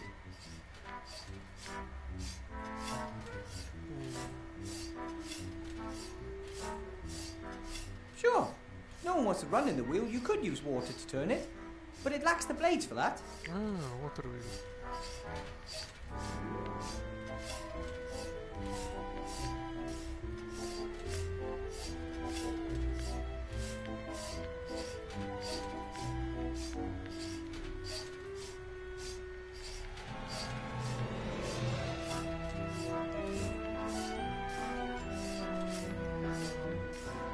I attached some double-sided tape to both the outside and the inside. 2 are better than 1.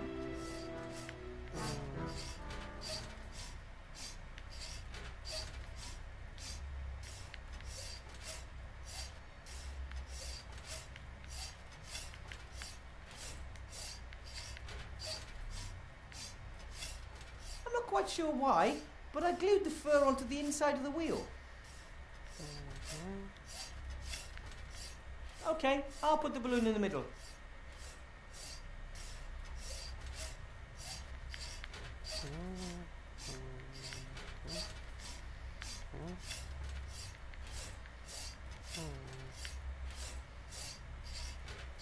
Sure, if no one wants...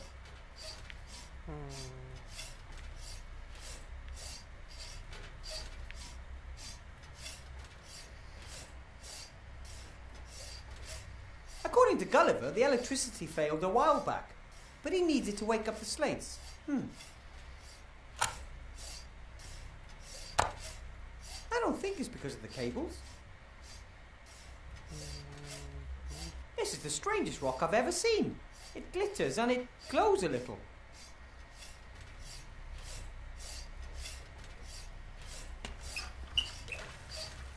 Works!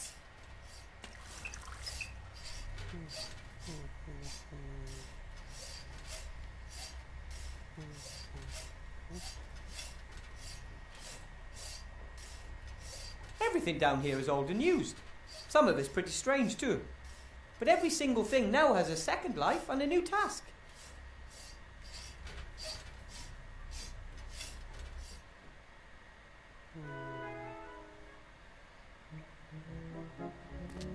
No, I think I'll just... The plates are covered, especially...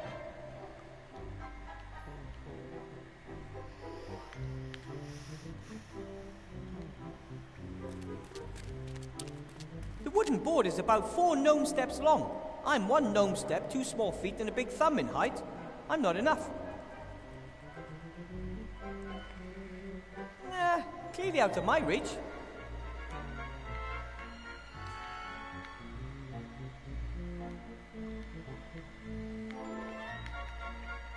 I could easily reach the V-belt with the rope, but I couldn't get it down. It's hanging over some kind of hook.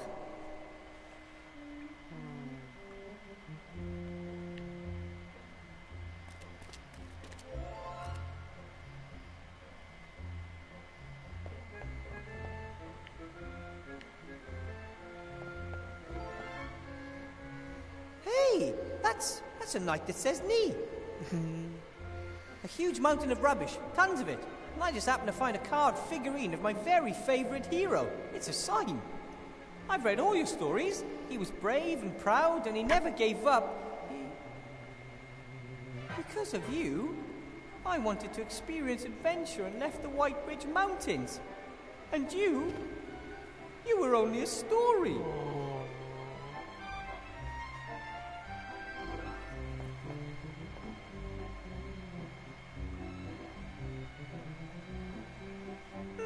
A bell. I guess it's there to get people's attention, which is usually what bells are for.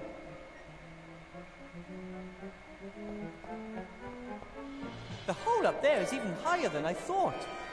I'm going to need more than a folding ladder if I want to reach it.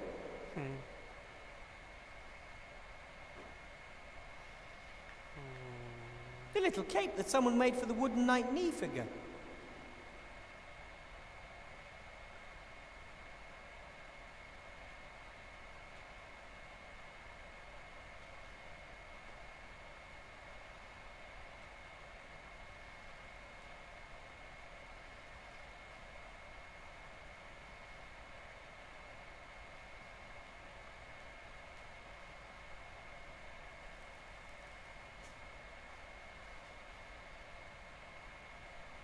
Even if I managed to secure the rope up there, I'd still have to climb it. I've been called a lot of things, but a skillful rope climber was never one of them.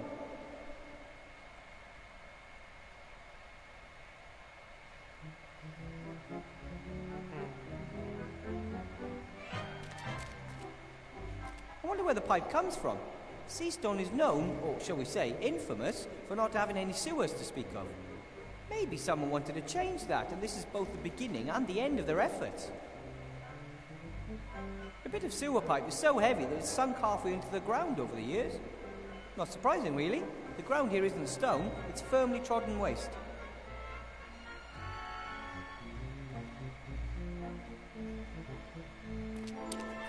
Seems Gulliver's tapped the rat's lines for some electricity. As it is, everything looks fine. The problem must be further up. Seems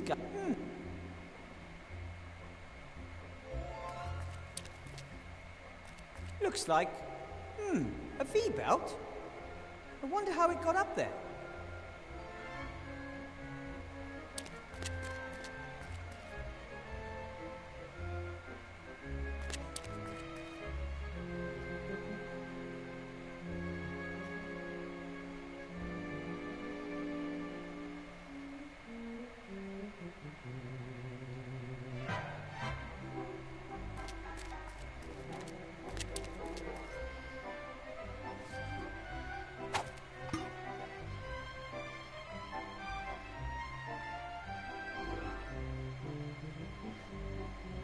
Even if I can't do anything else, I'm sure I can throw ropes over things.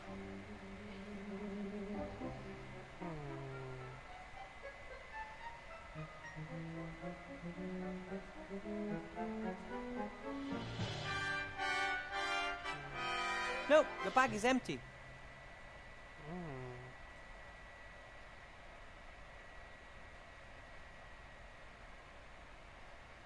How does something like that? And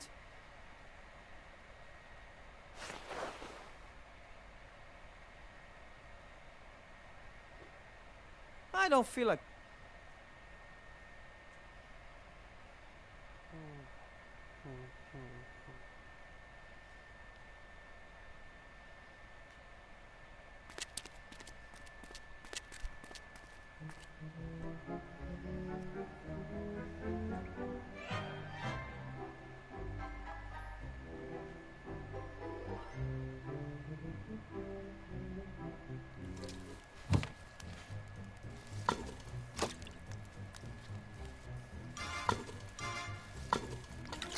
Timmy. Hi. Ethel believes there's monsters down there, but they're only zombies and robots as far as I can see. They seem to be very nice. The skull throws things at us when he sees us. The little robot runs away if I get too close. Maybe I can get them to be more friendly towards you. It looks like the power supply's broken. It's been down for 2 days. What happened? The same that's happening all over. Little Van Buren had some fun. We nicked electricity from the old role-playing machine in the inn. And the inn's not there anymore. The inn? Not there anymore? What about Sloth and Blout? They're fine, for now. They play along nicely and keep their heads down. We might have a chance. Oh, bother. Nothing will happen to Remy. He's the toughest rat I know. But he's all alone down there in that terrible hole. Maybe. It's not all that terrible. No one has ever dared to go down there, apart from Uncle Remy and his grandfather. That hole is evil. I wish I could have gone down there with him. I know this isn't what you want to hear, but you know any way out of these caves? Dozens. Even one in my size? No. Apart from the unreachable hole in the ceiling, of course. That's exactly what I was afraid of. Timmy? I know you're mad at me, but how about a little more understanding? Imagine finding out that you're not a mage, even though you never wanted to be anything else. Imagine that you're so incompetent that your friends are killed and it's your fault. But we need you here. The resistance is getting weaker, and Van Buren's getting stronger every day. And you're going to abandon us anyway? How am I supposed to help you? I'm not a mage. I'm not a fighter. I'm not a healer. I'm not an engineer. I'm nothing. Even the Archmage was powerless against that wand. What do you think someone like me could do? Could at least try. I have to go.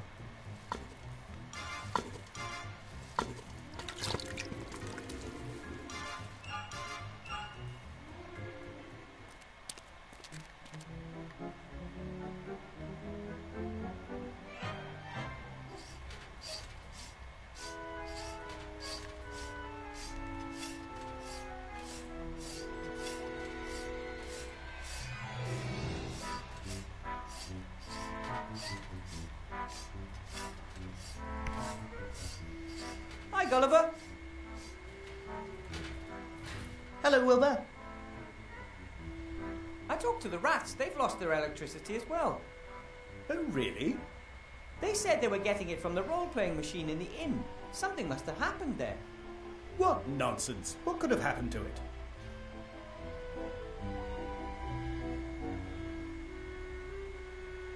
I know you have a lot of hopes for your life up there in Seastone, but... Nothing opens as many doors as success. Perhaps we have to work twice as hard because we're zombies, but we'll make it. We've got a whole lot of time, you know. Maybe you won't be safe in the town. You could be transformed. Transformed? What are you talking about? Someone might not like your appearance and, do something about it. We won't be intimidated.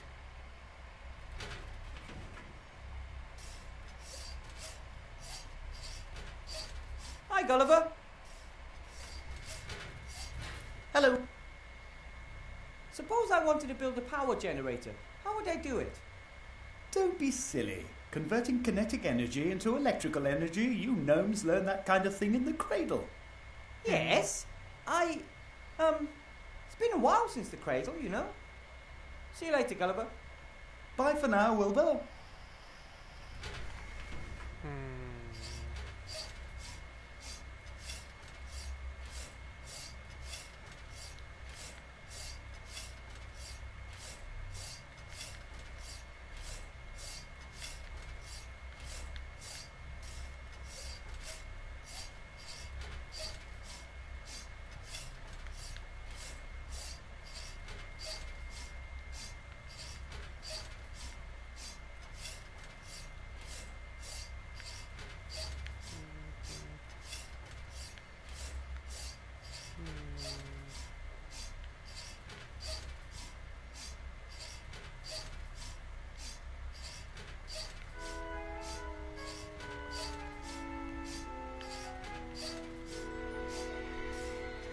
clock isn't ticking.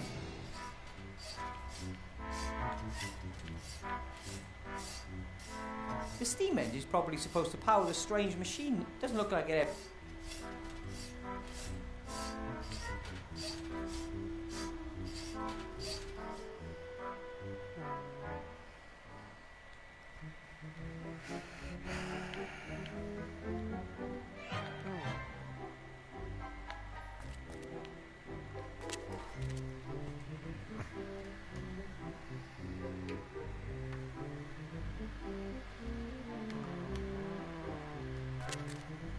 Okay, I might be alone and pretty depressed, but I'm still not at the point where I'd sit on a seesaw all by myself.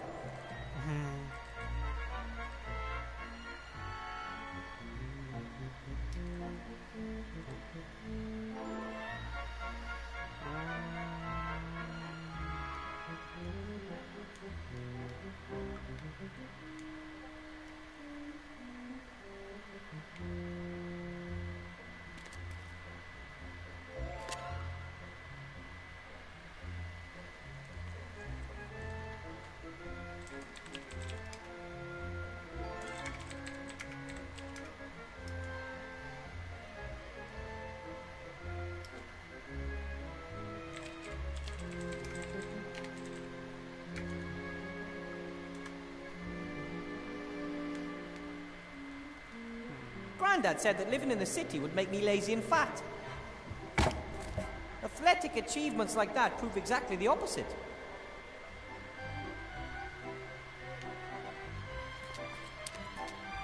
No, I think I'll just leave it there. The plates are covered in greasy leftover soap, especially...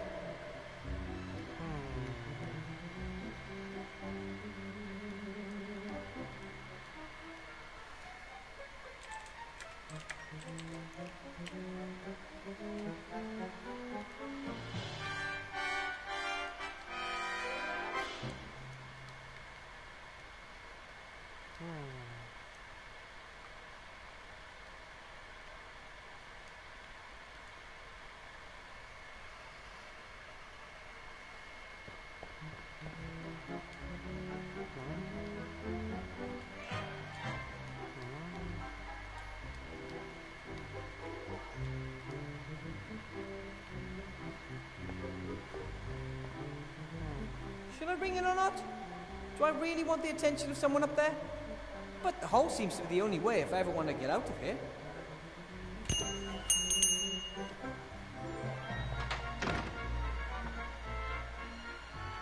Yes? Are you finally finished? Bill? That you? Weather vane? A black cat must have crossed my path. Yes, it's me. Could you maybe loan me a rope? No way, you're a wanted criminal. There are posters of you up all over. No matter what they say, I didn't kill the Archmage. Anyone with any brains knows that. You couldn't have harmed a hair on the Archmage's head, even if you wanted to. But as long as that's the official version of the story, I'd rather not think about it out loud. How's it look up there? How are things in town? Dreadful. Not a customer in sight. It's almost as bad as during the war. I should have known. Politicians are bad for business. Every last one of them. Come on, get me out of here, Bill. I won't cause any trouble. That'd be a first. Please, I want to leave town. Don't blame you, but it's too risky. If Van Buren catches me, she'll probably turn me into a pink, doe-eyed petting lamb. Come on, for old time's sake. I'm not putting my neck on the line for you. Ask your friends, those darn rats.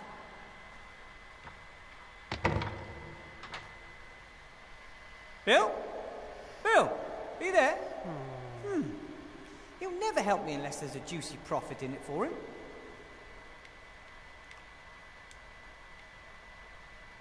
The nice thing about the bell, Bill can't ignore me. If he doesn't respond, I'll wake up half the town and people will ask questions.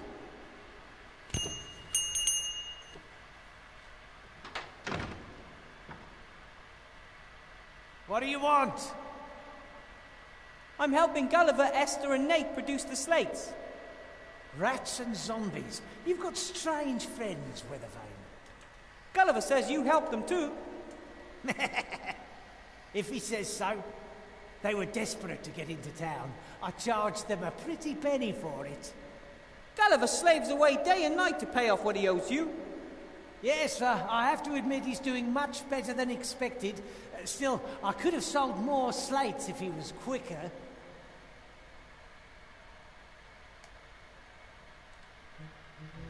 There are a few problems with the last delivery. Yes, tell me about it. That Van Buren's only prepared to pay a pittance, even though we're talking about a very special and limited edition. Those special requests are the problem. I hope you're paying Gulliver a little extra for them. Weren't you listening? I'm getting less gold per slate. Before my profit margin shrinks, he'll have to do without his gold. We all have to make sacrifices in this financial crisis.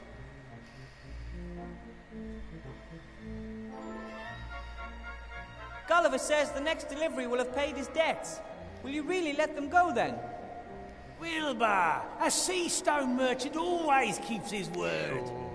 Bill! All right, maybe not, but I will pull them out of there. The magic slate market's collapsed. Prices have hit rock bottom. I'm switching over to water, bread, and fast horses. There's a mint to be made on them right now. Right then. We'll get the delivery ready, and you pull the zombies up. And me with them, tucked away in a bag somewhere. What did you say? Gulliver's hoping to get a better job with you once he's finished the delivery. How's he going to do that? Does he want to live here in a little townhouse with wife and child? He's a zombie! There are posters of me hanging everywhere. Here, not a bad likeness if you ask me. Wanted for the murder of Archmage Alistair, the scurvy, dangerous, armed and stinky fiend Wilbur Weathervane. I don't stink. Or if I do, it's only because I spent a few days in bed.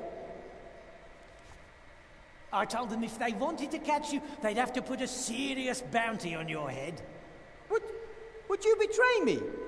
If the price is right, sure. But until then, I'm keeping my head down, like everyone else who's got any sense. No, you've got to be smart these days, or you'll end up running around in a pink tutu, or worse. As always, a truly informative conversation. See you later. You're welcome. I don't mind risking life and limb for our cosy little chats.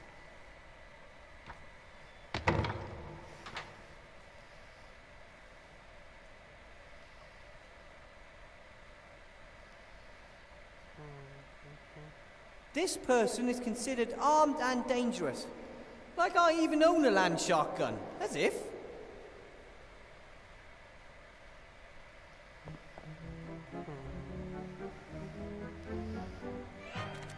No, I think I'll just... The plates are cup, especially...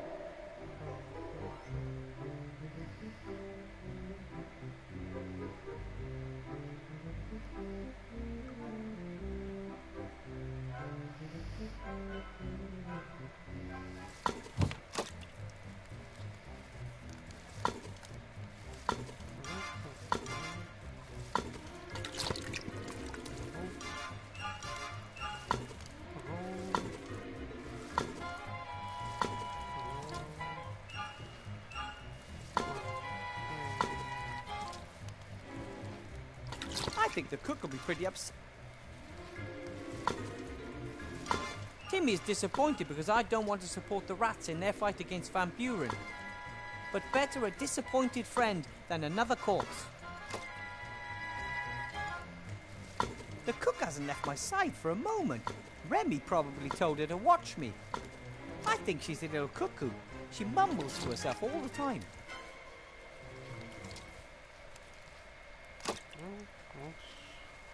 The little guy seems to be doing well. He gets fed regularly, has his own swing. Not a bad life. Hello. My God, oh God! My, how you've grown! I'm, Wilbur. Stu. You're the cook, and your name is Stew. Isn't that kind of metaphysical? In a cosmos composed of names, billions upon billions of names, you, a cook, are named Stew. Destiny? Fate? Blind chance? Mere coincidence? A fine kettle of fish, indeed. No such thing as coincidence. Cause, effect. That's all. Ethel's my name. Want some stew? So you're the cook here in the rats' camp? Yes. I am good at fixing things. Was a lab rat for years. You worked in a lab? For a mad alchemist, until it got too dangerous. Wanted me to trial a face cream that would make you look 10 years younger. I was only 2 at the time. Oh, right. I get it. From then on, I tried to be really stupid, attempted to fail at every experiment. The question is, if one tries to fail and is successful doing that, has one really failed? Can I ask what happened to your leg? An alchemistical accident? No, I gnawed it off myself. What? Down there in the cave. You'd have done the same. Ooh. Somehow, I just really doubt that. There are monsters there, I'm telling you, and they've got it in for us. If you have to choose between your leg and your life, then you nibble. If you know a lot about alchemy, then you can brew potions, right? Like shrinking potions, for example. Oh, don't hold much store by magic potions. People start craving them. Start with weak potions from itsy-bitsy little phials, then at some point they aren't enough anymore. Suddenly it's got to be small potions, then medium, then large, then epic. A single vial that would shrink me back to the size of a rat would be enough for me. Oh, no, much too dangerous. What are you cooking? Stew. It's always stew. Tasty. What kind? It's always the same, has been for years, but new things are added every day, whatever happens to appear. Do you want a bowl full? Well, I guess I'm kind of hungry. One stew coming up.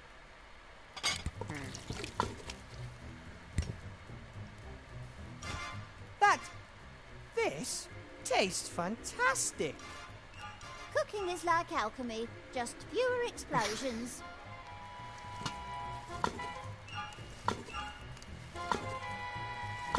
Hi, Ethel.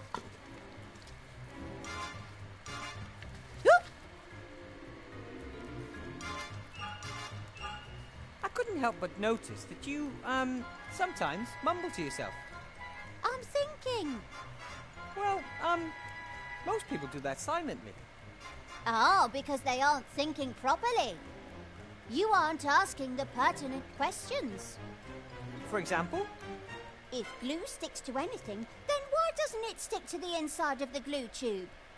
Why do noses run, but feet smell? Why is abbreviation such a long word? So you can abbreviate it? Don't know. You see, you take these things for granted, but it's completely mad. Perhaps one can ask oneself too many questions. What do you reckon? If a theatre has been filled to the last seat, who has this last seat been reserved for? And how did the inventor of the clock know what time it is? How do you come up with these things? There are unanswered questions all around us, and no one is doing anything about it. If you eat pasta first, then antipasta, have you eaten anything at all?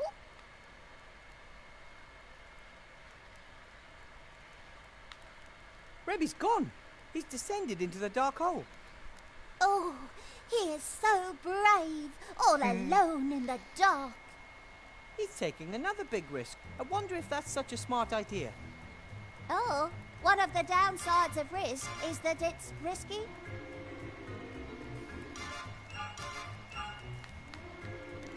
Do you have any idea why there's no electricity? No, not a clue. Don't like electricity. Like fire. It's warm and gives light.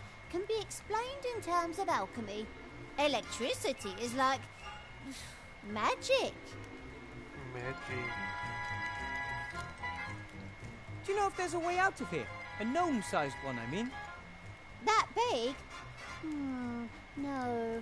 However, Monsieur de Dumas has a shrinking ring. He took it with him. Then he probably wanted you to stay here. He can't understand that I... Maybe I'll feel better after a few weeks at home. Maybe yes, maybe no. He needs a friend by Maybe, his maybe. side. Not maybe, not in a few weeks. Now. Thinks the world of you. All rats do. Then I'm afraid you've picked the wrong guy.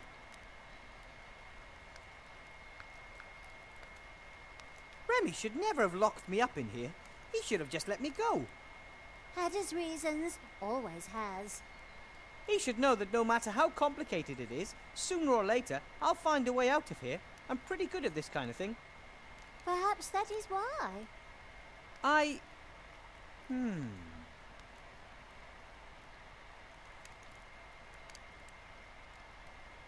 Maybe you shouldn't ask yourself all those questions.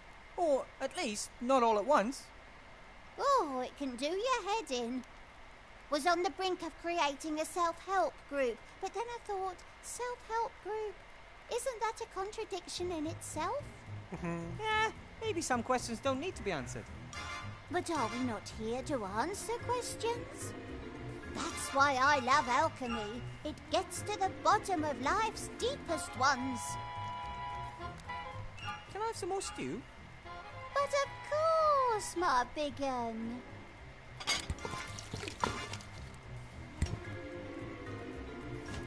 And how's it taste?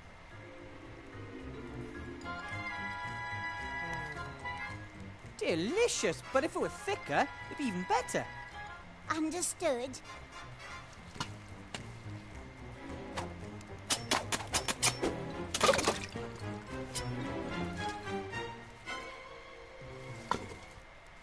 Hi, Ethel.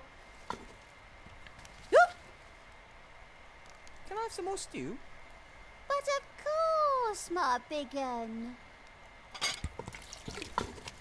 I wonder if anything happens. And how's it taste?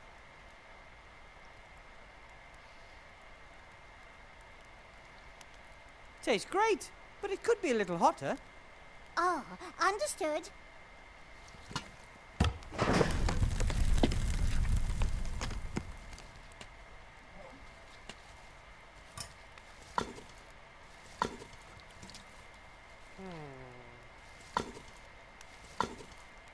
A more or less white tea towel.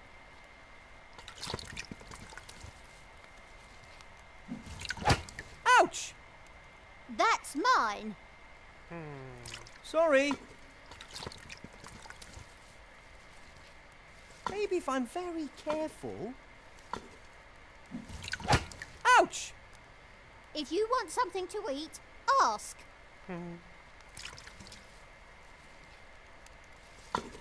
Hi, Ethel.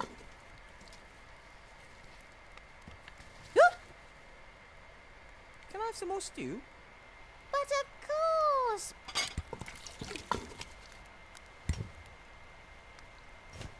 And?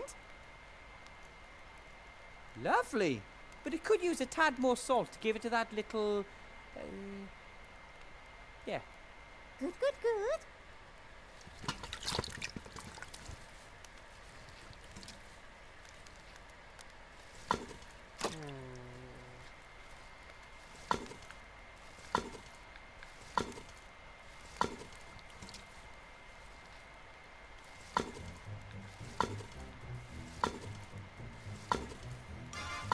Where should I put the dirty dishes? But just with the rest, we're all eating the same thing anyway.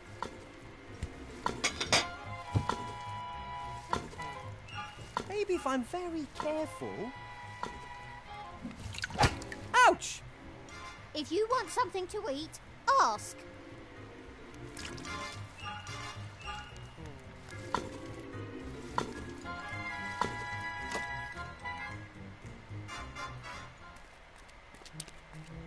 No, think I'll just... The plates are covered, especially when I didn't...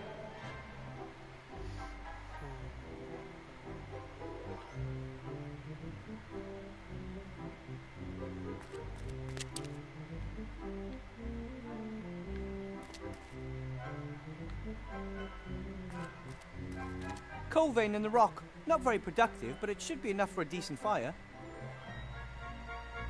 If I had a pickaxe, I might be able to mine some coal from the rock. Or I could get some explosives and detonate them in the fissure below the coal seam. That would not only be faster, it would also be a lot more spectacular. Coal vein in the rock. Not very... Even if I can't do anything else, I'm sure I...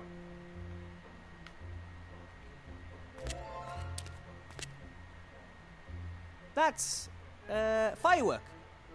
At the end of the war, there was a huge victory celebration in Seaston with lots of rockets and firecrackers. Several fires broke out and the town was damaged more severely than any time during the war. I wish that was more surprising, really. I don't have anything to celebrate, but maybe I can use the black powder for something.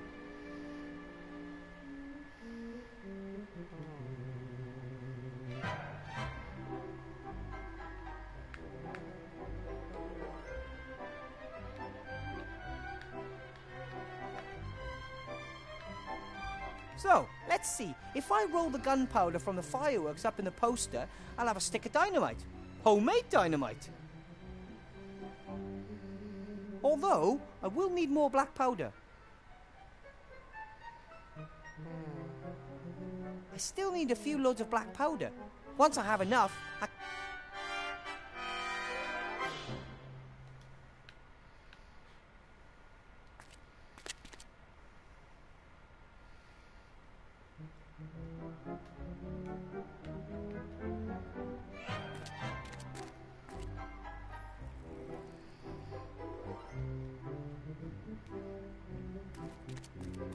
Ooh, another firework.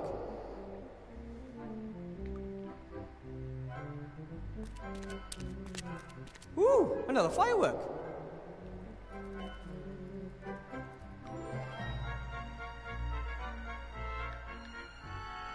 I still need a few loads of black powder. What?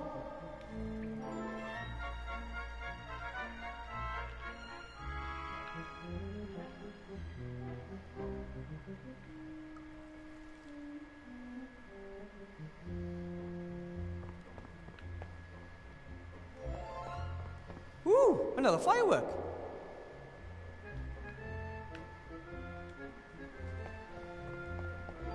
Ooh, another firework.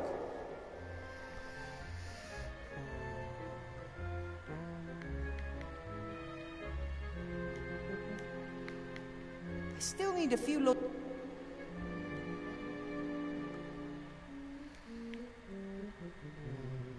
Якщо пойде.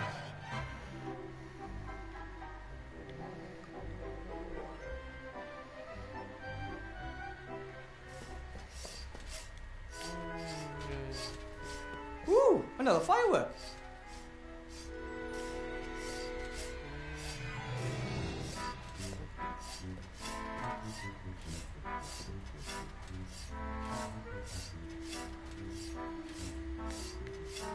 I still need a few loads of...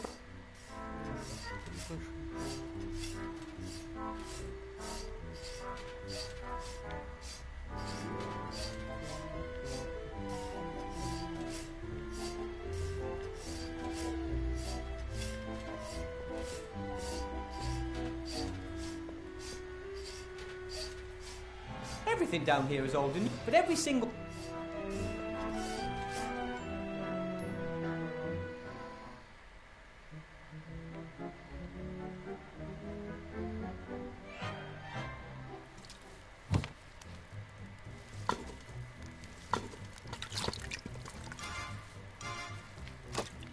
I don't think Ethel would be thrilled. My own bed is waiting. If only I... Timmy? Ethel's an excellent cook, but a little special, isn't she? Totally crazy. I might have expressed that a little differently. Her cage in the lab was just above the cauldron. Too many fumes. But she's harmless, and the best alchemist around. I have to go.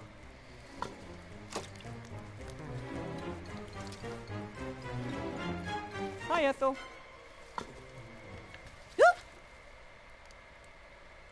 Can I have some butter?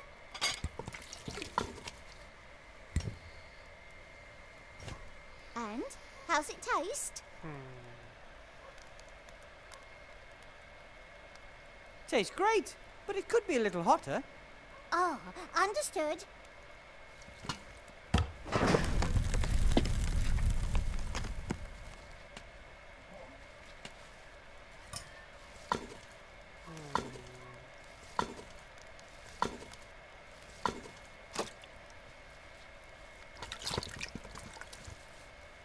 The cook hasn't left my side for him. I think she's it.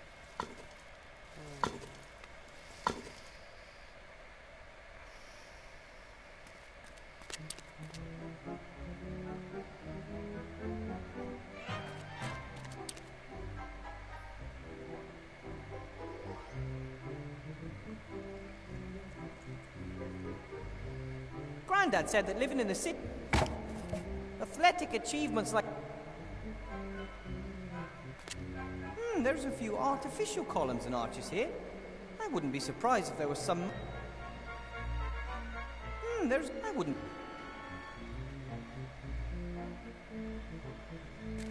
The wooden board and the pipe form a kind of seesaw.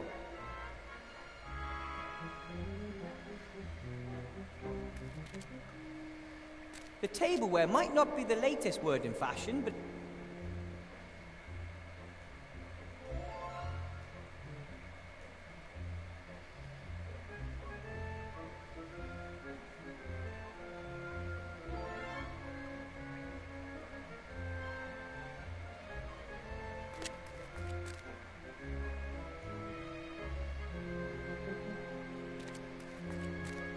How does something like that end up in the trash?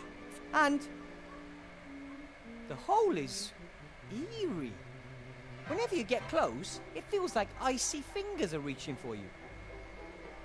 Remy, he's tough, he's smart, brave, hopeful. The hole is...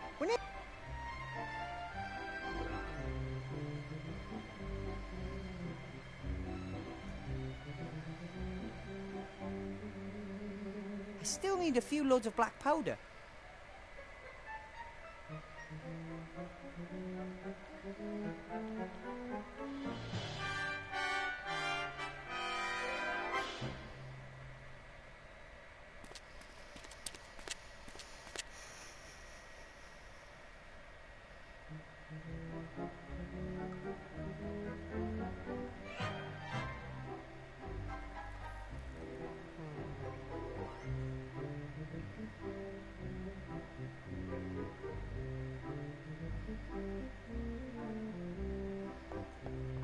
Better not overdo it.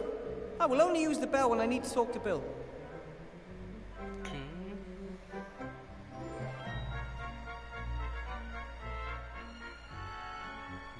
Bill has a rope up there. He'll let it down as soon as we finish the last delivery. At least, that's what he says. It's the best chance I've got.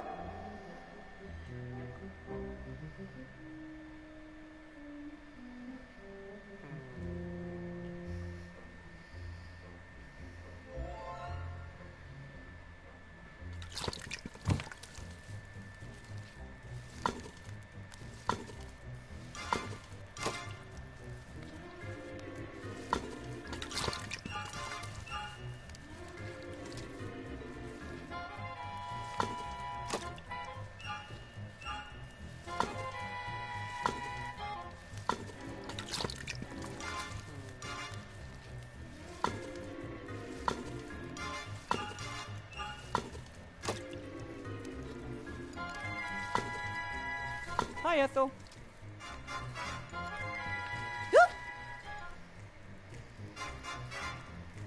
Can I have some more butter?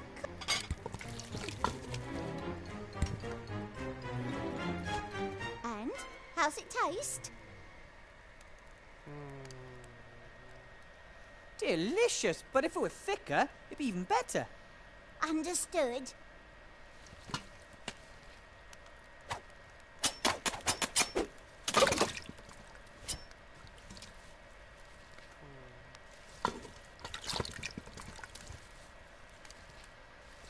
Maybe if I'm very careful...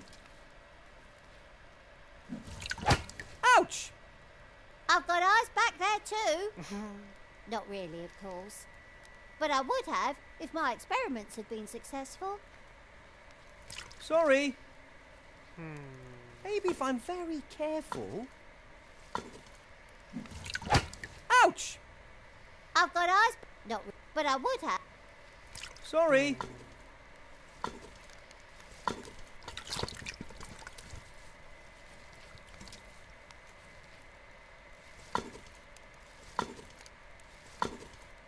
Timmy's disappointed, but bet...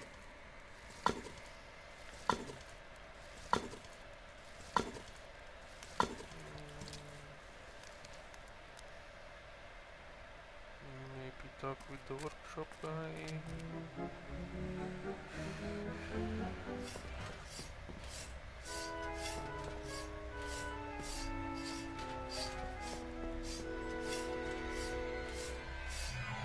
If I disturb him for no reason, he'll make even less progress. Best if I just...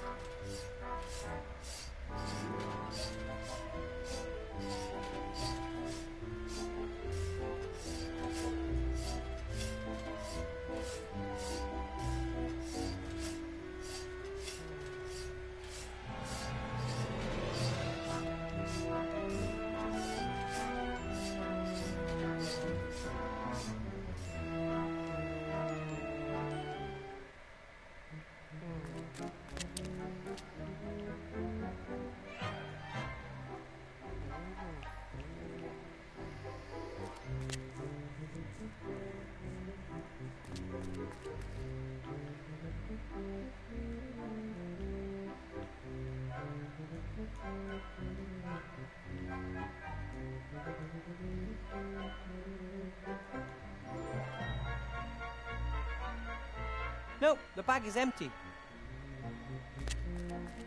He's hopefully...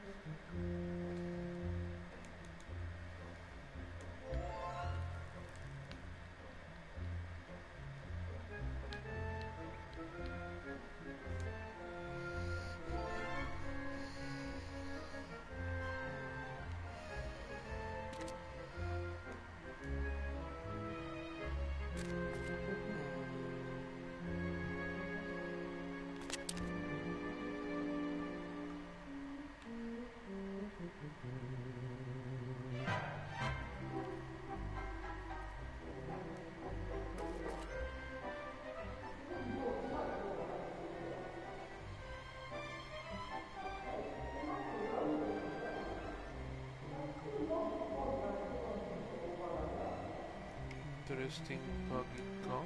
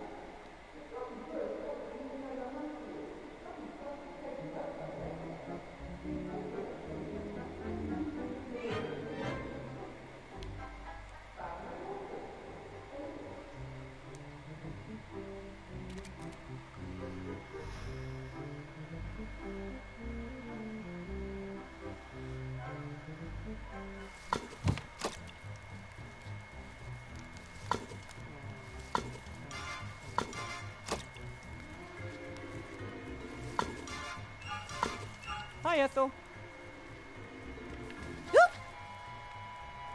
Can I have some more?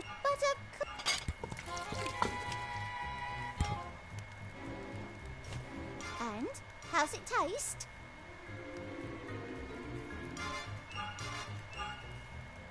Lovely. But it could use a tad more salt to give it to that little... yeah. Good, good, good.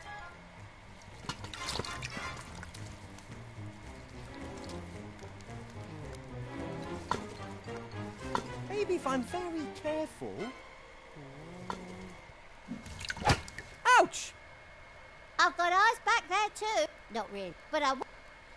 Sorry. A more or less white tea towel.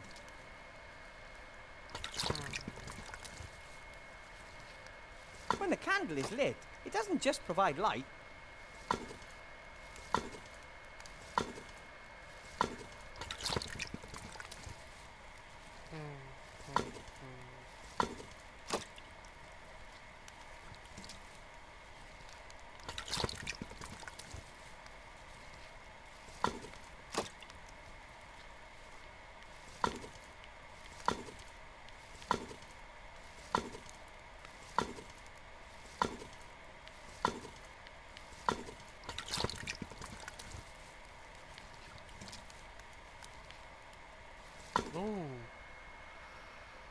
Hey, a water wheel.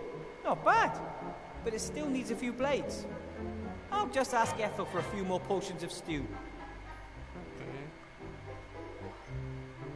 Thanks. If I eat another thing, I'll explode. 8 bowls on the hamster wheel. That should do.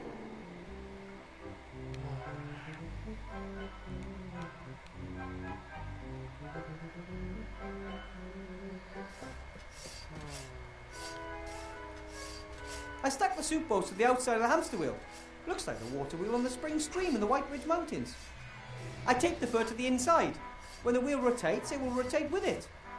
The inflated water skin then rubs on the fur.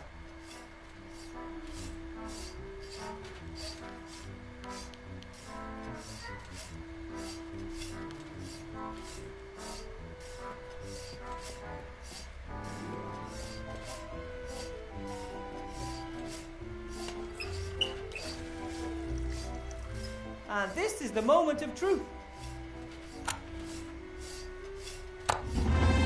No problem, if you know your way around known physics.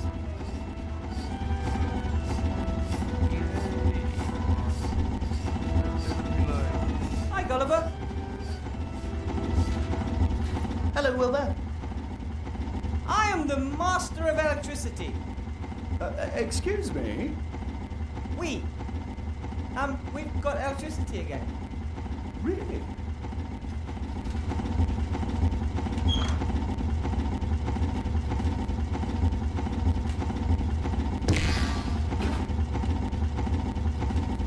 Looking good.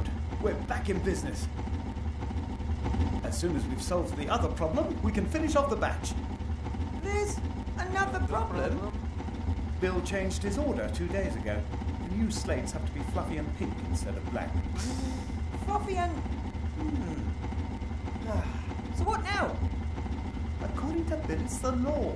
Esther is already looking for a solution. Please go and ask her how she's getting on.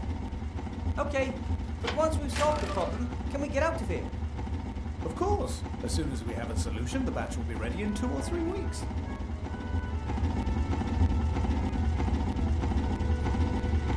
The acoustics down here are funny. That sounded like 2 to 3 weeks, even though I'm sure you said hours or days, right? I wish. If all goes well, I can manage 3 slates a day. 4 if I put in a night shift. A couple are pretty much finished. Bill wants 80. I want out of here, and I don't want to wait another 3 weeks. You can't always get what you want. Perhaps you can help me cutting the rock later. That might save 2 days. But...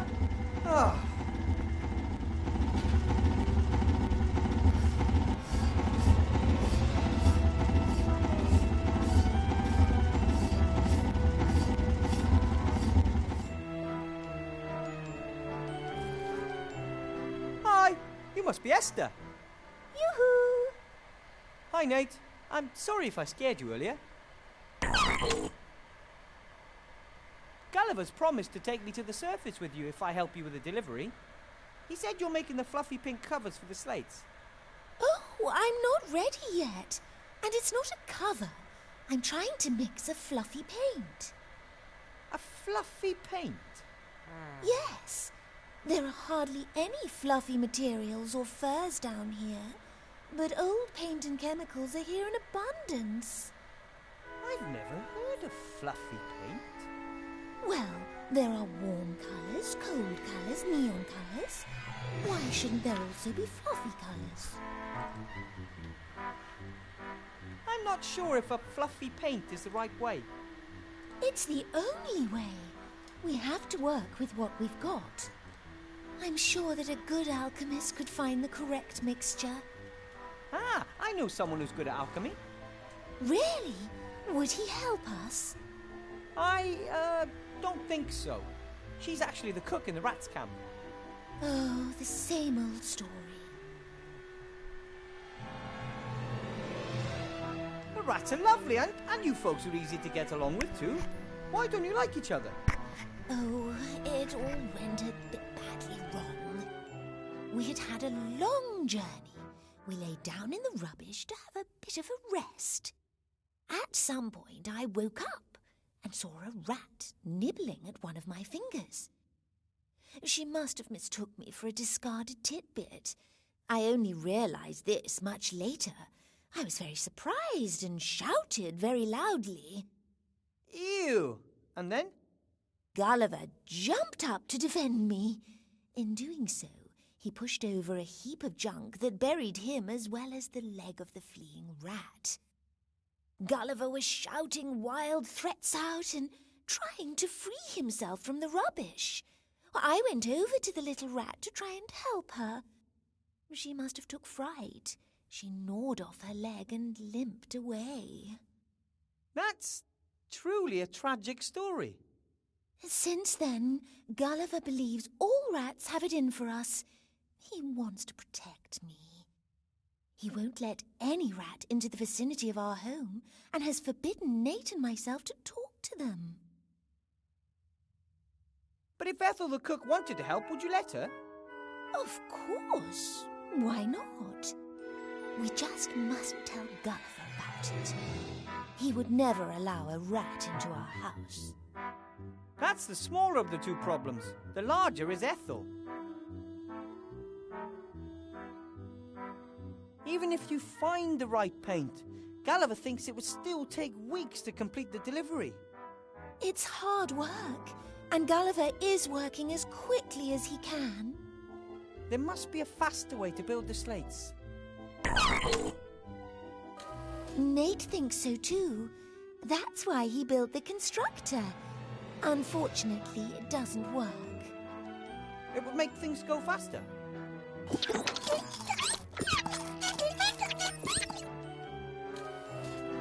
Well, not much faster. It would still take a few hours. Nate and Gulliver seem to have gnome blood in their veins. No, Nate has no blood. Gulliver might have something sticky in him.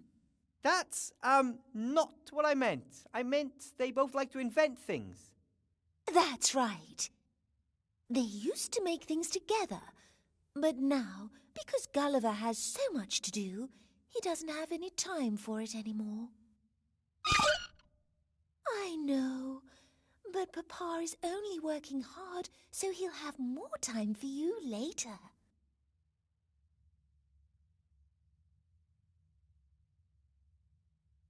I think it's great what you've done for yourselves here. The workshop, this cave. We have tried really hard, and it will do for us. A little home for a little family. I think Gulliver sees that differently. Seems to me he's already planning for life in a palace. He's very optimistic. I think we should be content with what we have. If you're always dreaming about the future, you miss the here and now.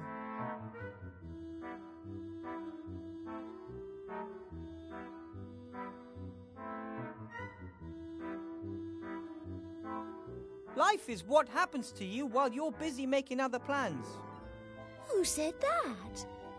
I read it on someone's wall, so it must be true.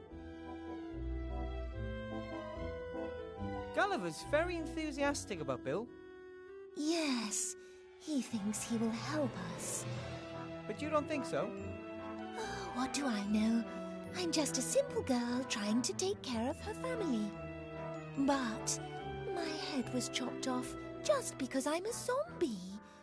I'm really not sure if the people in Seastone will take to us, however hard we might try. I suggest you keep on going for now. In the meantime, I'll go and see if I can win Ethel over to our cause. You do that. Take care, Nate, and you have nothing to fear from us, gnomes. Yes, Nate. Wilbur is a gnome. You remember them from your book, don't you? Nate has a book about the races in Avantasia. It's his favorite. I have to read it to him every evening. Yes, a gnome. Yes, gnomes. Nate thinks he has at last found another inventor. Inventor? The book says that all gnomes love tinkering and inventing. Oh, gnome.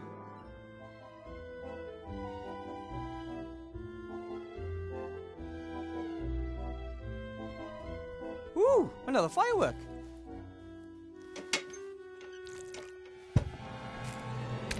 Ooh, another firework.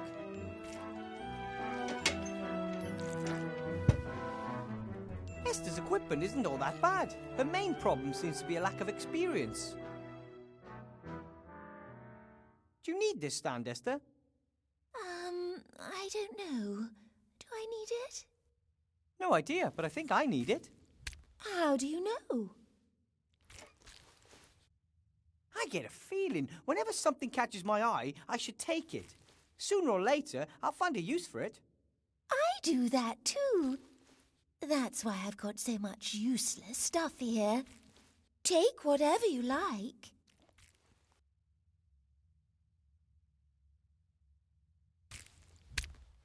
A portrait painted by Esther.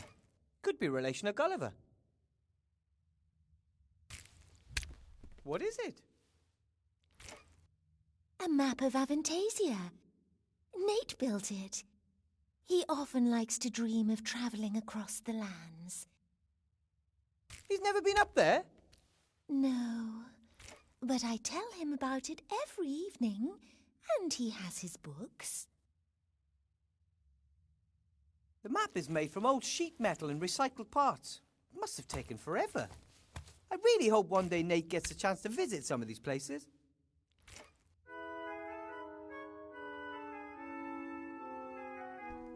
This looks like scales used by some of the merchants in the market. This one's broken. One of the pans is missing. Do you want me to see if I can find a second pan for the scales, Esther? Oh, don't. Just leave it. I'll mix the colour by eye. You're welcome to take the scales with you if you want. Ooh, might prove useful. Thank you.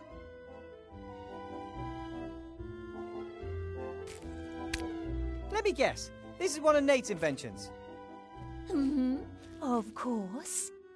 It makes us breakfast every morning. It works?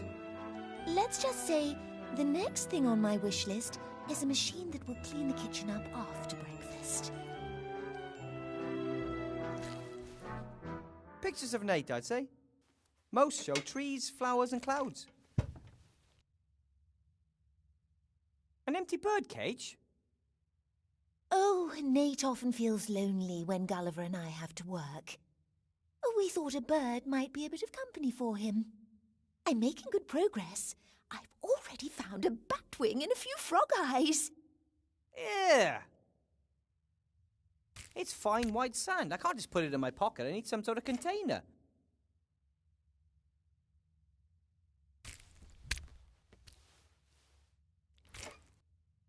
A few handfuls of sand should be enough.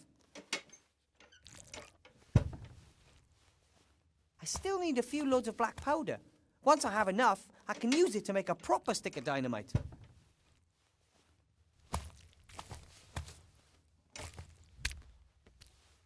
Esther has a collection of different paints and lacquers. But whether or not they can be used to produce the desired paint, I have absolutely no idea. I should let her keep working, even if I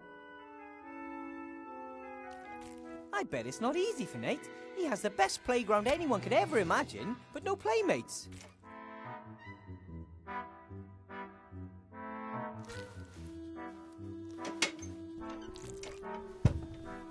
A small socket wrench. Nate must have used it to build the map. I'm sure he won't mind if I borrow it.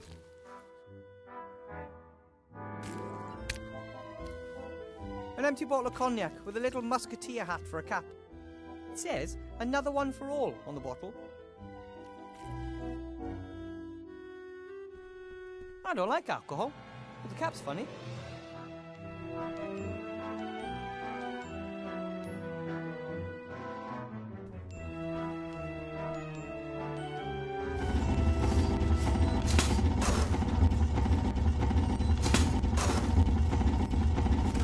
My son says you could help him with his constructor.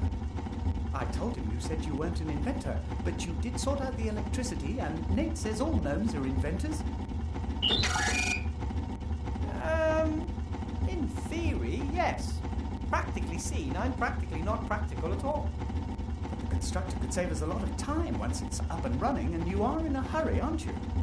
I could have a look. Where's the problem? We need a strong fan belt. All the ones Nate tried so far have torn. And we need coal for the steam machine. Wood and garbage don't burn hot enough. I still can't say for sure whether the machine will actually work. Not all of Nate's inventions work at the first go. Hey! V-belt and coal. Sounds doable. But don't forget we still need the fluffy paint as well.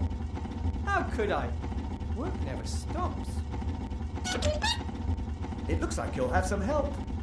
Don't cause any mischief, boys.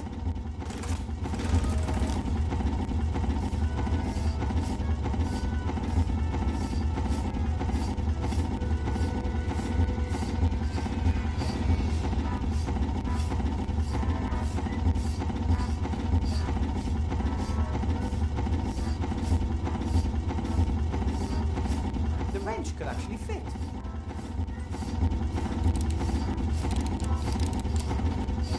It's worked! It's ticking! I'll set the hands to 12 o'clock.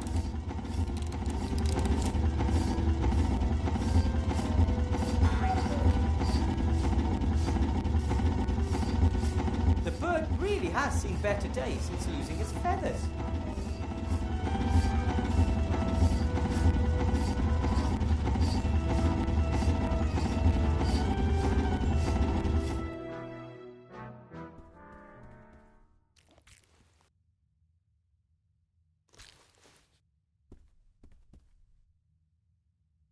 I brought Nate a little bird. Oh, that's so kind. Now we just need a thunderstorm to bring it to life. You can do that? You don't? At any rate, I'm glad I could help.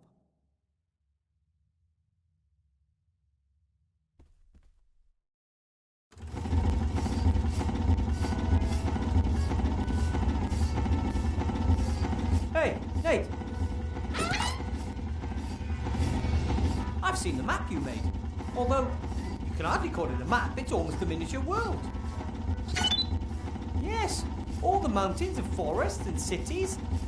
And you learned all that from only books and your parents' stories. I can't even imagine what it must be like to never have left this place. Blue sky, green trees, fresh air. You've got so much to see. I'll get you out of here, Nate. I promise. I know what a little ingenuity and ambition can accomplish. I come from a gnome family. But the constructor, this is a truly impressive piece of technology.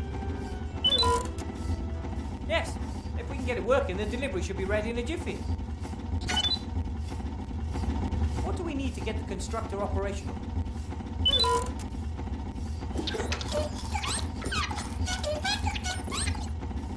Right. Coke and steam engine and a strong V-belt. That's what Gulliver said too. Time for work.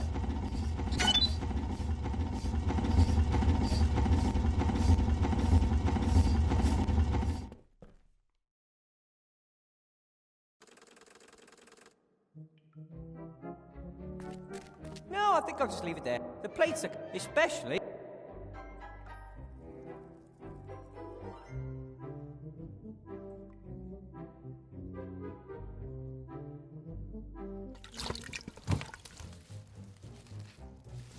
Hi, Ethel.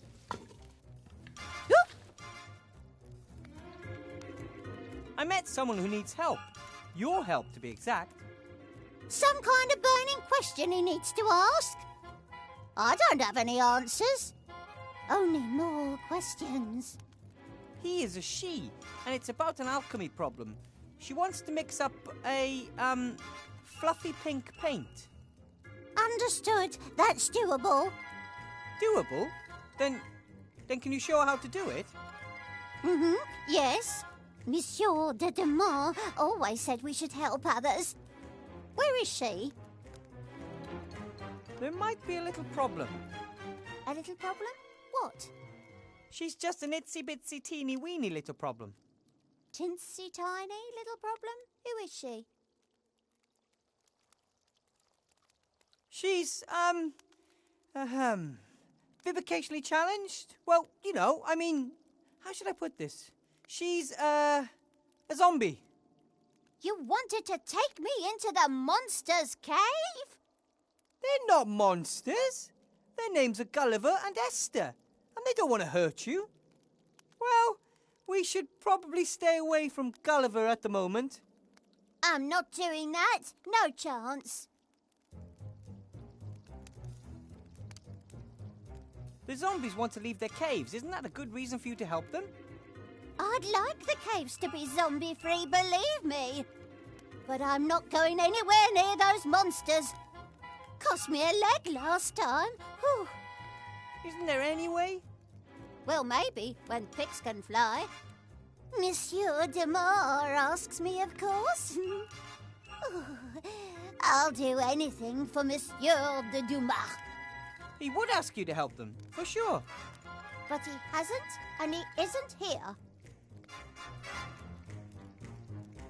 Will you help Esther mix up the fluffy paint, please? No. Well... Or when pig... Somehow I have to convince... Either that, or I need a pig... Can I have some more stew?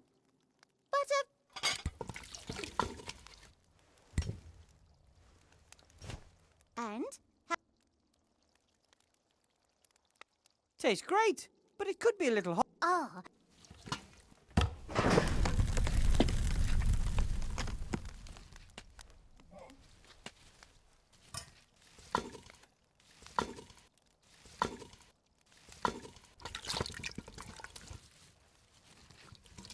Timmy? I could use your help, Timmy. And? It's about the zombies. I can't manage it alone. I'm supposed to help people who throw things at me. What do you get out of it?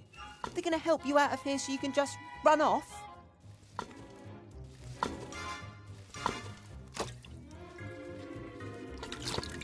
One question. What would your Uncle Remy do? Right now? He would climb down that black hole to find a way to destroy the one that's transforming the world.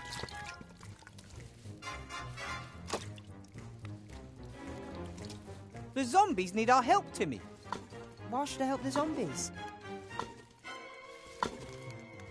So, Timmy, man or mouse? Rat. One of those rats trying to save what can still be saved. The others are all out there in the streets fighting.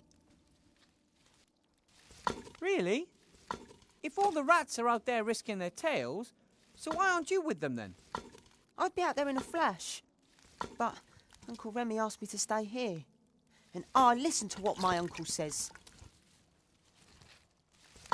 You know Bill, the merchant? He smuggled them into the city and lowered them into this hole. Now they have to slave away for him down here to pay off their debt. He's exploiting them. They should just stop working for him.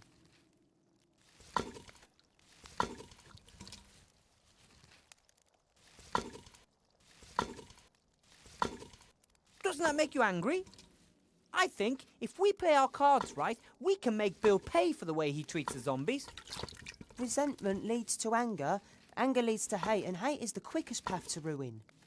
The Archmage said that too. As does Uncle Remy. You should never do something just to harm someone, even if it is Bill. You know Bill, he smuggled them in. He's exploiting them. The zombies haven't done anything to anyone. All they want is a better life for themselves. And their son. I'm not saying that I think it's right what Bill is doing to them. But you won't do anything about it. Aren't you the one who said you should help others whenever you can? Here's your chance. Right here. Right now. And coincidentally, we create a way for you to get out of here, right? But at least you want to help the zombies. That's a step in the right direction. Don't count on me taking any more steps in any direction. That remains to be seen. Friends?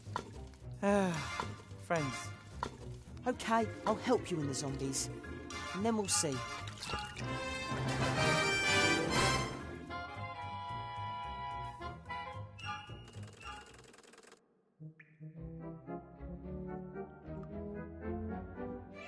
The scales are useless for weighing anything. One of the pans is missing. A device that can be used to hold glass flasks, test tubes and stuff.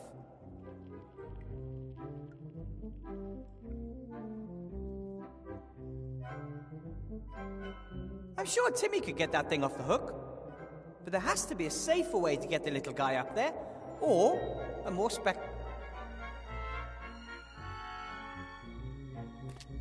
No, I think I'll just leave it there. The plates are cupped, especially...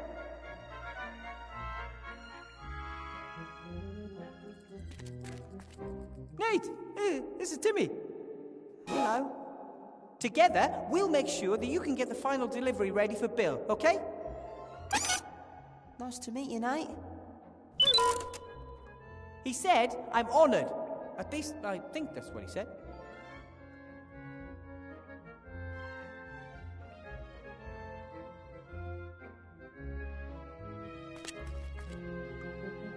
Stand over there, Timmy. What are you doing? I am working on something.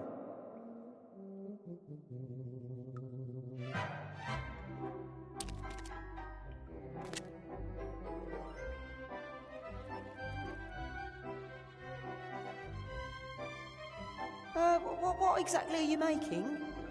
Do you remember the bit about the ruler in my classroom? Of course. But what are you trying to get? That V-belt, up there. Do we really need it? Come on! Don't you want to be catapulted through the air and risk life and limb? All right. I'll give it a bit of vavavoom.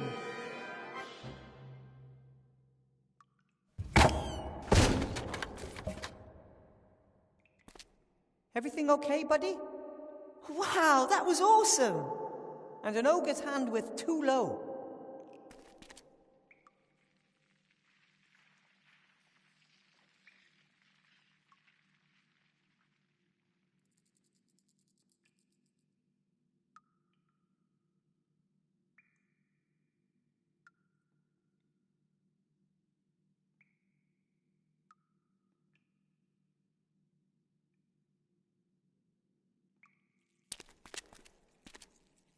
Stand on the seesaw again, Timmy. Sure.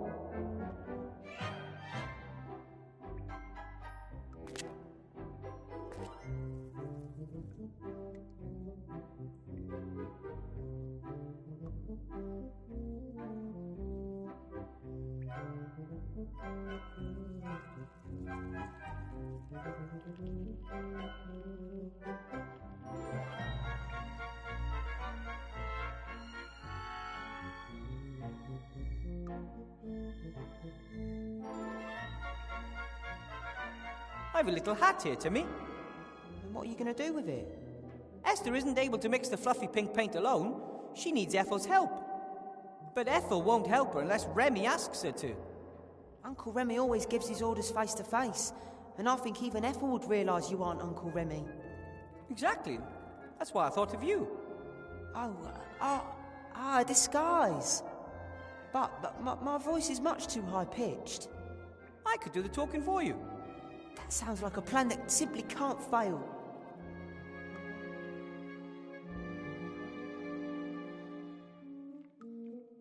A bottle stopper in the shape of a musketeer's hat. Now I really have seen everything.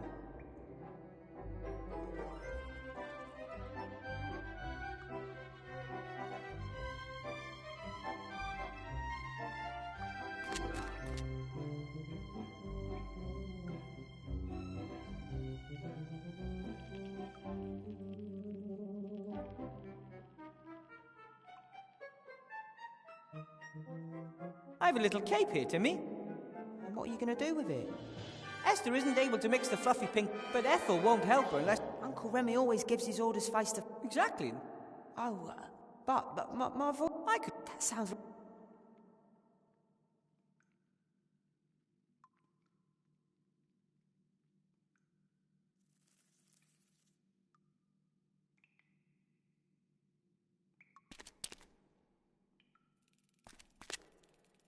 Another round?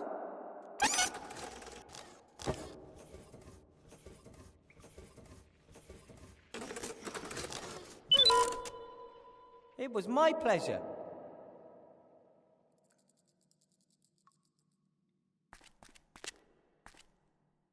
Stand on the seesaw again, Timmy. Sure.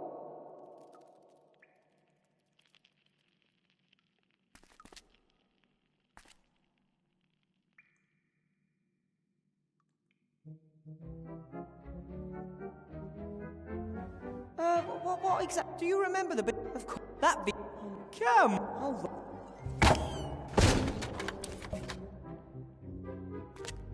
Everything okay, buddy? Wow, that was awesome! And an ogre's hand with too low.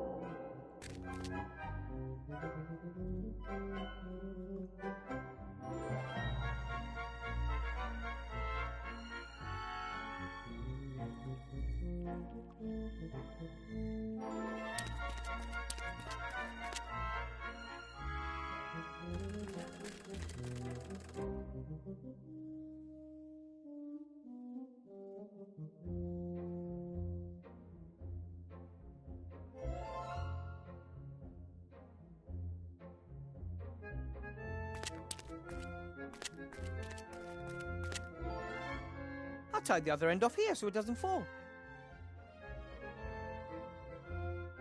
The world's smallest sandbag. Too small for even me to train on.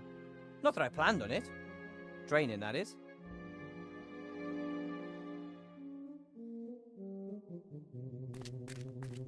Hey, Nate! Time for what?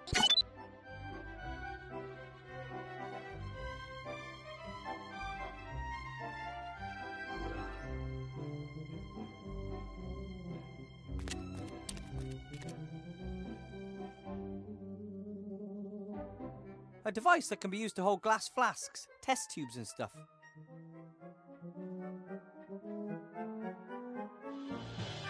Why not? The scales are suspended from the stand. If I had a second pan, I could weigh something. Okay, I poke a hole in the bag. Sand trickles out, it falls onto the scales, thereby pushing one side down and the other side up. Fine example of cause and effect, but how would that help?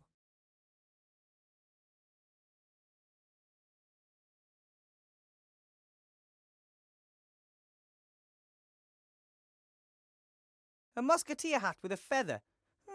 That reminds me of someone.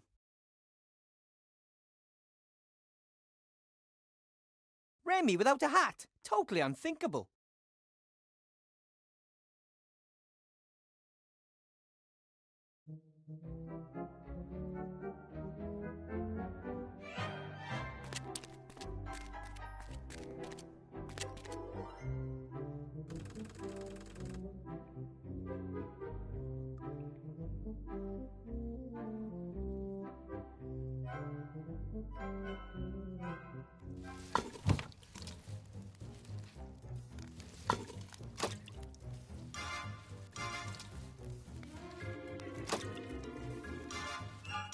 Let's see how good the disguise is. Yeah, sure. Try your luck. Look who's back, Ethel. It's me, Remy. Monsieur de Damas.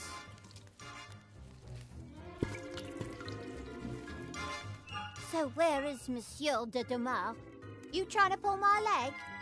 There's nothing wrong with my eyes. You boys!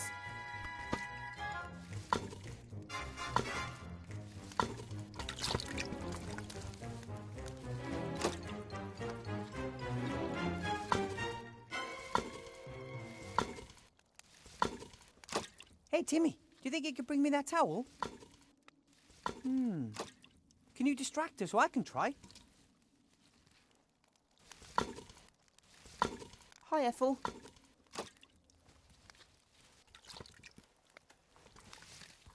Stu? Good grief, what do you look like? Oh,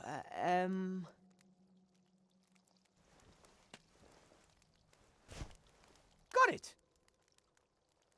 Was nice talking. Hi, Ethel. Can I have some more?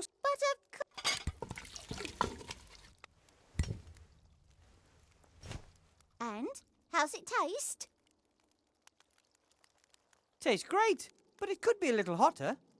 Ah, understood.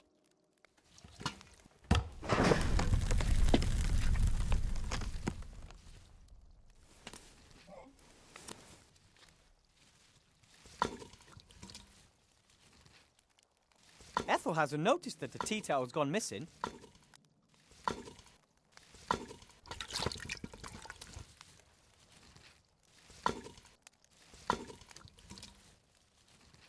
Ethel hasn't noticed.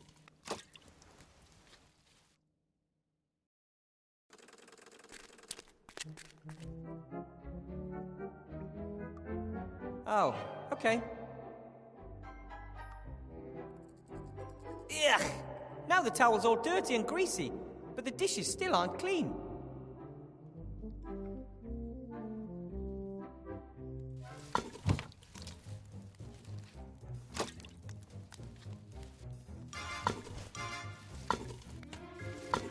Seems Ethel only has eyes in the back of her head when things go missing, not when they're brought back. Hi, Ethel. Can I have some more butter?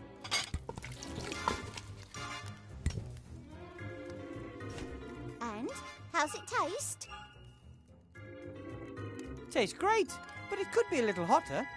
Ah, understood.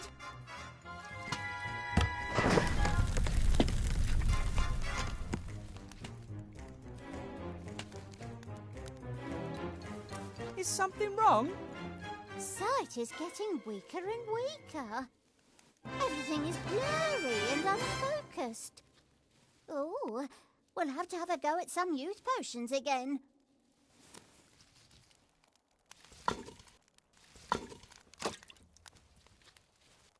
Let's see how good the disguise is. Yeah, sure. Try your luck. Look who's back, Ethel. It's me, Remy. Monsieur de Damas. Monsieur de Dumar, you're back! Yes. But only very briefly, because I, have to go back. What is lurking down there at the bottom of that frightful hole?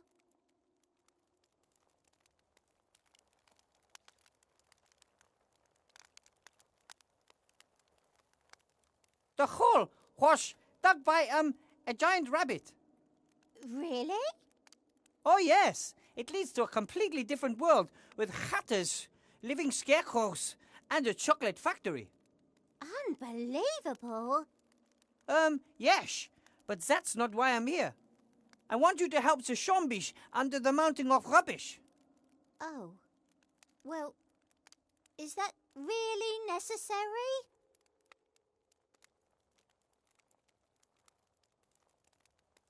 The zombies are being exploited. They simply deserve better than this. Wilbur said something to that effect as well.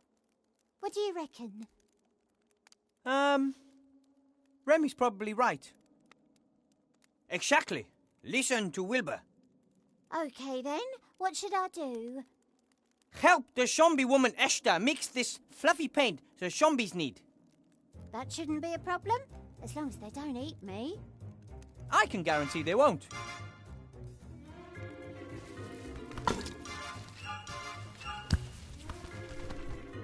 Oh, Timmy, you're here too. Where is Monsieur de Dumas? He's gone back down the shaft again. Shame.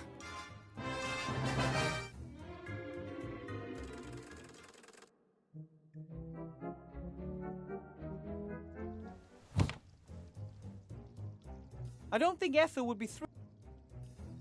Ethel left the stew pot with it. But I don't think that's a problem. A good stew can simmer for days on its own without any harm.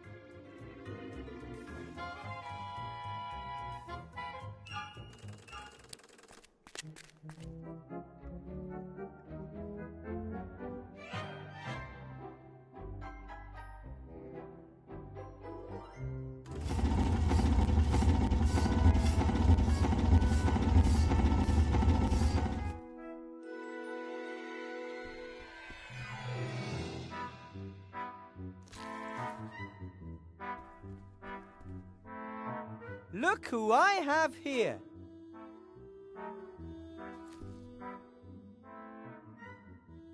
This is Ethel. Ethel, this is Esther. Oh, hello. I think you've already met. I'm very sorry that my husband and I scared you so much before.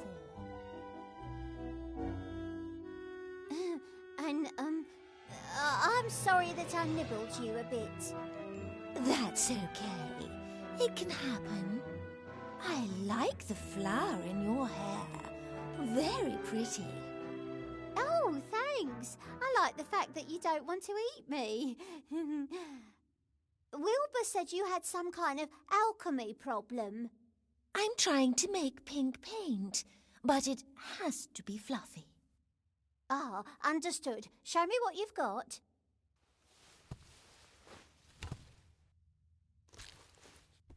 Peace between rats and zombies. That feels pretty good.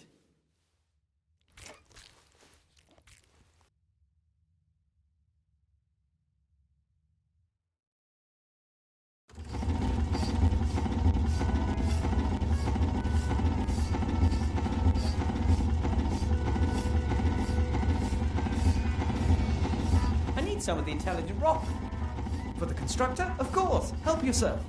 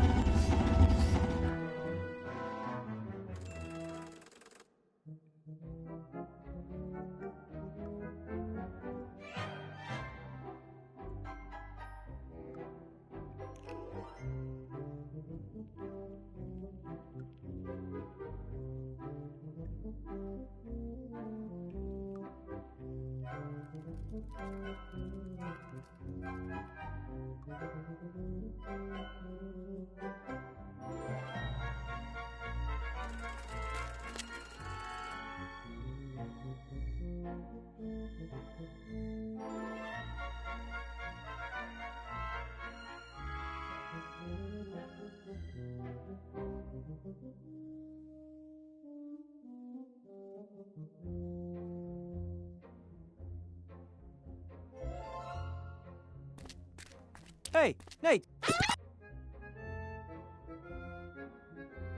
Time for what?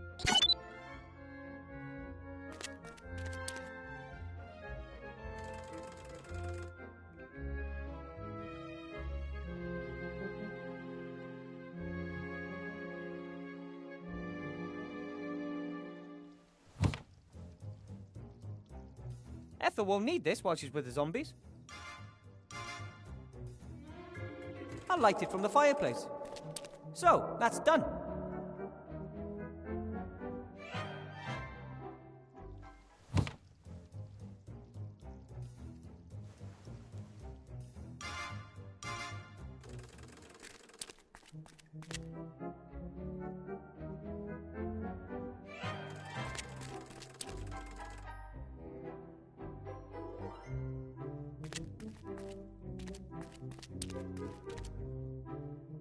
I'll just press the candle onto the crosspiece where the missing pan used to be.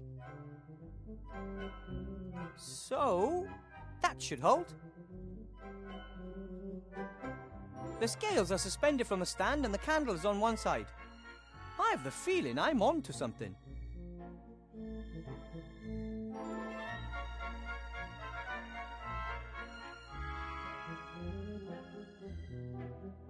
I still need a few...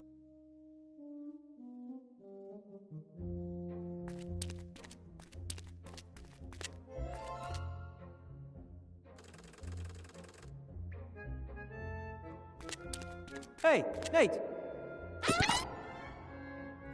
Time for...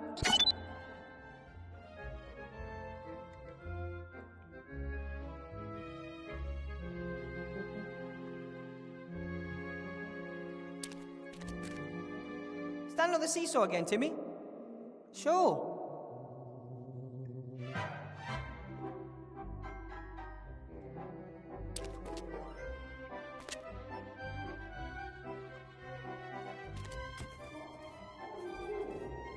Don't you like seesaws? Ungrateful kids these days.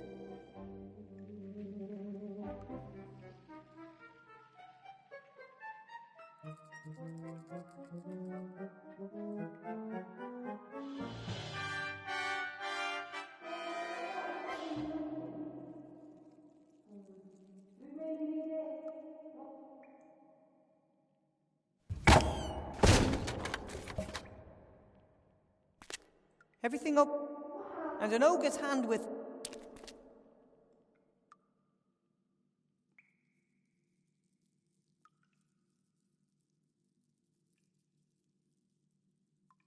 I'm sure Timmy could get that thing off the hook, but there has to be a safer way to get the little guy up.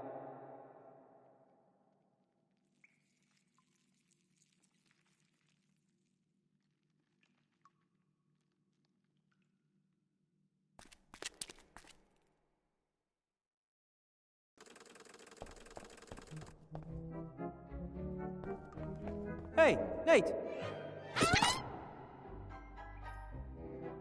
What do we... Right! Cove... Time for...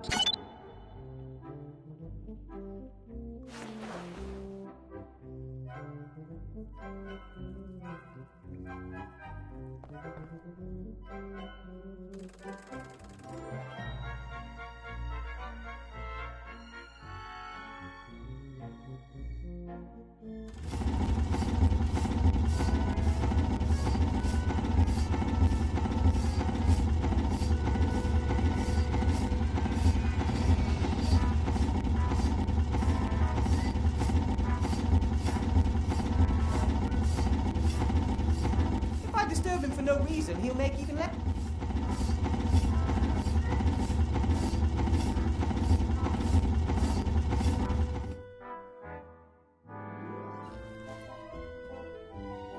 When do you think the fluffy paint will be ready? I bet we'll be finished with this before you boys have got your slate sorted. That's good news. Don't tell Gulliver about it. Let's surprise him.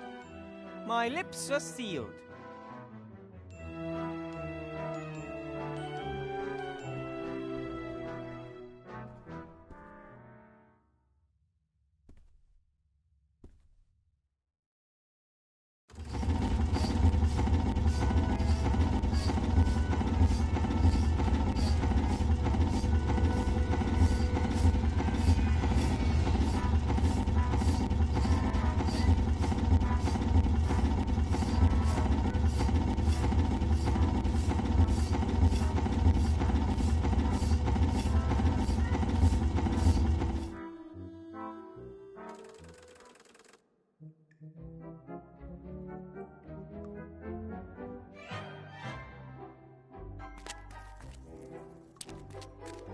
That V-belt up there, would it do the job? All right then. Then we just got to get it down somehow.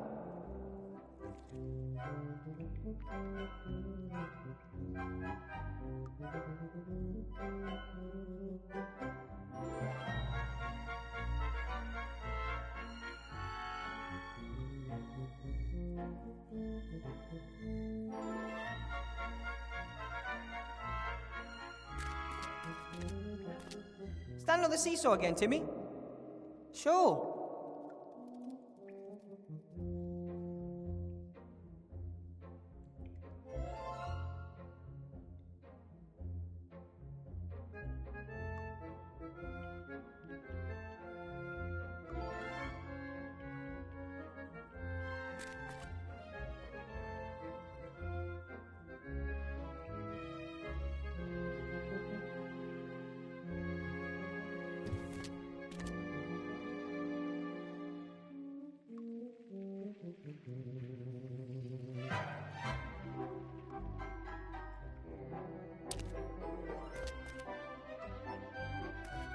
Hey, Nate!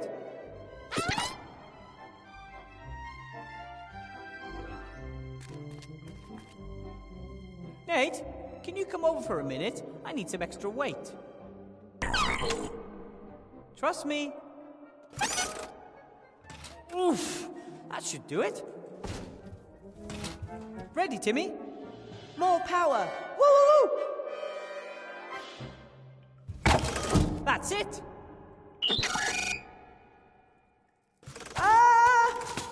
Thanks. Ha-ha! We make a good team. Yippee!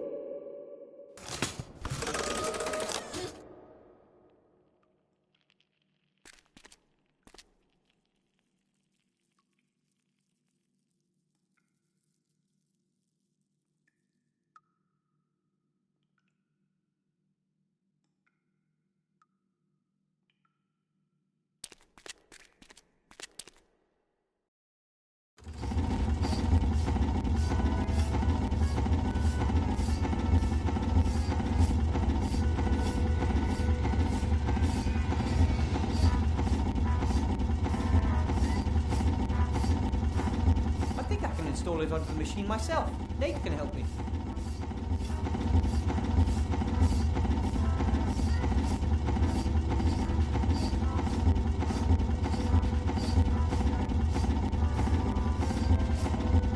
I think I can install it onto the machine.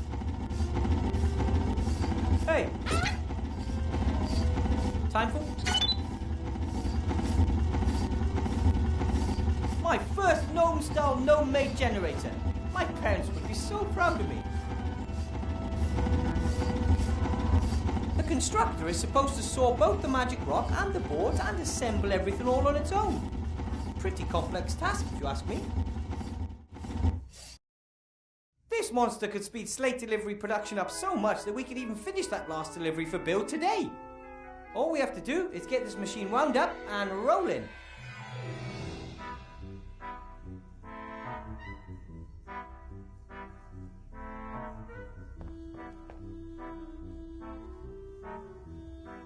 That looks good.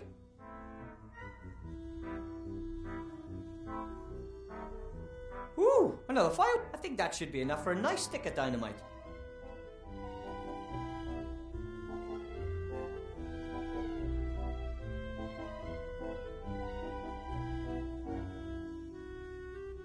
Okay, as I understand it, the raw materials are fed into the machine through this funnel, right? Okay, that would be wooden planks and some of the intelligent rock.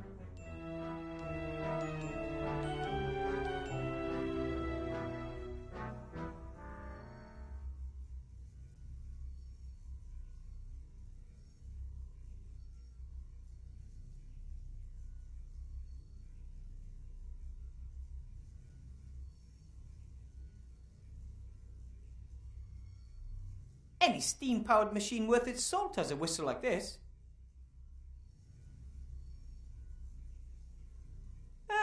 Does this indicator show how effectively the machine's running? Then we'll have to keep an eye on it once we're rolling. All of the necessary raw materials are in the machine. Now we just have to start it up.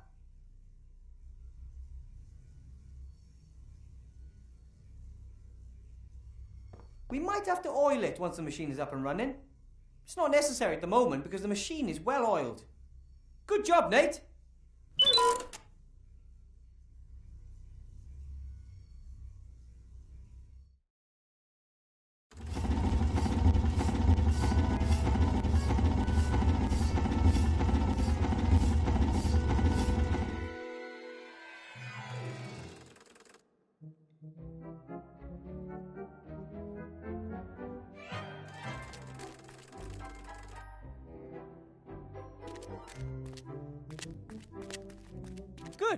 That should work.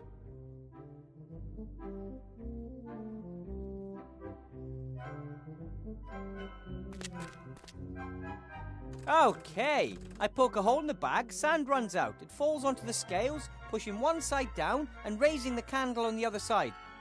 It ignites the explosive charge and boom! We have our coal. And, thanks to our ingenuity, all our fingers too.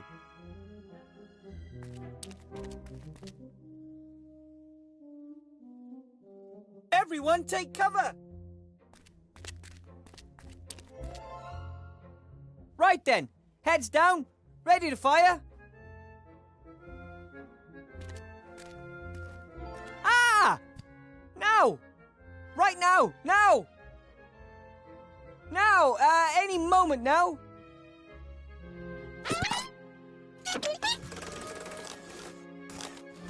Nate! No!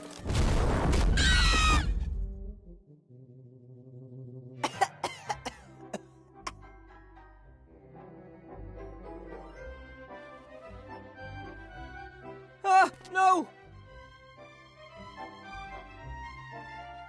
No! No! Come on, Nate! Wake up! We've got to do something. You have to repair him. I can't. I'm not an engineer. That doesn't matter. Help him. Wait a minute. Maybe there is a way. Grandad told me about it. The best gnomish engineers pass this technology on to their students. Do it. Now, work. You stupid thing. Do you have a heavy wrench? That works better. Not necessary. Nothing that he can't fix himself, I'd say. We were worried, Nate. But then someone saved you.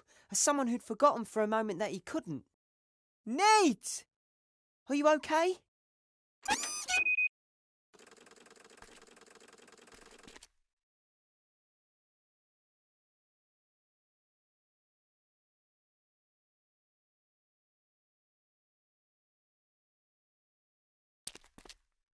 Dwarves believe coal brings happiness. I think it mostly makes for dirty fingers. Okay, guys, let's get the pile to the workshop. No, you're just fine. You can help.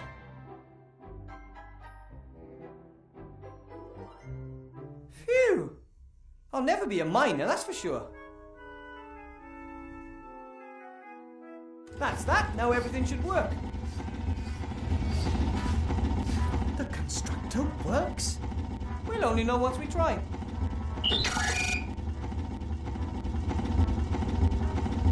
Come on then. All hands on board. Let's get this thing up to speed. If we can get the pointer into the green and keep it there, the machine will be running efficiently.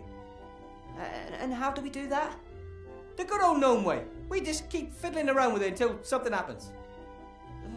All right. You're the boss.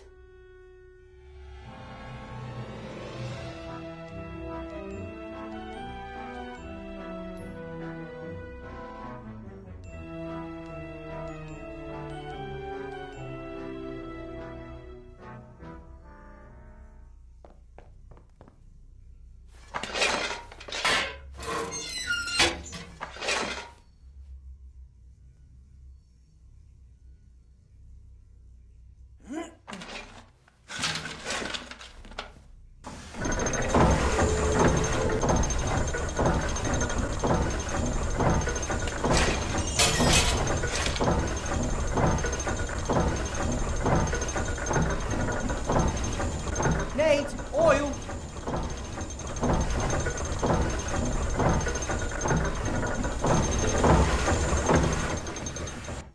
Wrong order. This is harder than I thought.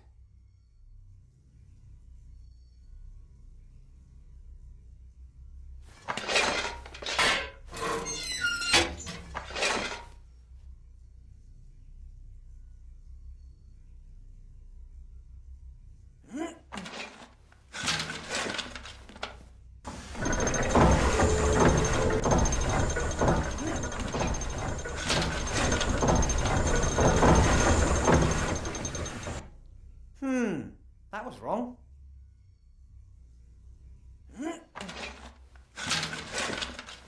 First, we have to get the machine up and running.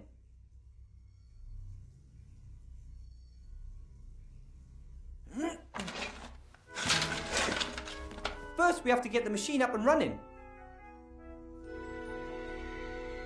Nate, oil!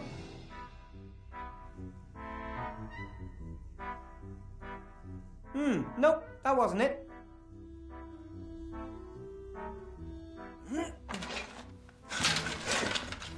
That's going to be important later.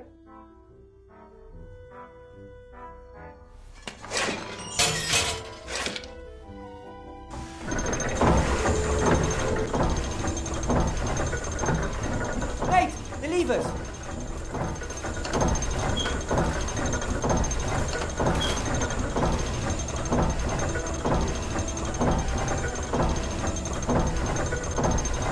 Timmy!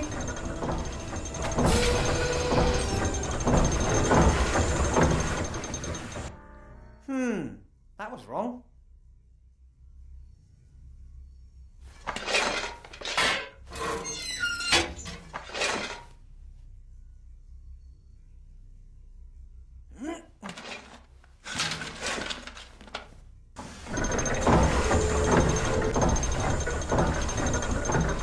Nate, the levers!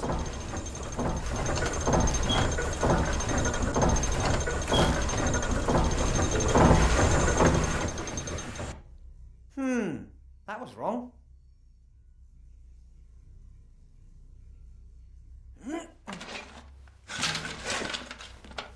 Nope, that wasn't it.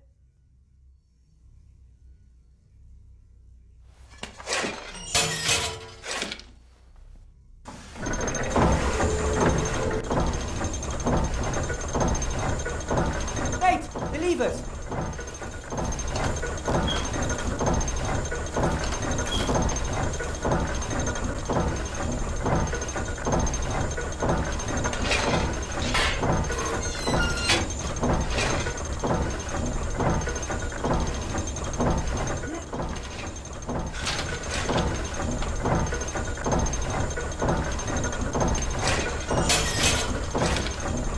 We're at 50% efficiency. Keep going.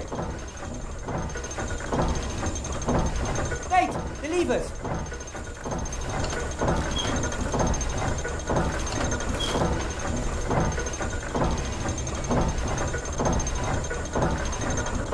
The door's closed.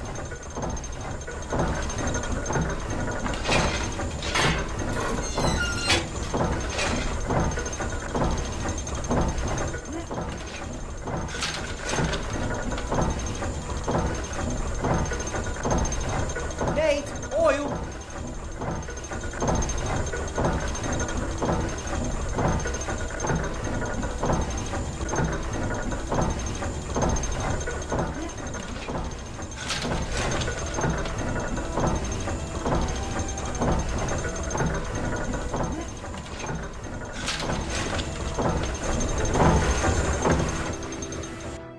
Wrong order. This is harder than I thought.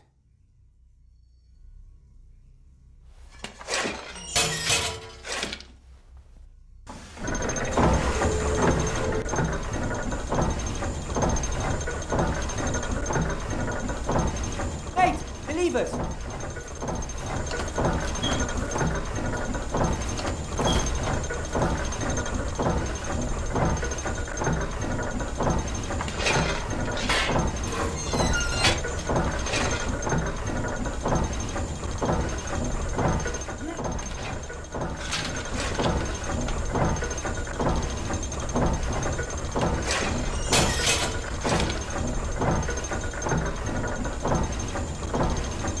Timmy.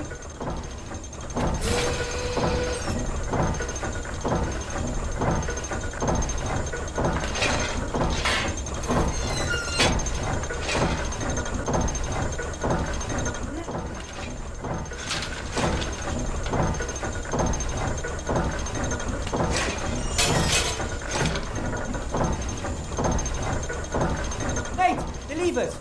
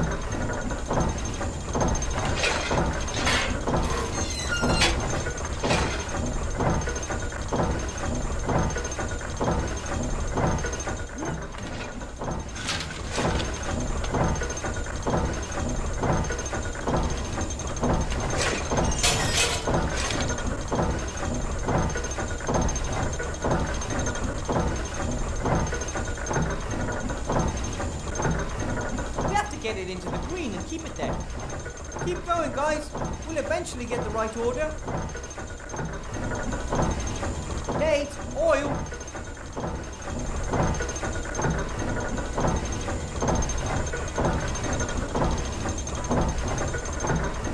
Nate, the levers.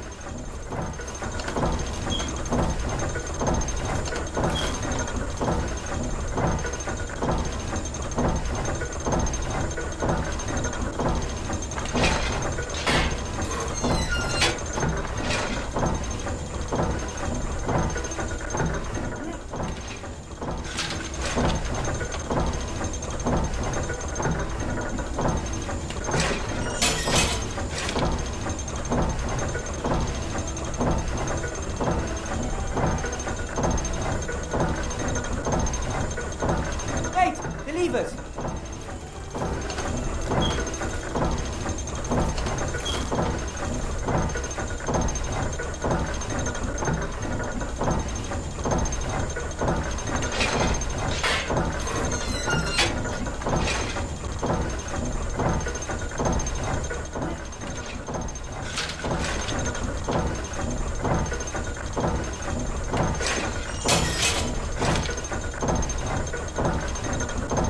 Timmy,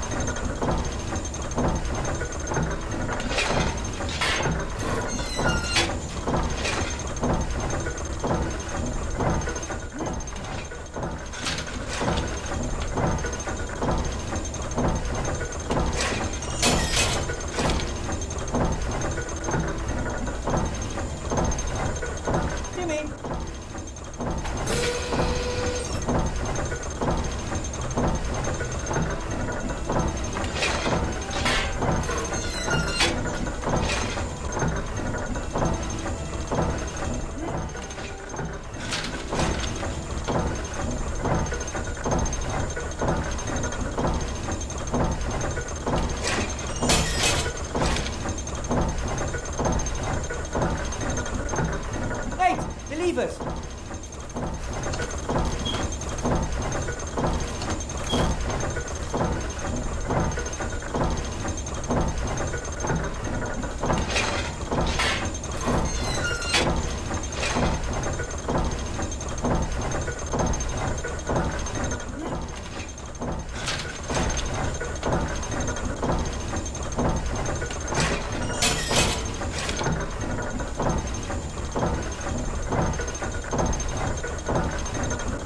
Nate, oil!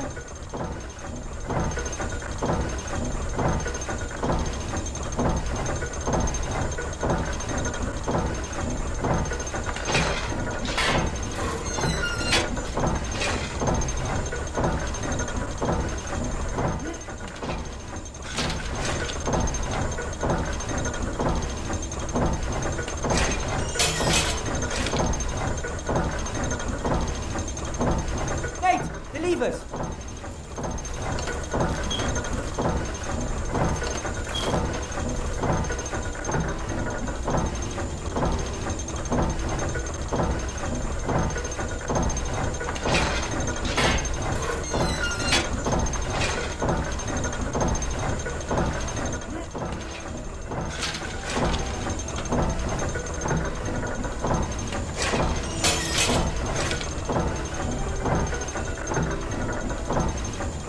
Nate, the levers!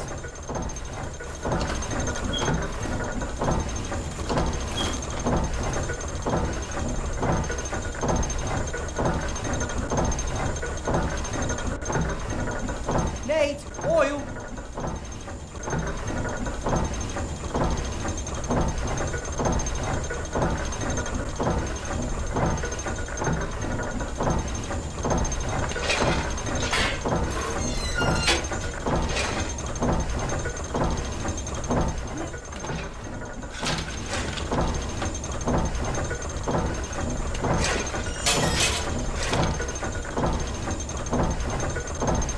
Jimmy!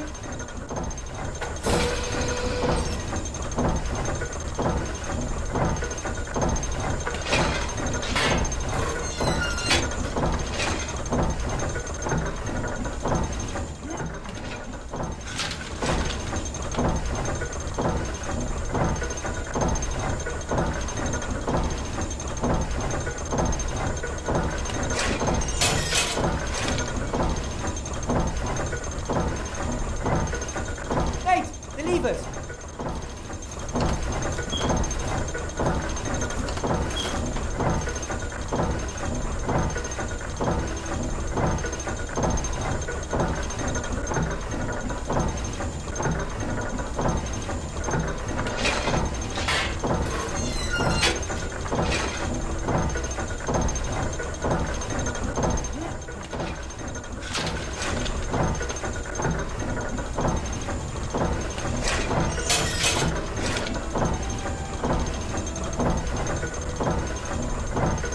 Nate, the levers!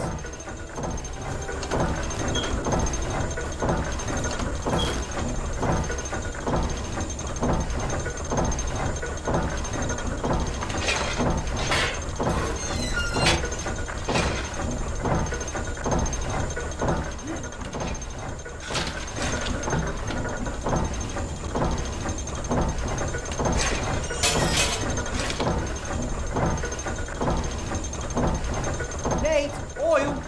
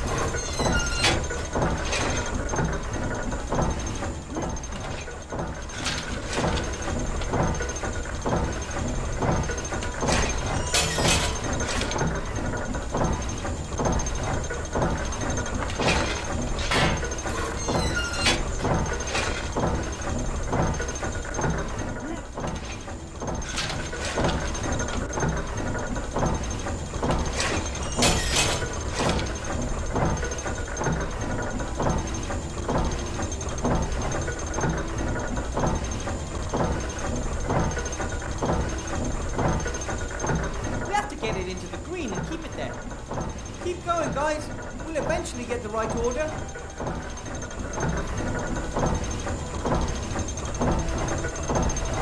Nate, the levers!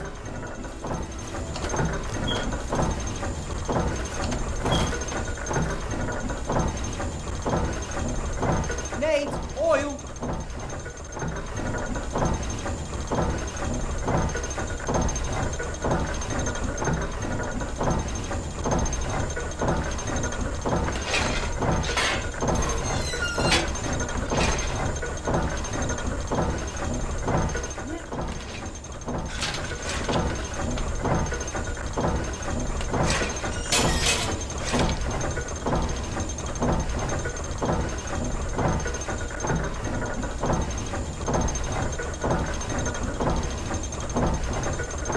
Nate, the levers!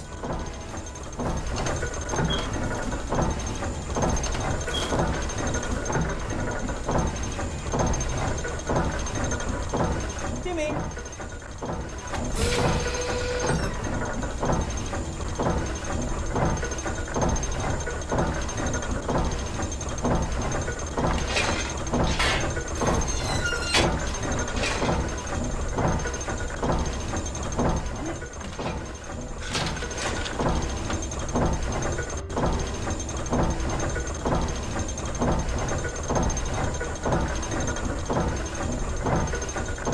Nate, the levers!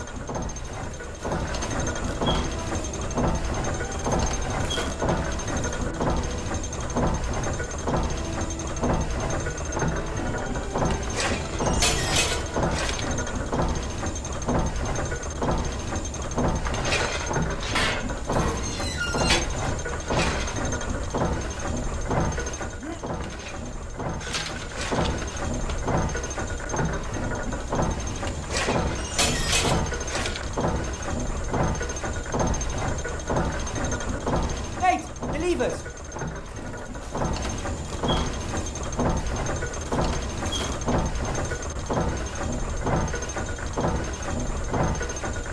Nate, oil!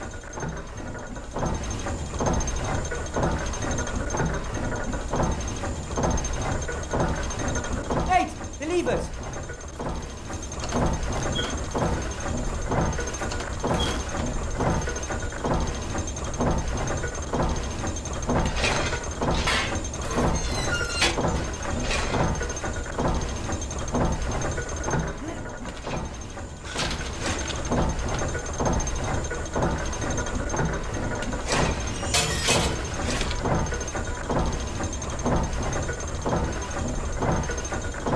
Nate, the levers!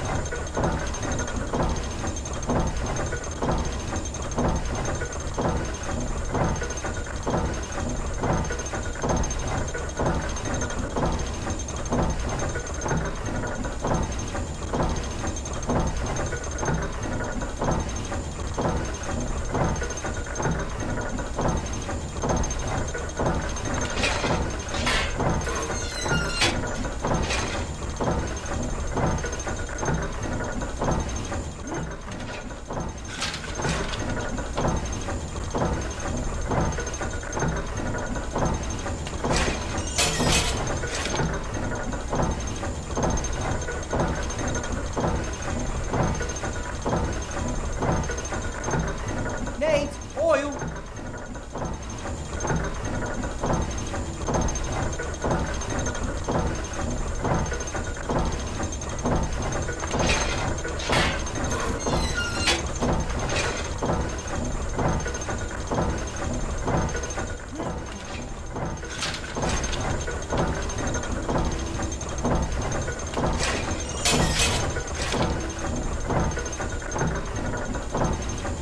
Mate, oil!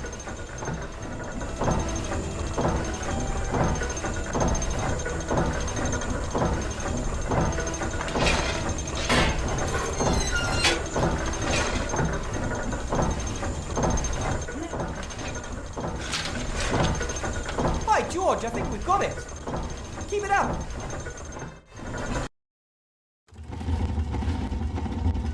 It's beyond our wildest dreams. The slates are practically flying out of the machine. If only we had the paint too. Here we are. Fluffy pink paint, as requested.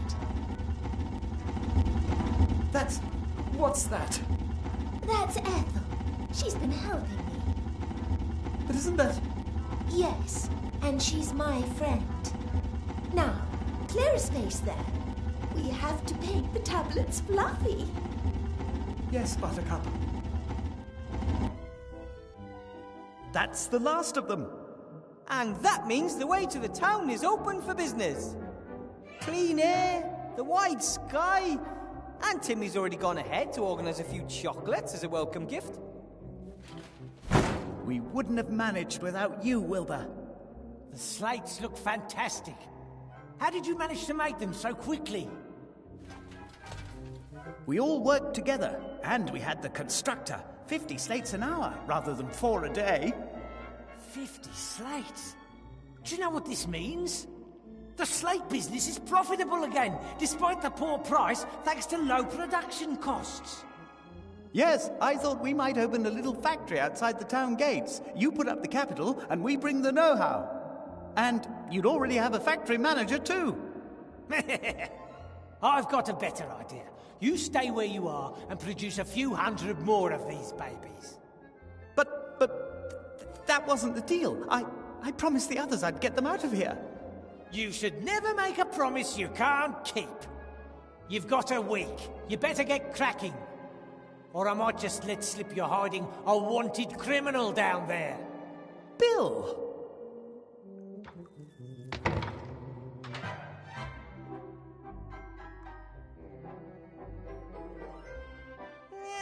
It would have been better not to have mentioned the constructor until we're all up top. He gave me his word. How can someone so rich and successful be so dishonest? People are weird when it comes to gold. What are we going to do? Are we going to spend the rest of our lives amongst the rubbish building things for Bill so he can live a better life? I'm sorry, Gulliver. I really thought he would take us out of here. We need a plan. Only I just don't know where to start. Ivo! Princess Ivo is in town.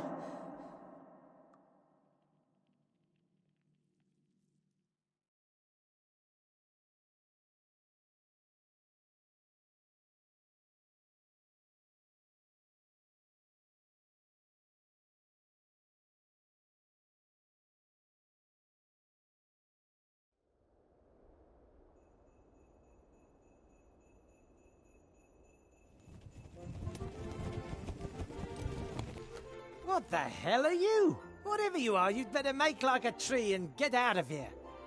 I'm an elf and demand to know what's going on here. Too fat to be an elf. Well, really, I am. You're not allowed in the upper town without permission. Get on your thing and take a hike. I'm Ivadora, Princess of the Woodland Realm. And I am not fat. It would appear that elf pregnancies progress a little differently outside of the Woodland Realm. Don't you get fat at home?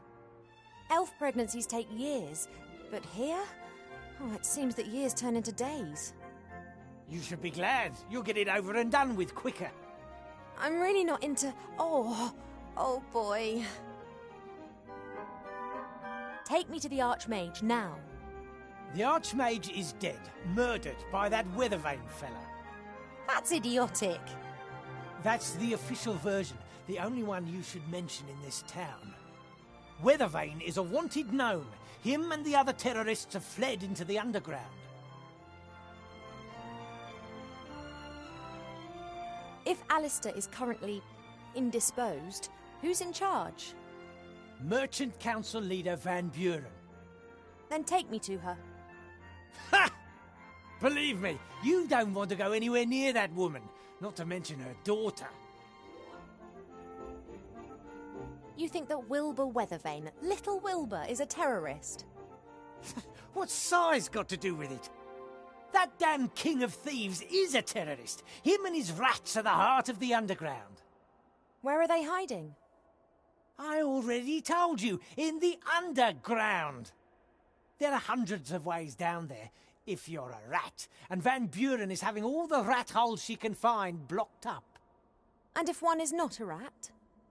I only know of one way in, big enough for a grown man. That means it's maybe even big enough for you. This grand entrance to the underground, where exactly is it? Are you planning to make common cause with the terrorists? Perhaps I want to arrest them. Van Buren isn't interested in making arrests. She wants Weathervane and the King of Thieves well and truly out of her way. They both mean trouble, always have done.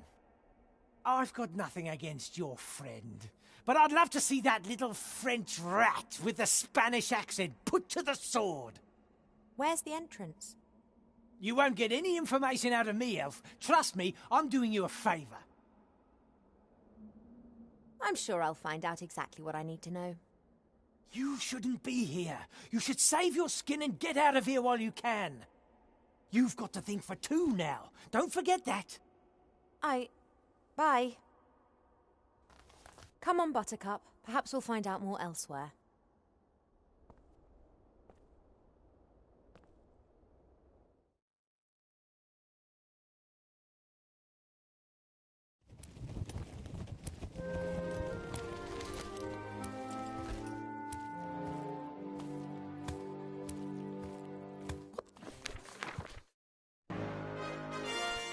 The hell?